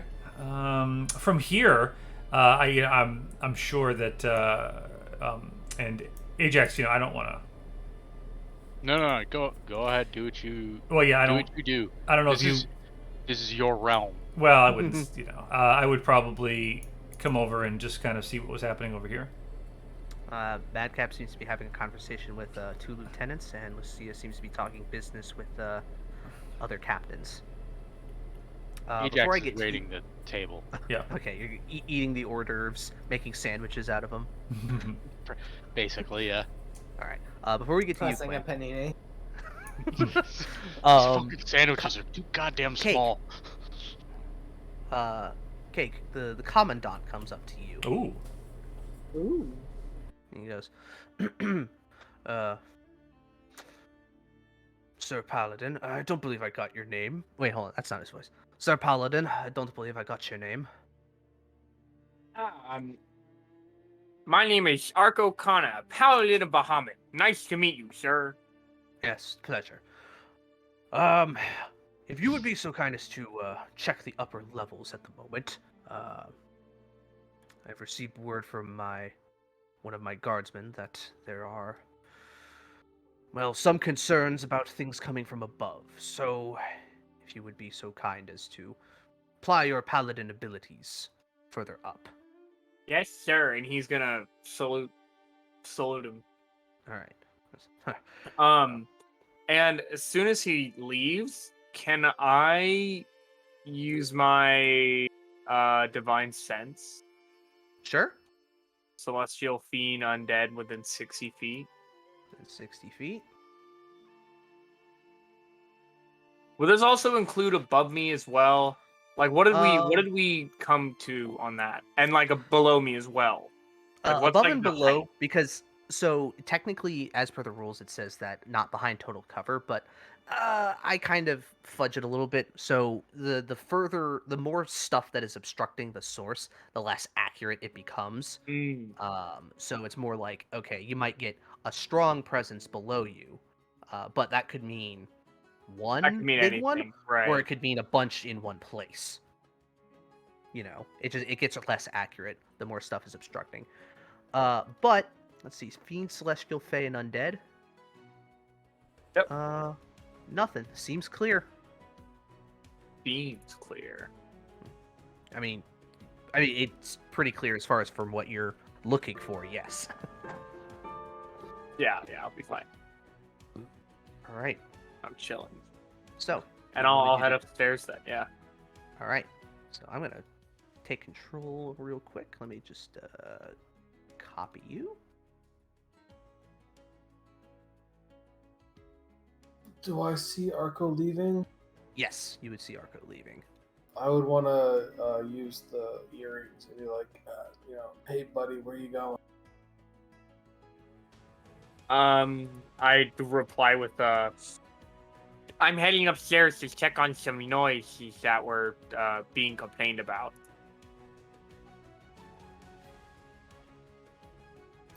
Did I notice anyone telling the commandant anything? Yeah. Since we kind of skipped time a little bit, you would have noticed that. So sorry to cut you off. Sorry, actually no, you go first and then I'll. You did not see anybody talk to the commandant. If you were looking in his direction, yeah.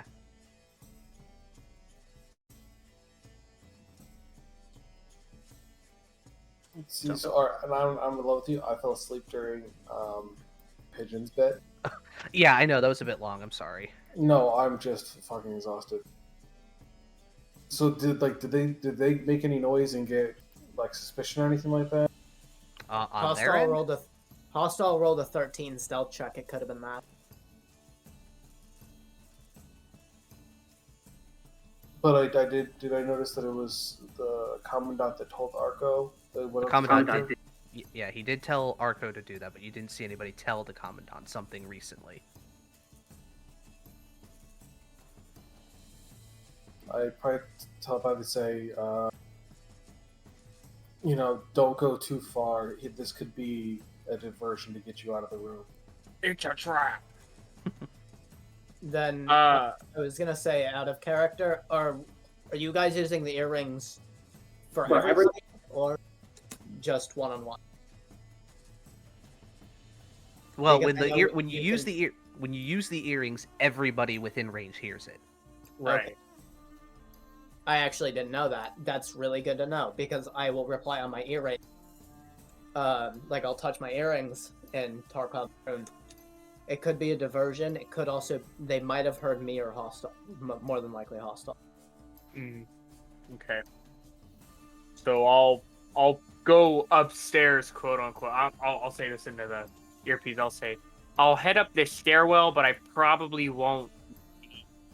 I probably won't keep going down the hall. I'll just stay on the top of the stairwell. That way I can kind of hear if anything's going down. Arco, if you could go up to... What floor are you on? He is now on the 3rd. I'm roll call. Okay. Oh, I'm on the 3rd floor. Is that where you just went? No, I'm technically on the 3rd floor, right? No. But, like, I'm asking if you just walked up the stairs to the 3rd floor. Yes. Yes. Okay. If you go up to the 4th floor, let me know what's going on. If I go up to the 4th, okay. So is this the Dragonborn counselor? Yes, that would be the Dragonborn counselor. Though I don't think Arco would know that. No. Yeah, I'm just doing it for my own. Do you know who this is? No, but they are talking to Ordok. Okay. So, out the corner of your eye, Arco, you do see Calamorn over there talking to a half-elf woman, but you came up the other side. And you're moving this way. You pass by. Excuse me. You hear Ravencrown and Kelzris speaking. Kelzris goes, "And what, pray tell, would you ask of me and Draconia in this venture?" "Oh, well, just nothing more than the usual. Just additional pledges of support, as well as some guarantees for safe passage and expedited paperwork processing. I suppose that can be arranged." Continue going, and then Arco will hop to the next floor.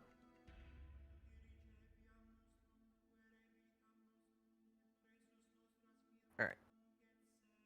So, real quick, they are on a different level, so they're on the GM layer. I'll probably just sit on this level then, just in case I hear anything downstairs. Okay. Just kind of giving a look over and seeing what's going on.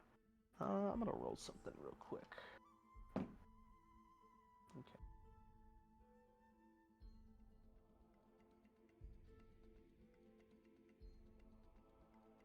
Let's see. Yeah, okay. No, nothing happens. Okay. Alright.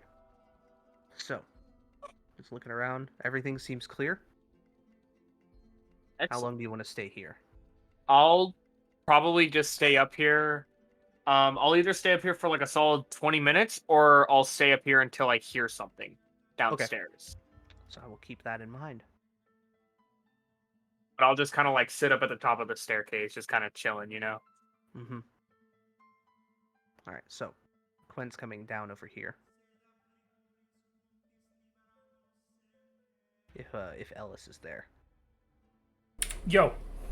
Yeah, so we're switching back to you now. Oh, okay. The GM layer. Yeah, I was just kind of coming over just to see what was happening in this sector. Mm-hmm. Lucia will turn around and go, "Ah, Lady Cohen Green. Where's Lucia?" She's right here.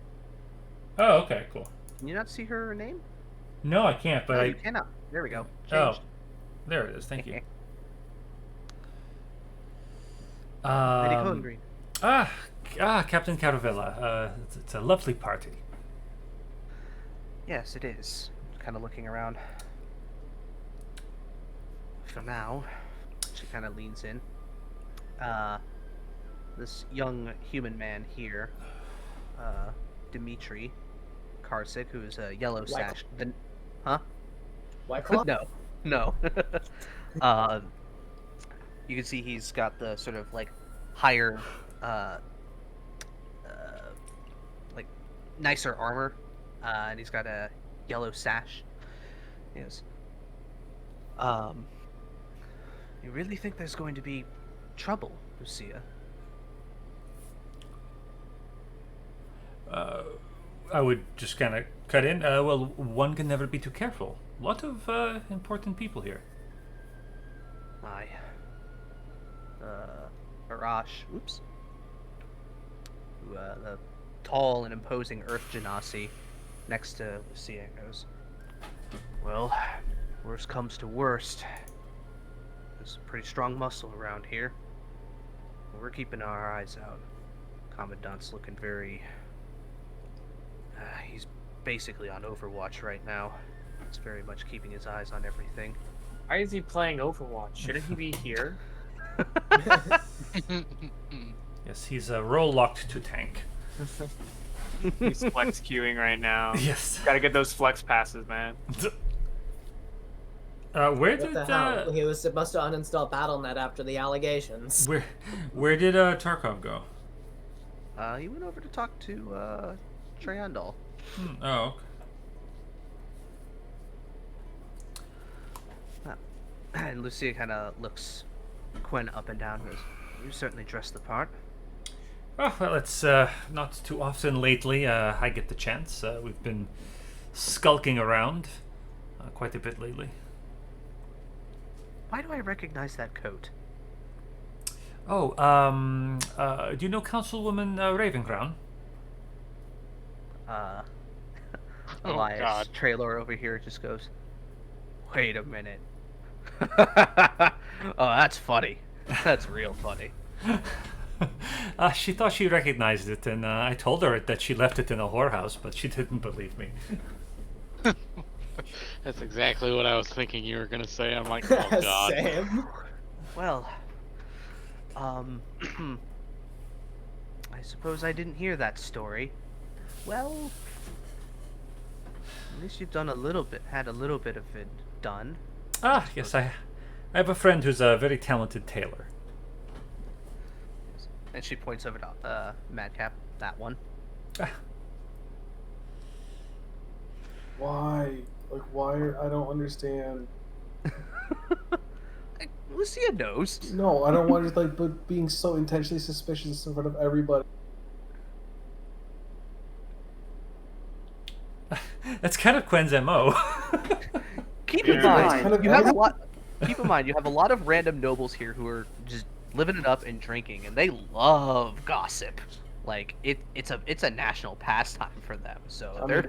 Does Madcap overhear this conversation? Oh yeah, you're right next to him. He gets really uncomfortable and leaves. Oh, come on. Oh, jeez. Where do you want to go upstairs? Yeah. Especially because I didn't know that this was an open... Until we saw the third floor, I didn't know this was open, so I definitely want to go up there and have a view. What? Okay, do you want to go on the side where Calamorn is? Yeah. Okay, we'll send you up there. Wait, Ordoc's here? Yeah. Well, you don't know, but Ordoc! The one side character I never thought would show up as much as he did. I know. He showed was up like- in what, 4 or 5 sessions now?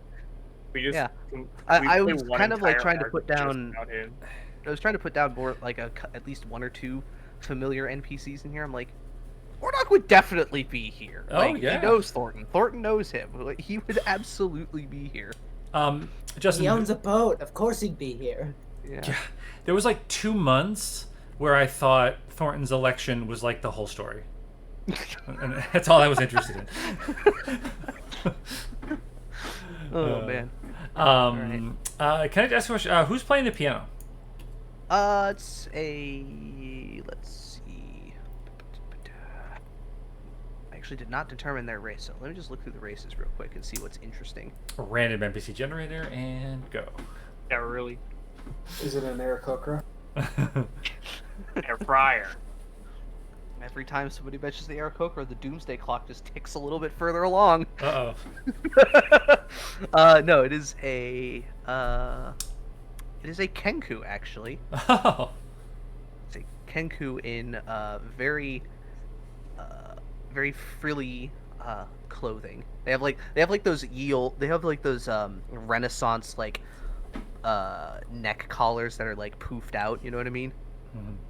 It's just and they're playing very well.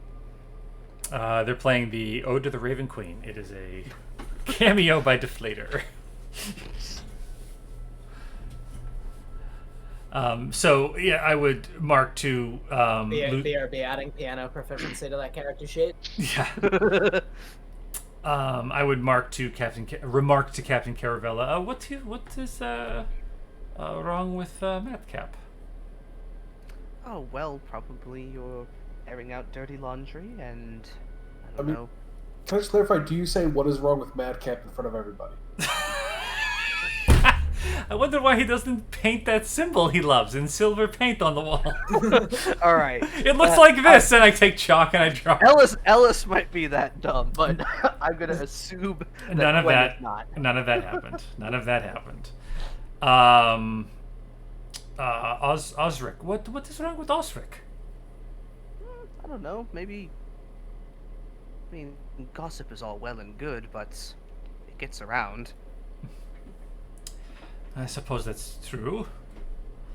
I mean, really though, who would believe it if I told them? Depends.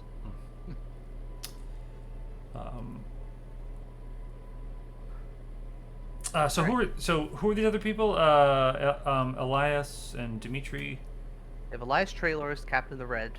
Yes. Dimitri is captain of yellow. Okay. And Arash is captain of green. And I get the impression that Lucia has these people on our side. These are the ones that she trusts. These were the ones that she said she trusts, and each of these guys with their dots are their lieutenants, respectively. Okay, hold on. Giovanni is one that she also trusts, but he's currently schmoozing, so...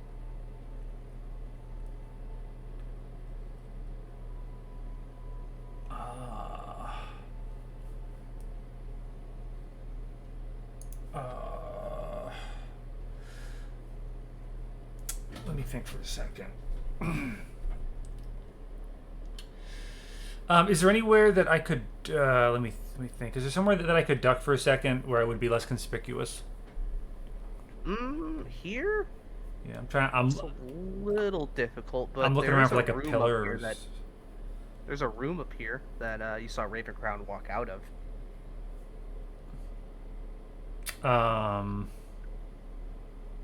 Okay. I would say, Captain, pardon me for just 1 second. I'm going to powder my nose. Lucia kind of gives you a wink. It's like, right. Yeah, and I guess I would very casually walk in that direction. Okay. See, it's like a meeting room of some kind. Is it in here? Go in place. Yeah. Okay. Anybody in here? Nope. Can I just search around for any papers or anything? Yeah, go ahead and give me an investigation check. Yes, sir. 11. Does not appear to be any papers of any kind. Okay. Seems like whoever Ravencrown was talking to in here was more on the sort of face-to-face kind of meeting. Okay. While I'm in here, I'm going to cast Detect Thoughts. Okay. That gives you, what, a 30-foot range of Detect Thoughts? Well, I don't know. What does it say? Within 30 feet of me. Yeah. Okay. It keeps posting the DC. Oh. I think if you, right-click and, open a new tab, it'll take you to the spell page, and you can click Display in Virtual Tabletop. There we go. Whoa, that's long. Oh, yeah. Detect Thoughts is a big, long spell. Yeah, so I cast that, and then I would just kind of rejoin the party, kind of very quickly, understanding I've got a minute. Okay. Who do you pass by? Who are your persons of interest? Right, yeah, so I would want to get right back over here, and I would focus on Arash, just surface thoughts. Okay. Surface thoughts, you get, it goes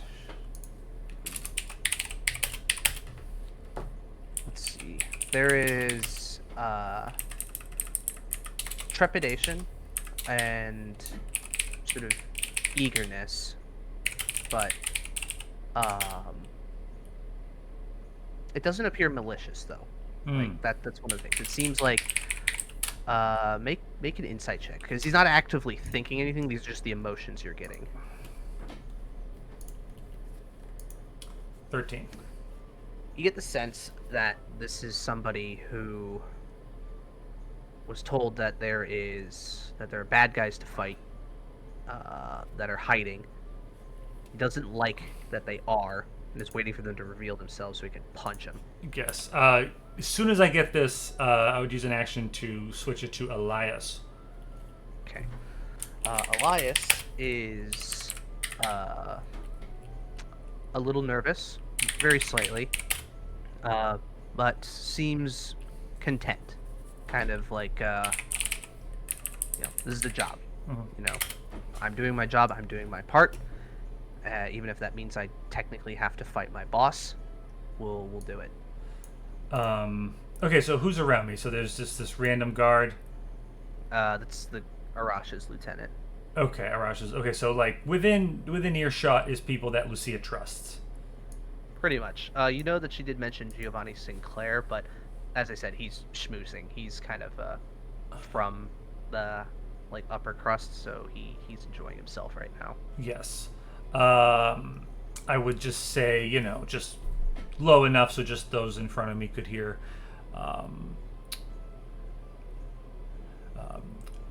I'm very glad that we found people that we can really trust. And I would just notice if Elias, if anything, flashed through his mind. Elias goes... he thinks... I don't trust this one. I don't blame him at all.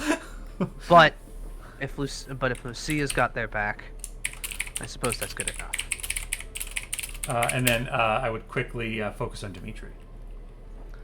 Dimitri has a kind of youthful vigor to him. There's a lot of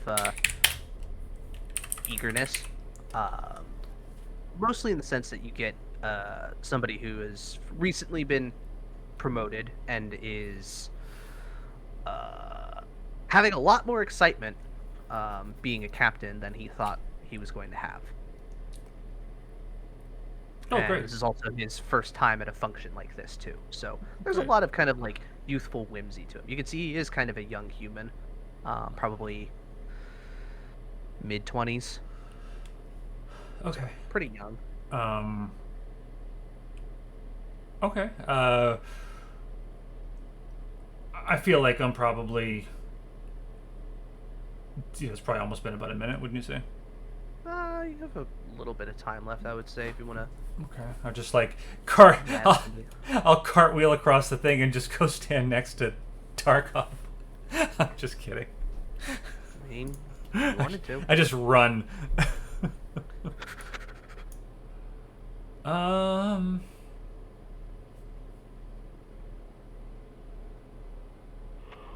don't think it's worth checking the lieutenants.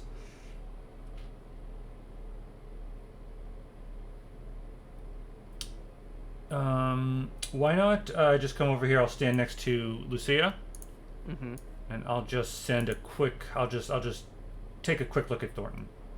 Okay. Thornton. Let's see.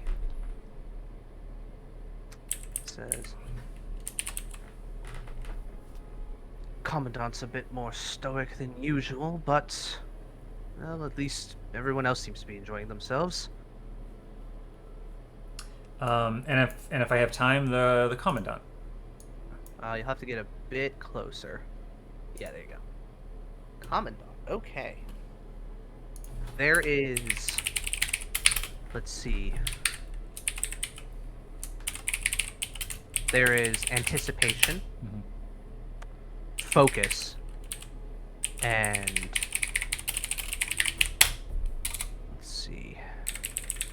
You do also hear this before the spell ends.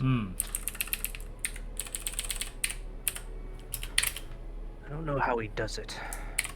I really hope that Tarkov is onto something. Otherwise, that Dragonborn is going to be more trouble than they're worth. And that's it.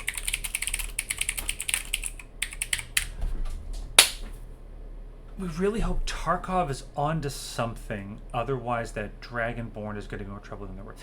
So I'm getting that the Commandant...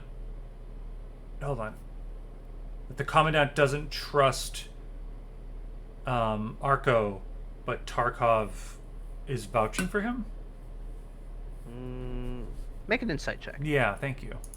Is Tarkov the one that arranged for Arco to be here? Damn it. Just a 10. That's fine. We don't necessarily know that it's Arco either. There's You- the Dragonborn ambassador too. That's true. One thing that is sticking. That's not enough for me to give you like any clarity, No, but I I will know. give you one. I will give you one hint because it is, it's not, a 2 or a 1. Well, it's not a 1. Because it's the second lowest you can get. Because I don't do like scaling difficulties. Like, oh, this person's got a +10 to that. Obviously, things have to be more challenging for them. No. Yeah, they need a 30. Yeah. No. Or 28. But you do get I will give you this hint. One of the things that is sticking to you from that thought is, Commandant said, "I don't know how he does it." And something about that is sticking to you. Like, what does he mean by that? Yeah. So, let's skip ahead to Madcap real quick, because he's about to encounter an old friend as he walks up the stairs. You can see Ordok turns around, seeing your short sort of sensing, ooh, friend, short stature. Ah, Mr. Osric, I'm quite surprised to see you here. What's the occasion? Well, there's a party going on. Who wouldn't invite me? Ha ha! Good sport, good sport. Come, have a seat.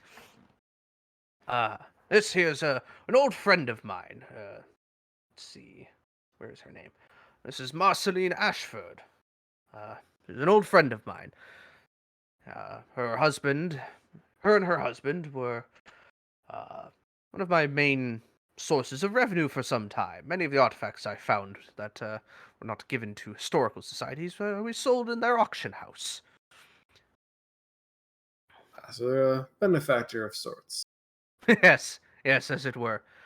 Though, I don't believe you are in possession of the house anymore, are you? No, unfortunately not. I'm not one for managing a business such as that. So, with my husband's passing, I figured somebody with better hands could take care of it for me. I still technically own it, but I don't run anything for it. Ah, it's a shame, I know. When you will be say missed. house, do you mean auction house? Yeah, the auction house, that's what he meant. Do I know who her husband was? Uh,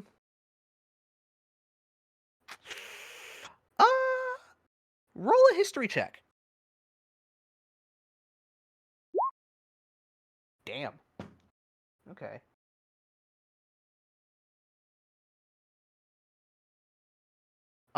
So her husband was Harriet Ashford. Spelled like this.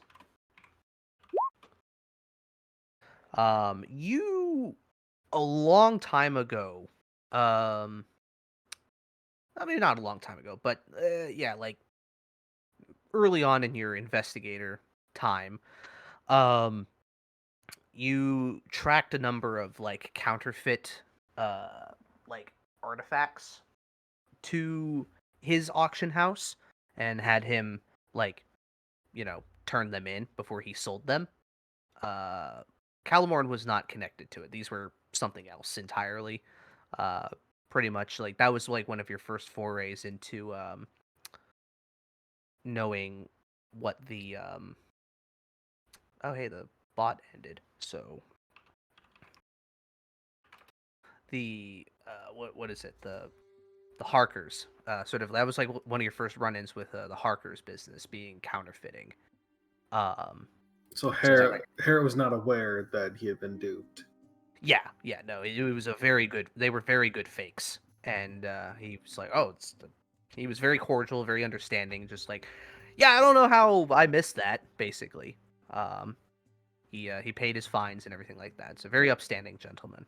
Do I know how long ago he died? With that check, yeah, it would have been. Let's see.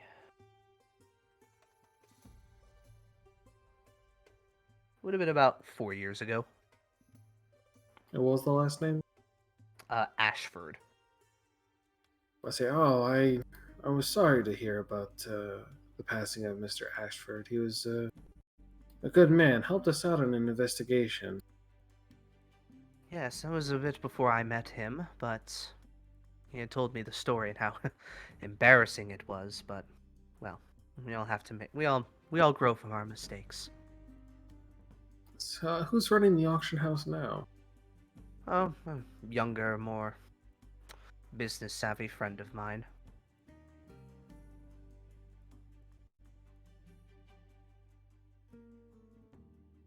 That's what she says.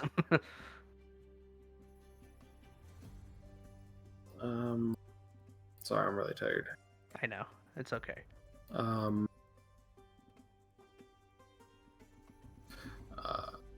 Hello? I would just make conversation, I guess. I don't know. Okay. Yeah, it's fine. Just make some small talk, kind of. Hey, somebody who, isn't going to be like a wild card. Yeah. Okay. And I'd say I'd make conversation for a while. Do I notice Arco over here? Let's see. No, he's not there. He's actually on the next floor, right? Yeah, I forgot to put him on GM layer. He'll be coming down pretty soon, though, after 20 minutes. So, we'll say, as you guys are making conversation, Arco ends up coming down and sees you sitting there. That's something I'd say over the earrings. Do we want to check in? Anyone have any information? Anyone being intentionally suspicious? Arco will reply, and I'll say, no, not that I saw. Everything seems pretty normal for now. Anybody else have any information? Well, speaking of, let's check back in with Pigeon Man, who is looting Tarkov's room. Counter roll initiative. Just trying to remember which floor his was on. It's 5. Thought it was 6. Nope, it's 5. Oh, fuck. What? I have so much more to rob than I thought, Len. Alright, so you're in Tarkov. I thought I was on 6. Alright, I guess. Well, I'll say this, just to save time, the guest rooms on floor 6 aren't going to have anything. Oh, right, yeah, 6 was only guest rooms. Mm-hmm. So you pretty much only have the commandant's quarters on on 7. Okay. You got that investigation check. 16. Okay. Well, you do remember the amulet in his desk over here. Yeah. As for gold,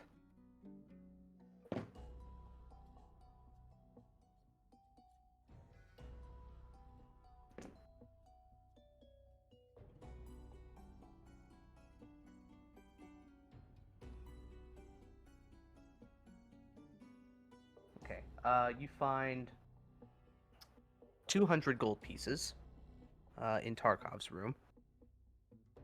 You do also find among the valuables a few there's a few like ore chunks that you find, and they just give off a very strange feeling. Go ahead and make an Arcana check on them.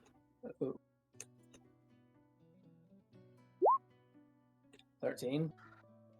It's definitely magical, but it's very faint, so it doesn't give off the sense that it's enchanted. And what little you know about item enchanting, a raw material is not really something that can be enchanted. So Can I ask Hostile about it? sure, Do you I'm want me gonna to roll have an Arcana check for Hostile? yeah, give him advantage too. 22. Okay. Ooh. This is interesting. This is Tarkov's room, right? Gelt Mining Company rep? Well, that explains where this came from. It's right around where Gelt is. There is supposedly a ley line convergence for the sort of natural magic network of the world. Near ley line convergences, there's phenomena that happen. You can have tears in the veil. You can have materials that are naturally infused with magic.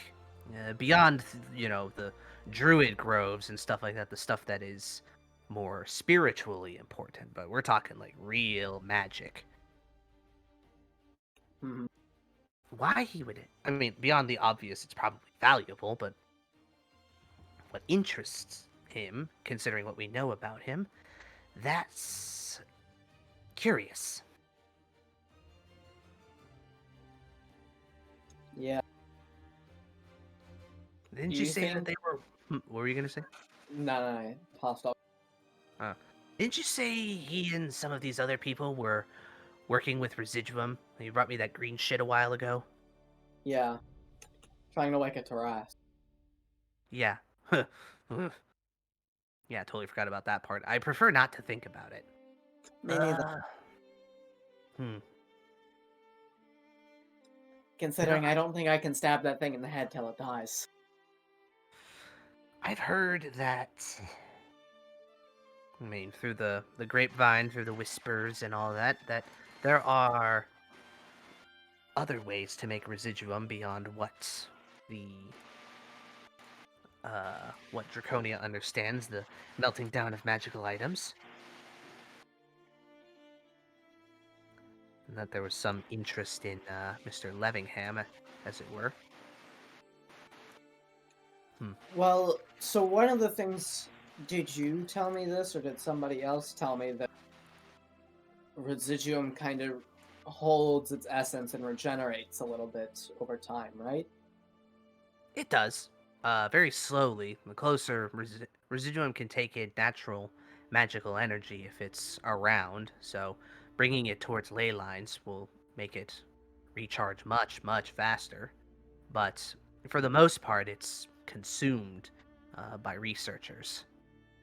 They need it more so for its universalness than they do its persistent properties.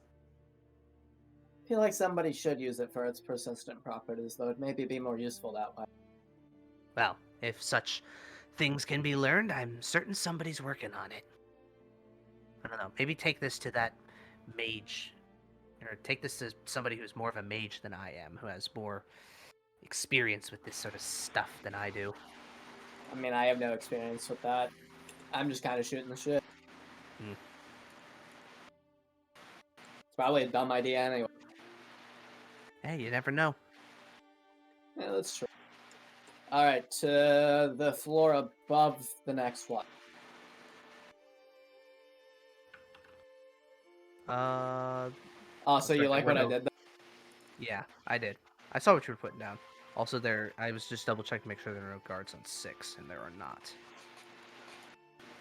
And before we get up here, as we're walking up the stairs, I'm gonna say, okay, there's one guard down the hallway, and then all the way far left, and then there's one sharp right. But actually, the room we're interested in is the one that's just on our sharp, right here, right? Mm-hmm. We could probably just ignore the guards then. Probably a good idea.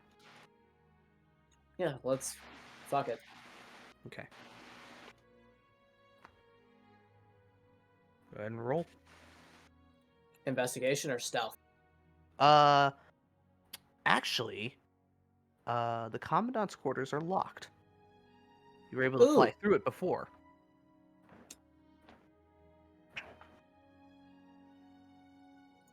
Watch my back.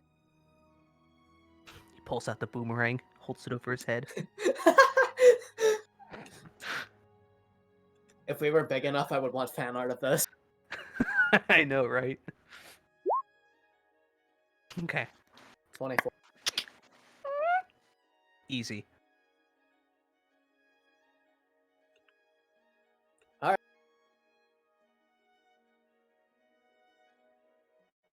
Alright. With advantage. So you got hostiles 14. help. Ooh, okay. Alright. First, gold. Commandant is not very interested in that sort of stuff, so I'm gonna roll different die.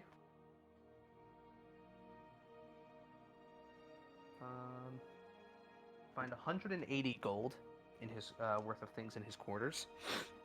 But one thing you do find are a number of duty rosters on his desk here.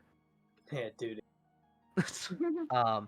Has a list of gold sashes. There are some who are for tonight listed as, party security. Others are on the walls and like where their positions are supposed to be. So you get the sense that there are, let's see, on the floor that you're on, there are 3 stationed. And in fact, let's see. While you're like looking over this stuff, Hostile kind of like nudges you and kind of points out the window. And if I can actually hit the reveal tool, you'll see outside on the balcony there's a guard with a crossbow out, just kind of like scanning the horizon. And Hostile just very carefully closes the curtains while you guys are looking through. And notably, there are a number of guards that are on a separate page that are marked reinforcements. Do they have a time on that? No time. It's more so just what they are supposed to be doing. There's about 1 second. There's about 8 of them.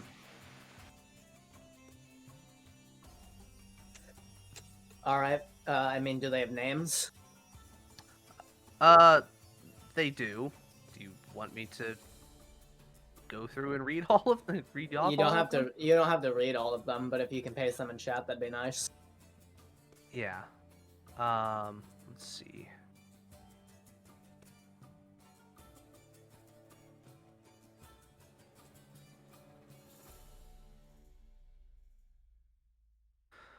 All right, 1 second.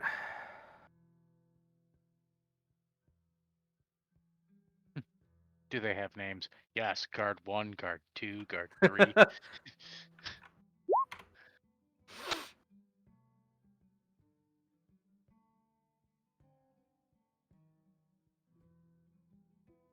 That's just one. I know. I'm Okay. grabbing them one at a time.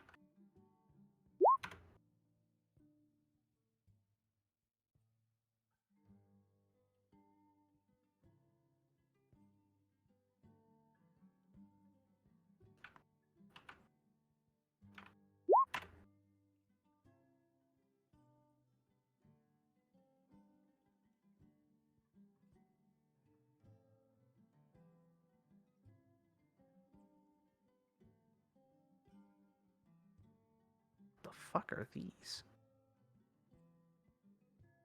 All right, fine.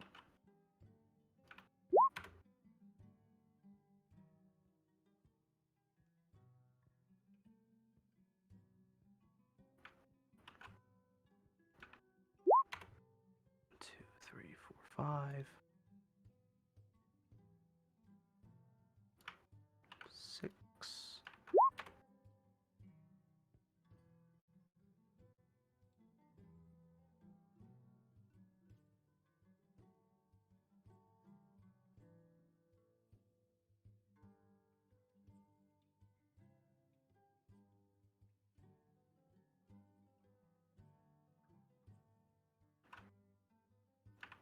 7.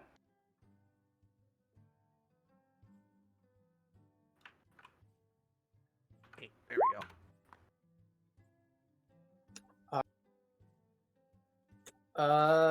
Well, I'm pretty sure that's basically all that I needed to find in here. So, I'm gonna pull out a piece of parchment. Okay. And ink. And I'm gonna make an ink drawing of a bird. Okay. Make a dexterity check. Oh. Just to see how good it is. 14. It's a pretty good bird. Not as good as Madcap would do it. And I'm gonna go leave it on his bed. Okay. Do you sprinkle breadcrumbs? No. I'm upgrading. Ooh. Oh god, what are you leaving now?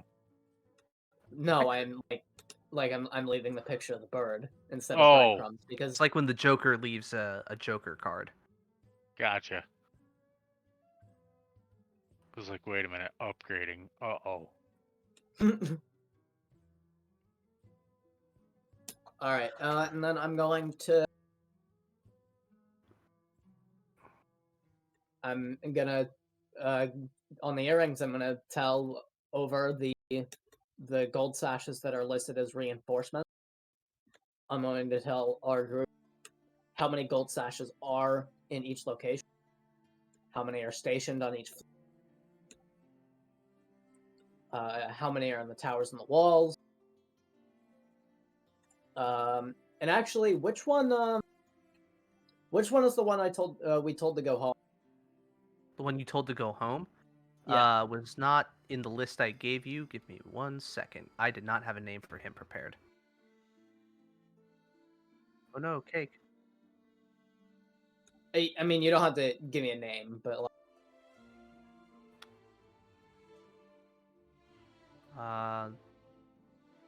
Their name is just this.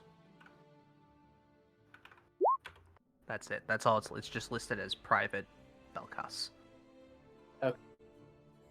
Yeah, and then I'll let them know that he was on the 3rd floor or 4th floor, right? No, 5th floor. Yeah, he was there. Private Belkas of the 5th floor is going home because magic. Welcome back, Cake. Yeah, that's the gold sashes. Wait. There's no time on when it says reinforcements, so I don't know when do you guys think this is happening? We're gonna try and get out of here and hide for a bit because we're not gonna join the party. I don't think hostile will fit in. Unless you guys want me to come in and hostile hide. Do whatever you feel comfortable with. We don't know. We know that it is going to be when Tarkov gives his speech, so once he starts, we can let you know. Okay. And then Arco is the 4th floor clear.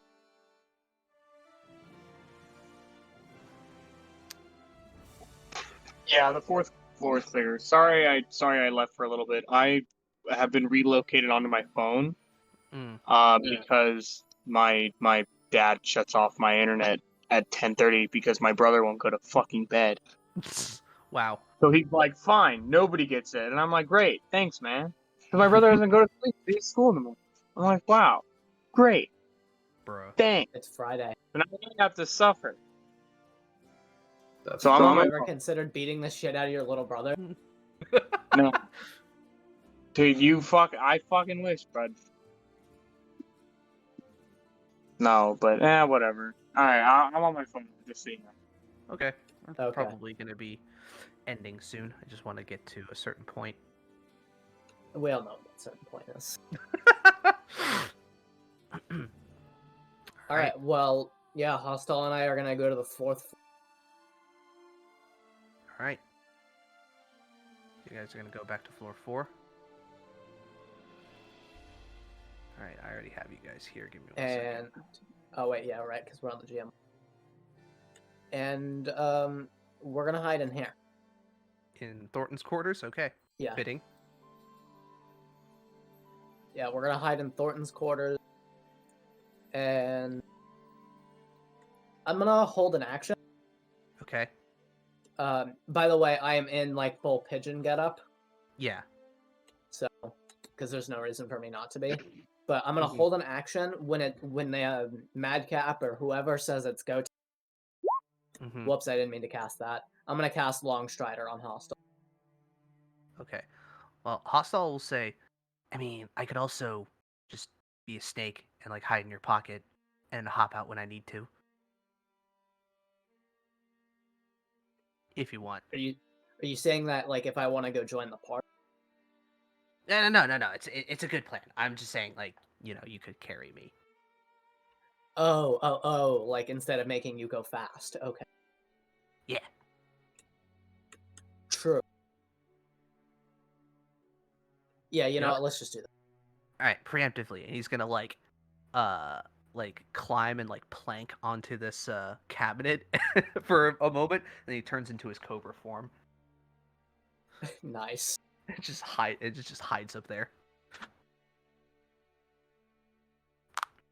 All right, and yeah, I'm gonna hide here until it's go time. Okay. All right. Down on floor 2. So, a bit of time passes as people continue to schmooze and talk and be merry. I want to say Mhm. over the earring if Glenn would want to at some point take Barris aside and tell him what we suspect. Okay. Would Quen oblige? Well, I'm not saying do it. I'm asking if we think that's a good idea. Okay. You didn't ask me, but I think it's a good idea. Ellis, Yo. do you think So it's a we're good pulling idea him for- aside to go and fill him in on our suspicions. I went to the restroom. I apologize. What did I miss? Okay. I've been gone about 60 seconds. So Madcap would ask over, as the party goes on, ask over the earring if it would be a wise idea to take Thornton aside and fill him in on what's going to happen. Yeah, Quen would reply. I took a quick peek at his thoughts, and he's just. He seems oblivious. He noticed that the commandant is acting a bit strange, but I hate to admit I've grown rather fond of him. I'd hate to see him be killed unnecessarily. What? Yes, go ahead and tell him. I mean, you'd be the one to tell him. Okay, I will tell him. That's what Madcap wanted. He wants to know if you, because he trusts you. Sure. And then because Also, we have helped, is a -1 charisma. like, because I mean, you helped him get rid of Vermilion. You helped him get elected. You say, there's, a new threat is Tarkov, Mm-hmm. despite his, what Well, he said is. Yeah, I mean, like, out of character, like, what do you think about, like, I say that and he thinks I'm crazy and has me arrested or something? I mean, Seems unlikely, I guess, now that I say it out loud. yeah, I would just say, so if he, Just start laughing and say, another one of my jokes. I would say, it's a suspicion. We have evidence. We had evidence on Vermilion. We have evidence on Tarkov. Though we're not saying act on anything, but if this does come to pass, just be prepared. Sure. And then Good gauge his idea. response. If he absolutely believes you, then maybe you could bring it up to the Marquis and fill him in or something. I don't know. Mm. If he seems not to take take it, then be like, just let it go. Yeah, I mean, I could just go up to Commandant Warbrew and say, "Ha, Commandant, foment any insurrection lately?" Just did you know it occurred to me To just do that? Yeah, it crossed my mind. We'll have to Add that to the pile of what if after the campaign. yeah, wonder about that alternate universe. Yeah, what if? All right, so Justin, do you have a document in your Vigilantes folder that is just called "What If"? no, but I have a pretty. I can extrapolate pretty well. Yeah, the only other one that like I want to know is like, what if we had done the thing where, like, Quen stands outside the gates, and what was I gonna do? I was gonna take Arco, and we were gonna like teleport into a window or something. I forget. Yeah, what you're gonna like break. You're gonna Dimension door. Yeah, you're gonna like B&E the whole fucking place. Yeah. Just two man this raid. Yeah, exactly. So Man, go off. what exactly do I want Thornton to do? Just be like warned, or do I want him to take action? I mean, be warned, and say, hey, maybe our information is wrong. Yeah. But if this does come to pass, be ready to do something about it. Yeah, I mean, I'd be super shocked if he was in on it. It would be quite a odd twist. So. Yeah. Okay. Yeah. Quen would touch the earring and say, "Yes, I will. If you're sure, I will talk to him." I'm not sure. That's why I'm posing the question. Madcap, frankly, it seems like the kind of idea I would have, and you would be very disapproving. I'm just being funny, Cover. Alright, so you go talk to Thornton? Sure, yeah. So Quen would just say to Lucia, pardon me for a minute. I'm going to see how my companion's doing with the hors d'oeuvres.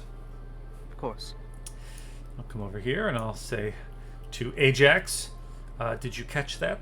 Not sure if Ajax heard the thing on the earring. Oh, he did. Yeah, I would have heard it. Great. I say, well, if you've no objections, here goes nothing. Lead the way. And I will come over here and I pick up a canapé and a little, a cucumber sandwich and say, Counselor Thornton, we meet again. Lady Cohen Green. How are you? I am enjoying the festivities. Excellent. Did you know, I overheard a conversation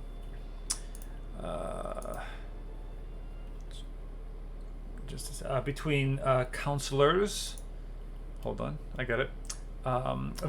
Valare and Nelnir. What about? Something about renovating some buildings, and they need to find some specialists. Something about removing some aqueducts. Very interesting municipal matters. Yes. Valaria has been hitting her head against her desk for quite some time with the logistics of this. I imagine Councillor Nelnir will be of great use to alleviating her of the copious amounts of stress that she appears to be under. Yes. Did you know that I actually have an uncle who knows quite a bit about this type of work. I'd love to write down his address. I think I saw a pen in this room over here. Would you just come with me? I'd love to give you his information. If you were to solve this problem for them, it would certainly they would owe you a favor, I'm sure. Okay. Make a persuasion check. It's not a very high DC because he likes you, but yeah. That was just a weird turn It's that too- the conversation took. It's 2 a.m. I don't. I know. We're gonna Yeah. get there soon. No, I'm not. I'm just like I'm out of like energy. Ajax is gonna go and kind of give him a nod and go and say, "Yeah, we heard this." Just to try to go What and she said. back. Oh yeah. Yes. He puts his hand on my shoulder as I offer to write the number down on a napkin. Okay, so Hold on. I'm he just sorry. goes, of course. I mean, Lady Ravencrown was doing some business there. Maybe she left a few supplies. Okay, hold on. So the cover story is that I have an uncle who knows about aqueduct removal, and I want to write his address down on a cocktail napkin so that he can give it to the other counselor. Thornton's had a couple of drinks so far, so he's buying it. And they'll owe him a favor because he passed a contractor's address to them. Look, man, I'm not thinking about the logistics here. No, I know. I get what you're putting down. Of all the stupid ideas Quen's had. The address is just Pigeon's fucking garage. I know. Are we sure that Gwen hasn't had a few drinks here? Well, she's had at least too many. She's had at least 2 glasses of wine. So okay, but how many has Ellis had? Oh, 0. I had Ellis is just tired. Since we started, I've had 2 glasses of water and a diet ginger ale. Nice. Right. All right, so you enter into the room. Mm. So you enter into the room.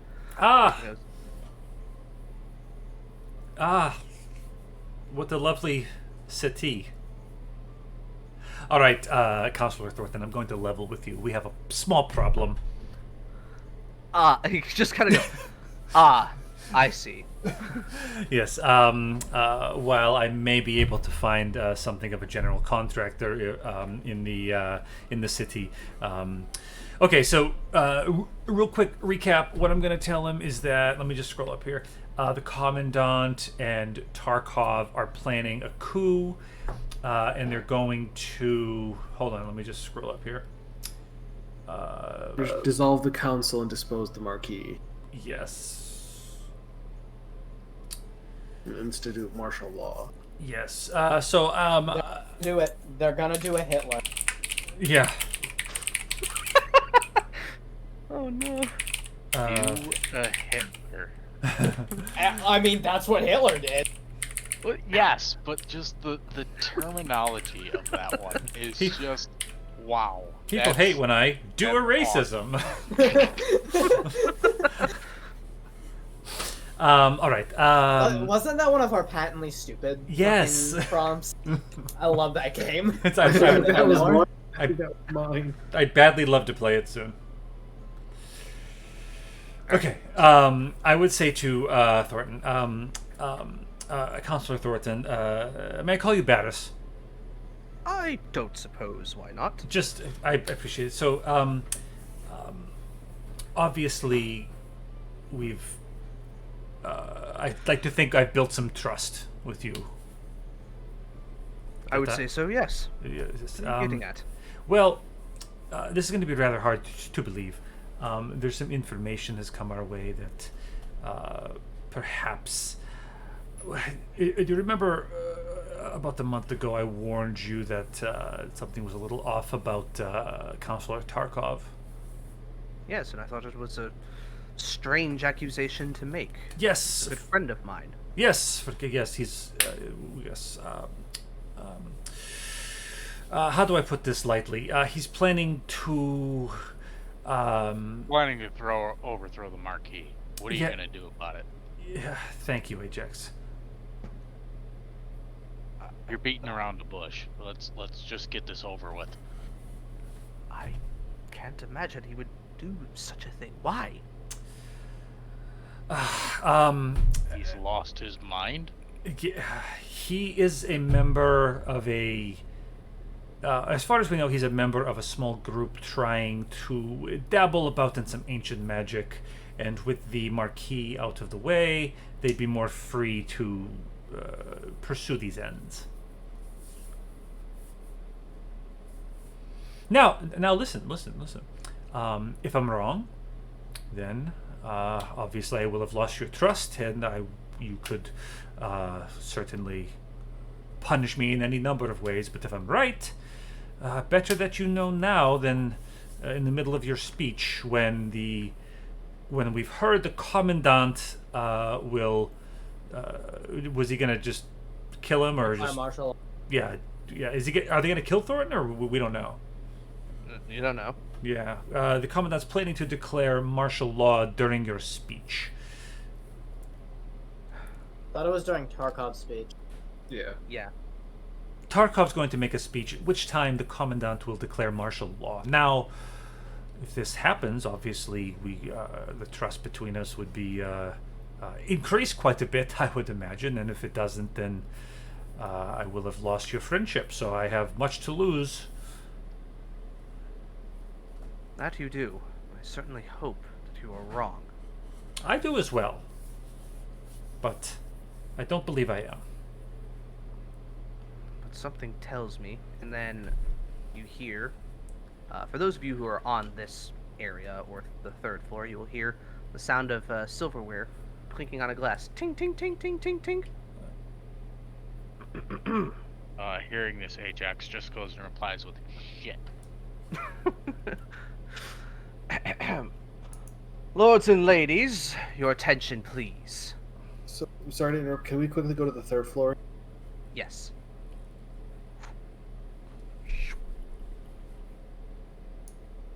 Shit, there's nowhere to hide. Who's this person here? It's one of Ordok Calamorn's friends. She's the widow of a man he Oh, I remember sold now. many of his artifacts to Right. at their auction house. So, let's see.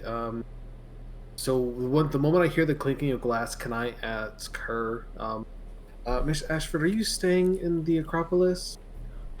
Oh, no. My home's not too far away. Ordok, are you still staying here? No, my place has been cleared. I was going to go there later tonight, assuming I could still walk after all of this. Ordok, do you trust me? Yes. He kind of thinks for a moment. Just, yes. You need to take Miss Ashford away from here. Oh, that is most serious.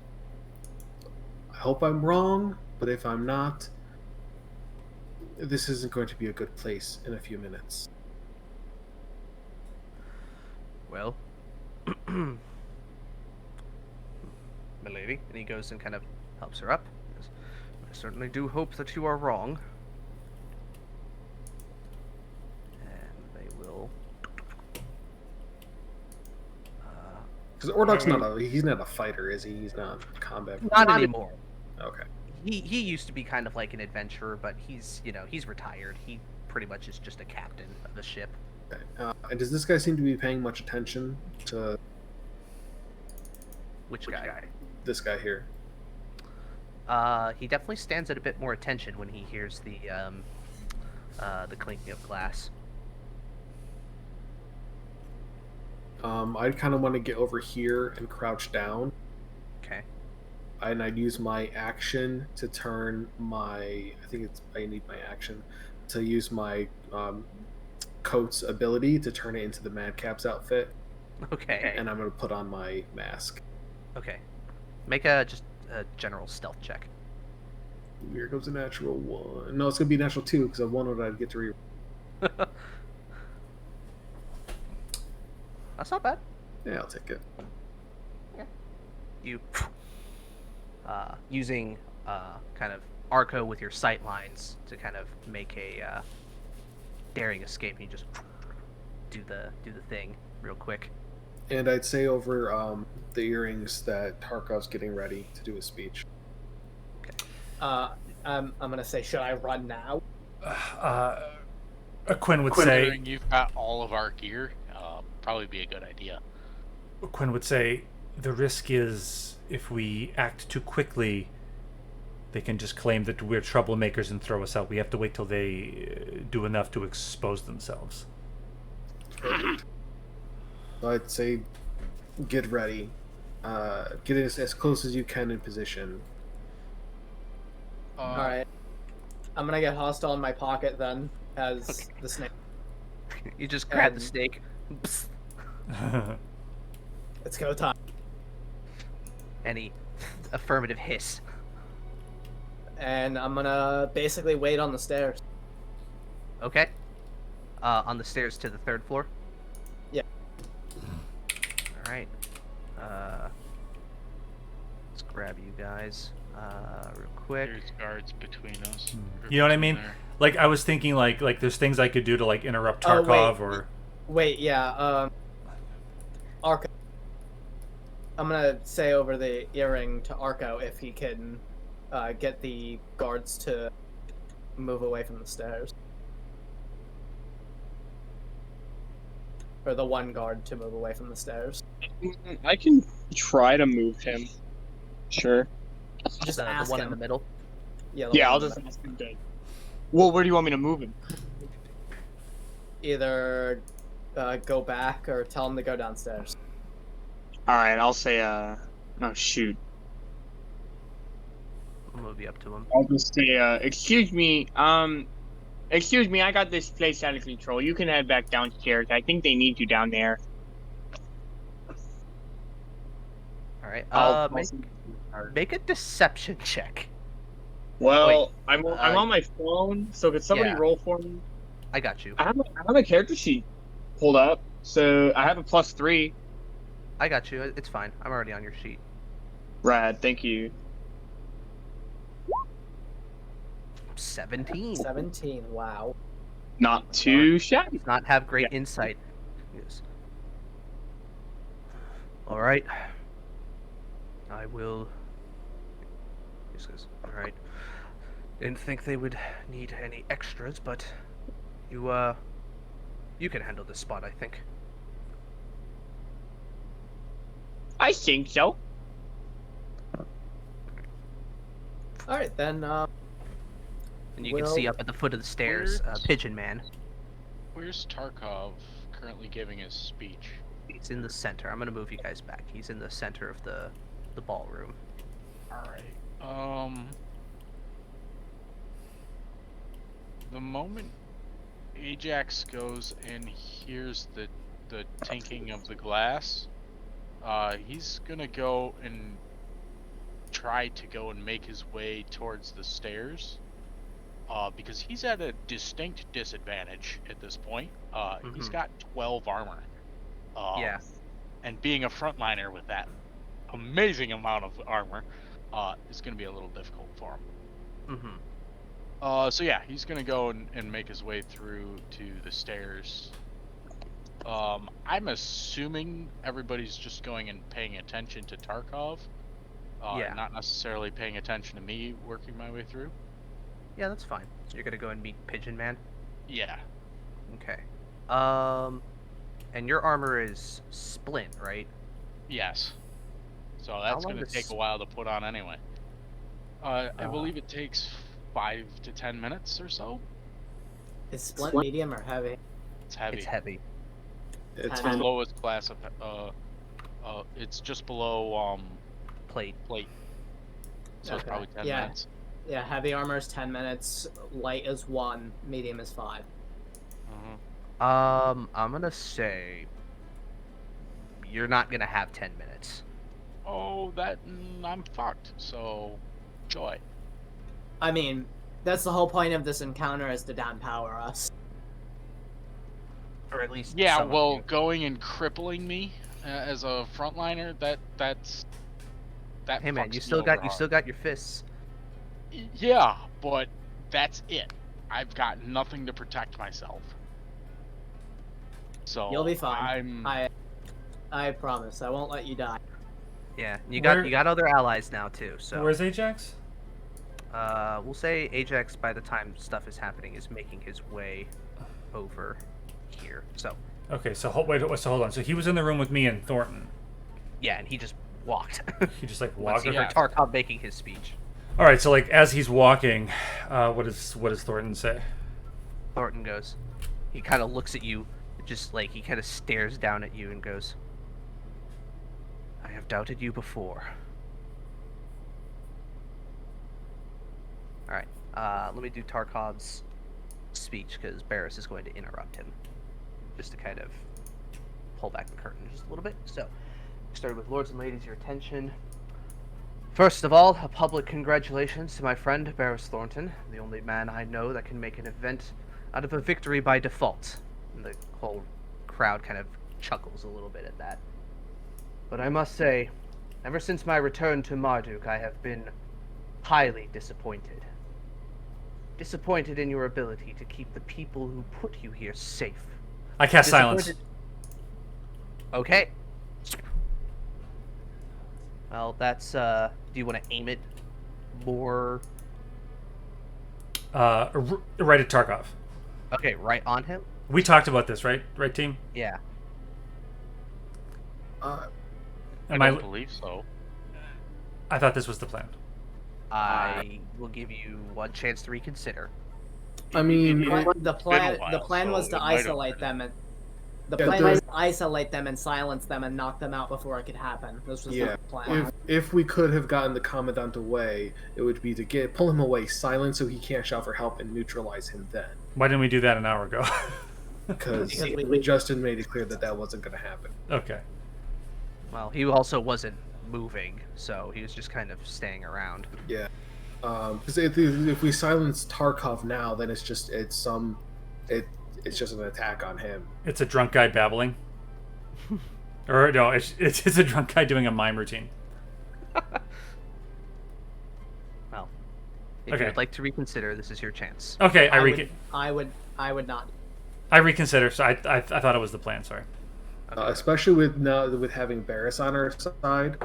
Yeah, I'm just afraid Tarkov is just gonna one-shot Barris. Is what I'm a little afraid of. I mean that's okay, honestly. I kind of. I'm also kind of okay with that. I mean, I like Barris Thornton, but like, I have no strong feelings one way or the other. Like if that had like that, I mean that's a pretty good example of hey, Tarkov's an asshole. Yeah. All right. It says, disappointed in your woeful disregard for the sanctity of your positions. Most of all, I am disappointed in how complacent everyone is about it. The people look not to the guard for help, but to violent hooligans who take the law into their own hands. Marduk is a far cry from what... And Thornton comes in. Tarkov! Stop this madness! What are you on about, Thornton? I know what you are planning. Do you now? Yes. And I will tell you that it will not come to pass. The people will not accept this. The people do not need to accept this. And he kind of turns to the Commandant. I hold an action of Thunder Wave if Tarkov makes any move towards Thornton. Okay. Let's see. Nobody's close, so... An aggressive move. I know. There's a sound that becomes much clearer, but far too late, as 8 guards march their way in, cutting Ajax off at the pass. They start to move in. You, Thornton. I am very sorry that it has come to this. But as of now, you are all relieved of your command. Isn't that right, Commandant?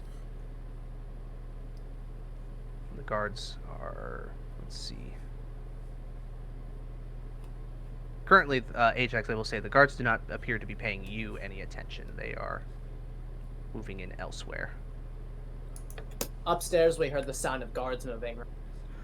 Yeah, by this point, now that they're in and their armor is echoing throughout here, you can hear all this. I'm gonna tell Arco that he needs to get down there now. Oh, Justin. Yes. I can't cast Thunderwave. I don't have my Witch's Opus. Distant Whisper. Okay, you're gonna hold that then. All right. Yeah, I'm gonna tell Arco that he needs to get down the stairs now. I'll follow after him soon. Okay. I'm gonna make an entrance. I'll definitely go down the stairs then, and before I get to the very bottom, I'm gonna cast Divine Sense again. Okay. It's gonna be such a long week till next Friday. I know. Can we just play till 5 a.m.? No, because I have to work. I have to work today. What? You can always get another job, but you can't get another. Another D&D group. And I'd want to tell Pigeon that if he can chuck me my axe. Oh, right, because I have your axe. I will chuck you your axe. And I'll actually, I'll toss you the Witch's Opus as well, to give that to... Okay. Well, right in front of there's a guard right in there, and they see weapons flying through, so some shit's gonna happen. But Arco, as you go and cast Divine Sense, you don't pick up anything. No fiend's face, celestials, or undead. Not yet. Gotta be optimistic, you know. All right, hold on. I gotta look at something real quick. You know what I could have done that I just thought of, and I'm so mad at myself? I could have just simply worn my armor and had my sword and cast Disguise Self on myself to appear as me without armor and a sword. I just thought of it. And like, I'd have you toss me the weapon like right before you do whatever you're gonna do, because I'm kind of not. Oh, okay, yeah. So like, not right now, but like when I make my entrance. Oh, okay. Fair. Justin, can we roll back on that? Is that yeah, okay? no, that's fine. That's fine. That's honestly smarter for you guys, so I'm gonna let you guys do that. All right. So, all right. So, Thornton just Tarkov is kind of. Let's see. I gotta look at things for him right now. So, Thornton kind of interrupted him, and are we waiting on Tarkov's reply? Yeah, I just, I have to check something on his end.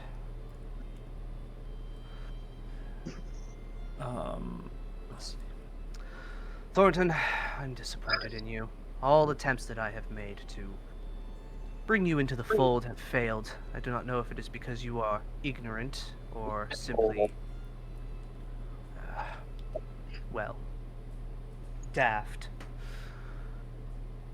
But I'm not going to play the part anymore. Commandant. Tarkov. Yes. Which? Since the masks are coming off, there's something you should know. Your reinforcements aren't coming. Oh, they're already in here. No. The ones. other ones. I was wondering why he was not responding. Do you know why he's not responding? I'm assuming it's because you cut off his head. Yes, didn't you know it was me you were talking to earlier? Now it makes all sorts of sense. No matter. It was time for the butcher to come out of retirement anyways. He snaps his fingers, and in an instant, in a matter of seconds, you see pieces of armor materialize around him. As you see this, right beforehand, you see this glow beneath his doublet. And this... hold on. Uh-oh. A fully armored in black metal with a sword at his side.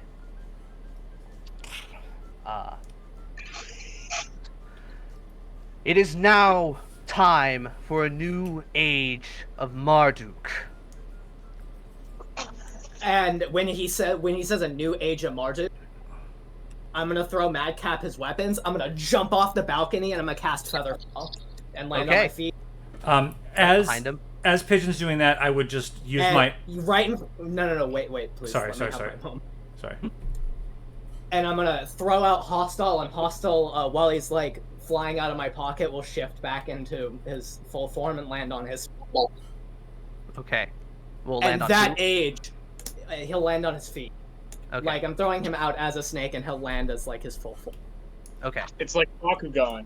And I'll pull out my sword, and that is the age of the Pigeon Man.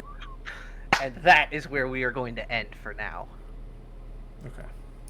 With that, we will be rolling initiative. I do want to be clear. You won't be fighting all of these guards.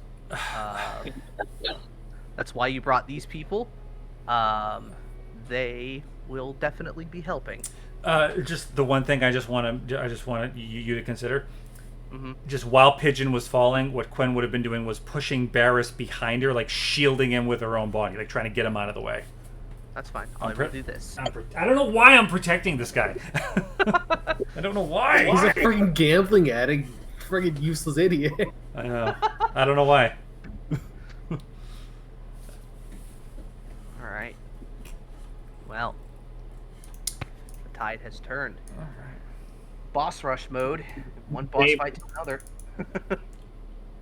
I did not expect that. Did So not wait, expected to like equip armor instantaneously. Tarkov is the butcher? Yeah, I didn't. Yeah, Tarkov is the butcher. I didn't expect that. I mean, Justin kind of hinted at it. Hmm. I thought it would be. I thought it might have been the commandant, but I guess that was the hinting was during Madcap's conversation with Caravella.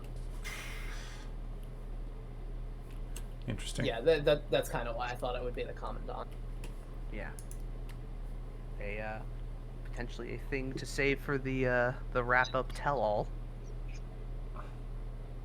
All right. Well, it's a very interesting position. Yeah.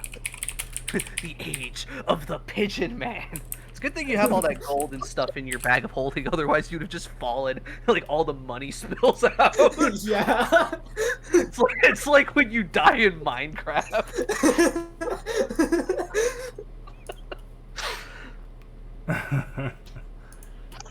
I mean, But- technically, if we're not breaking lore here, technically that's all like valuables, jewelry, and paintings. And Yeah, stuff, but like, you know, you have the things like the stacks of shit. yeah, I mean, do any yeah, of I get us? what you mean. Does anybody have armor on? I guess Pigeon does.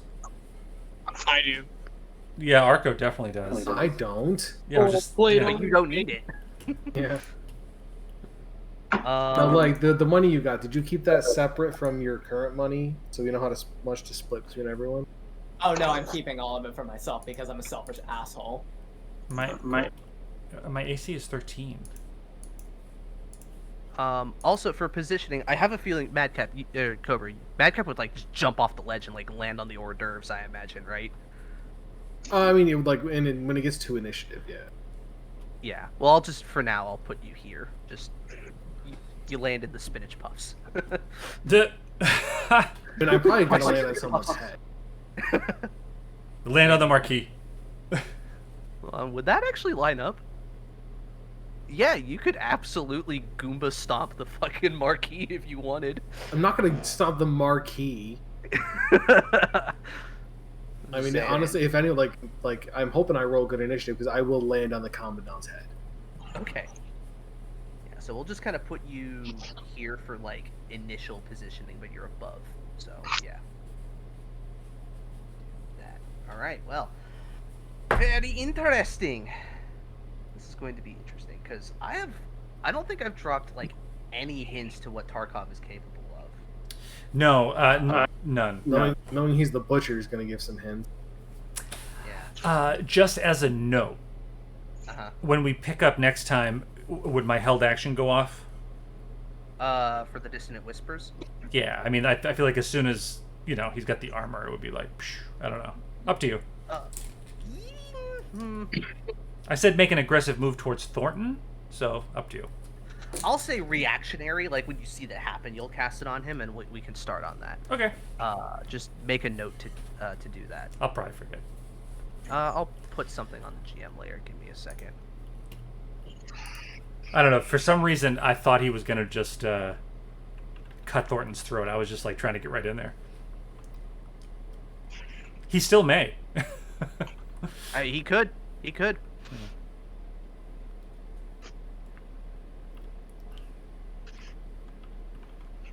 I'm still trying to figure out how Quen can become the next Marquis.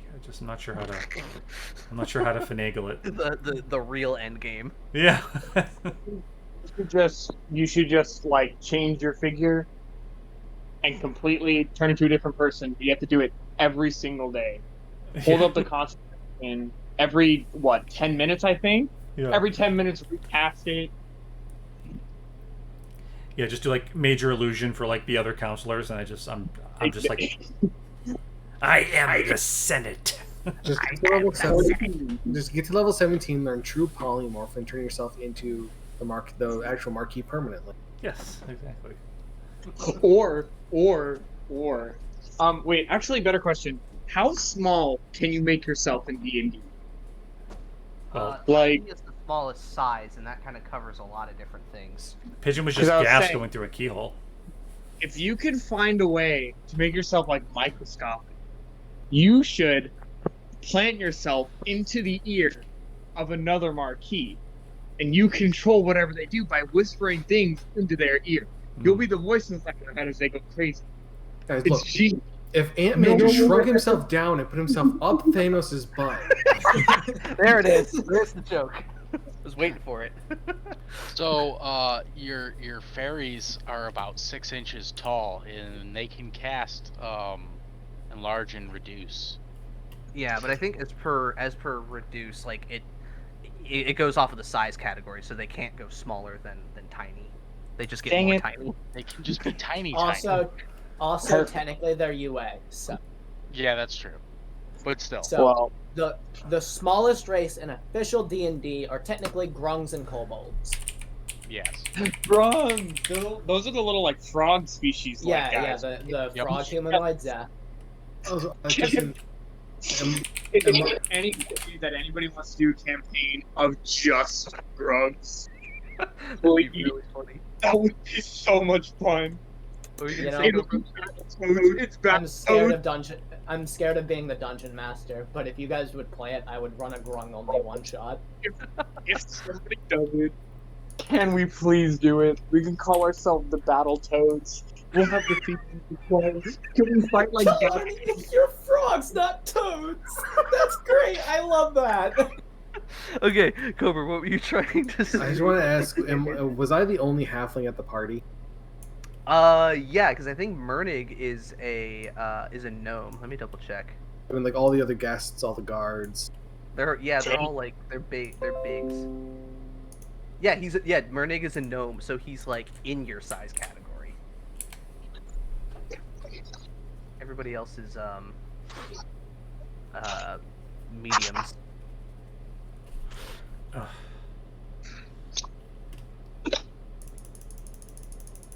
You know what?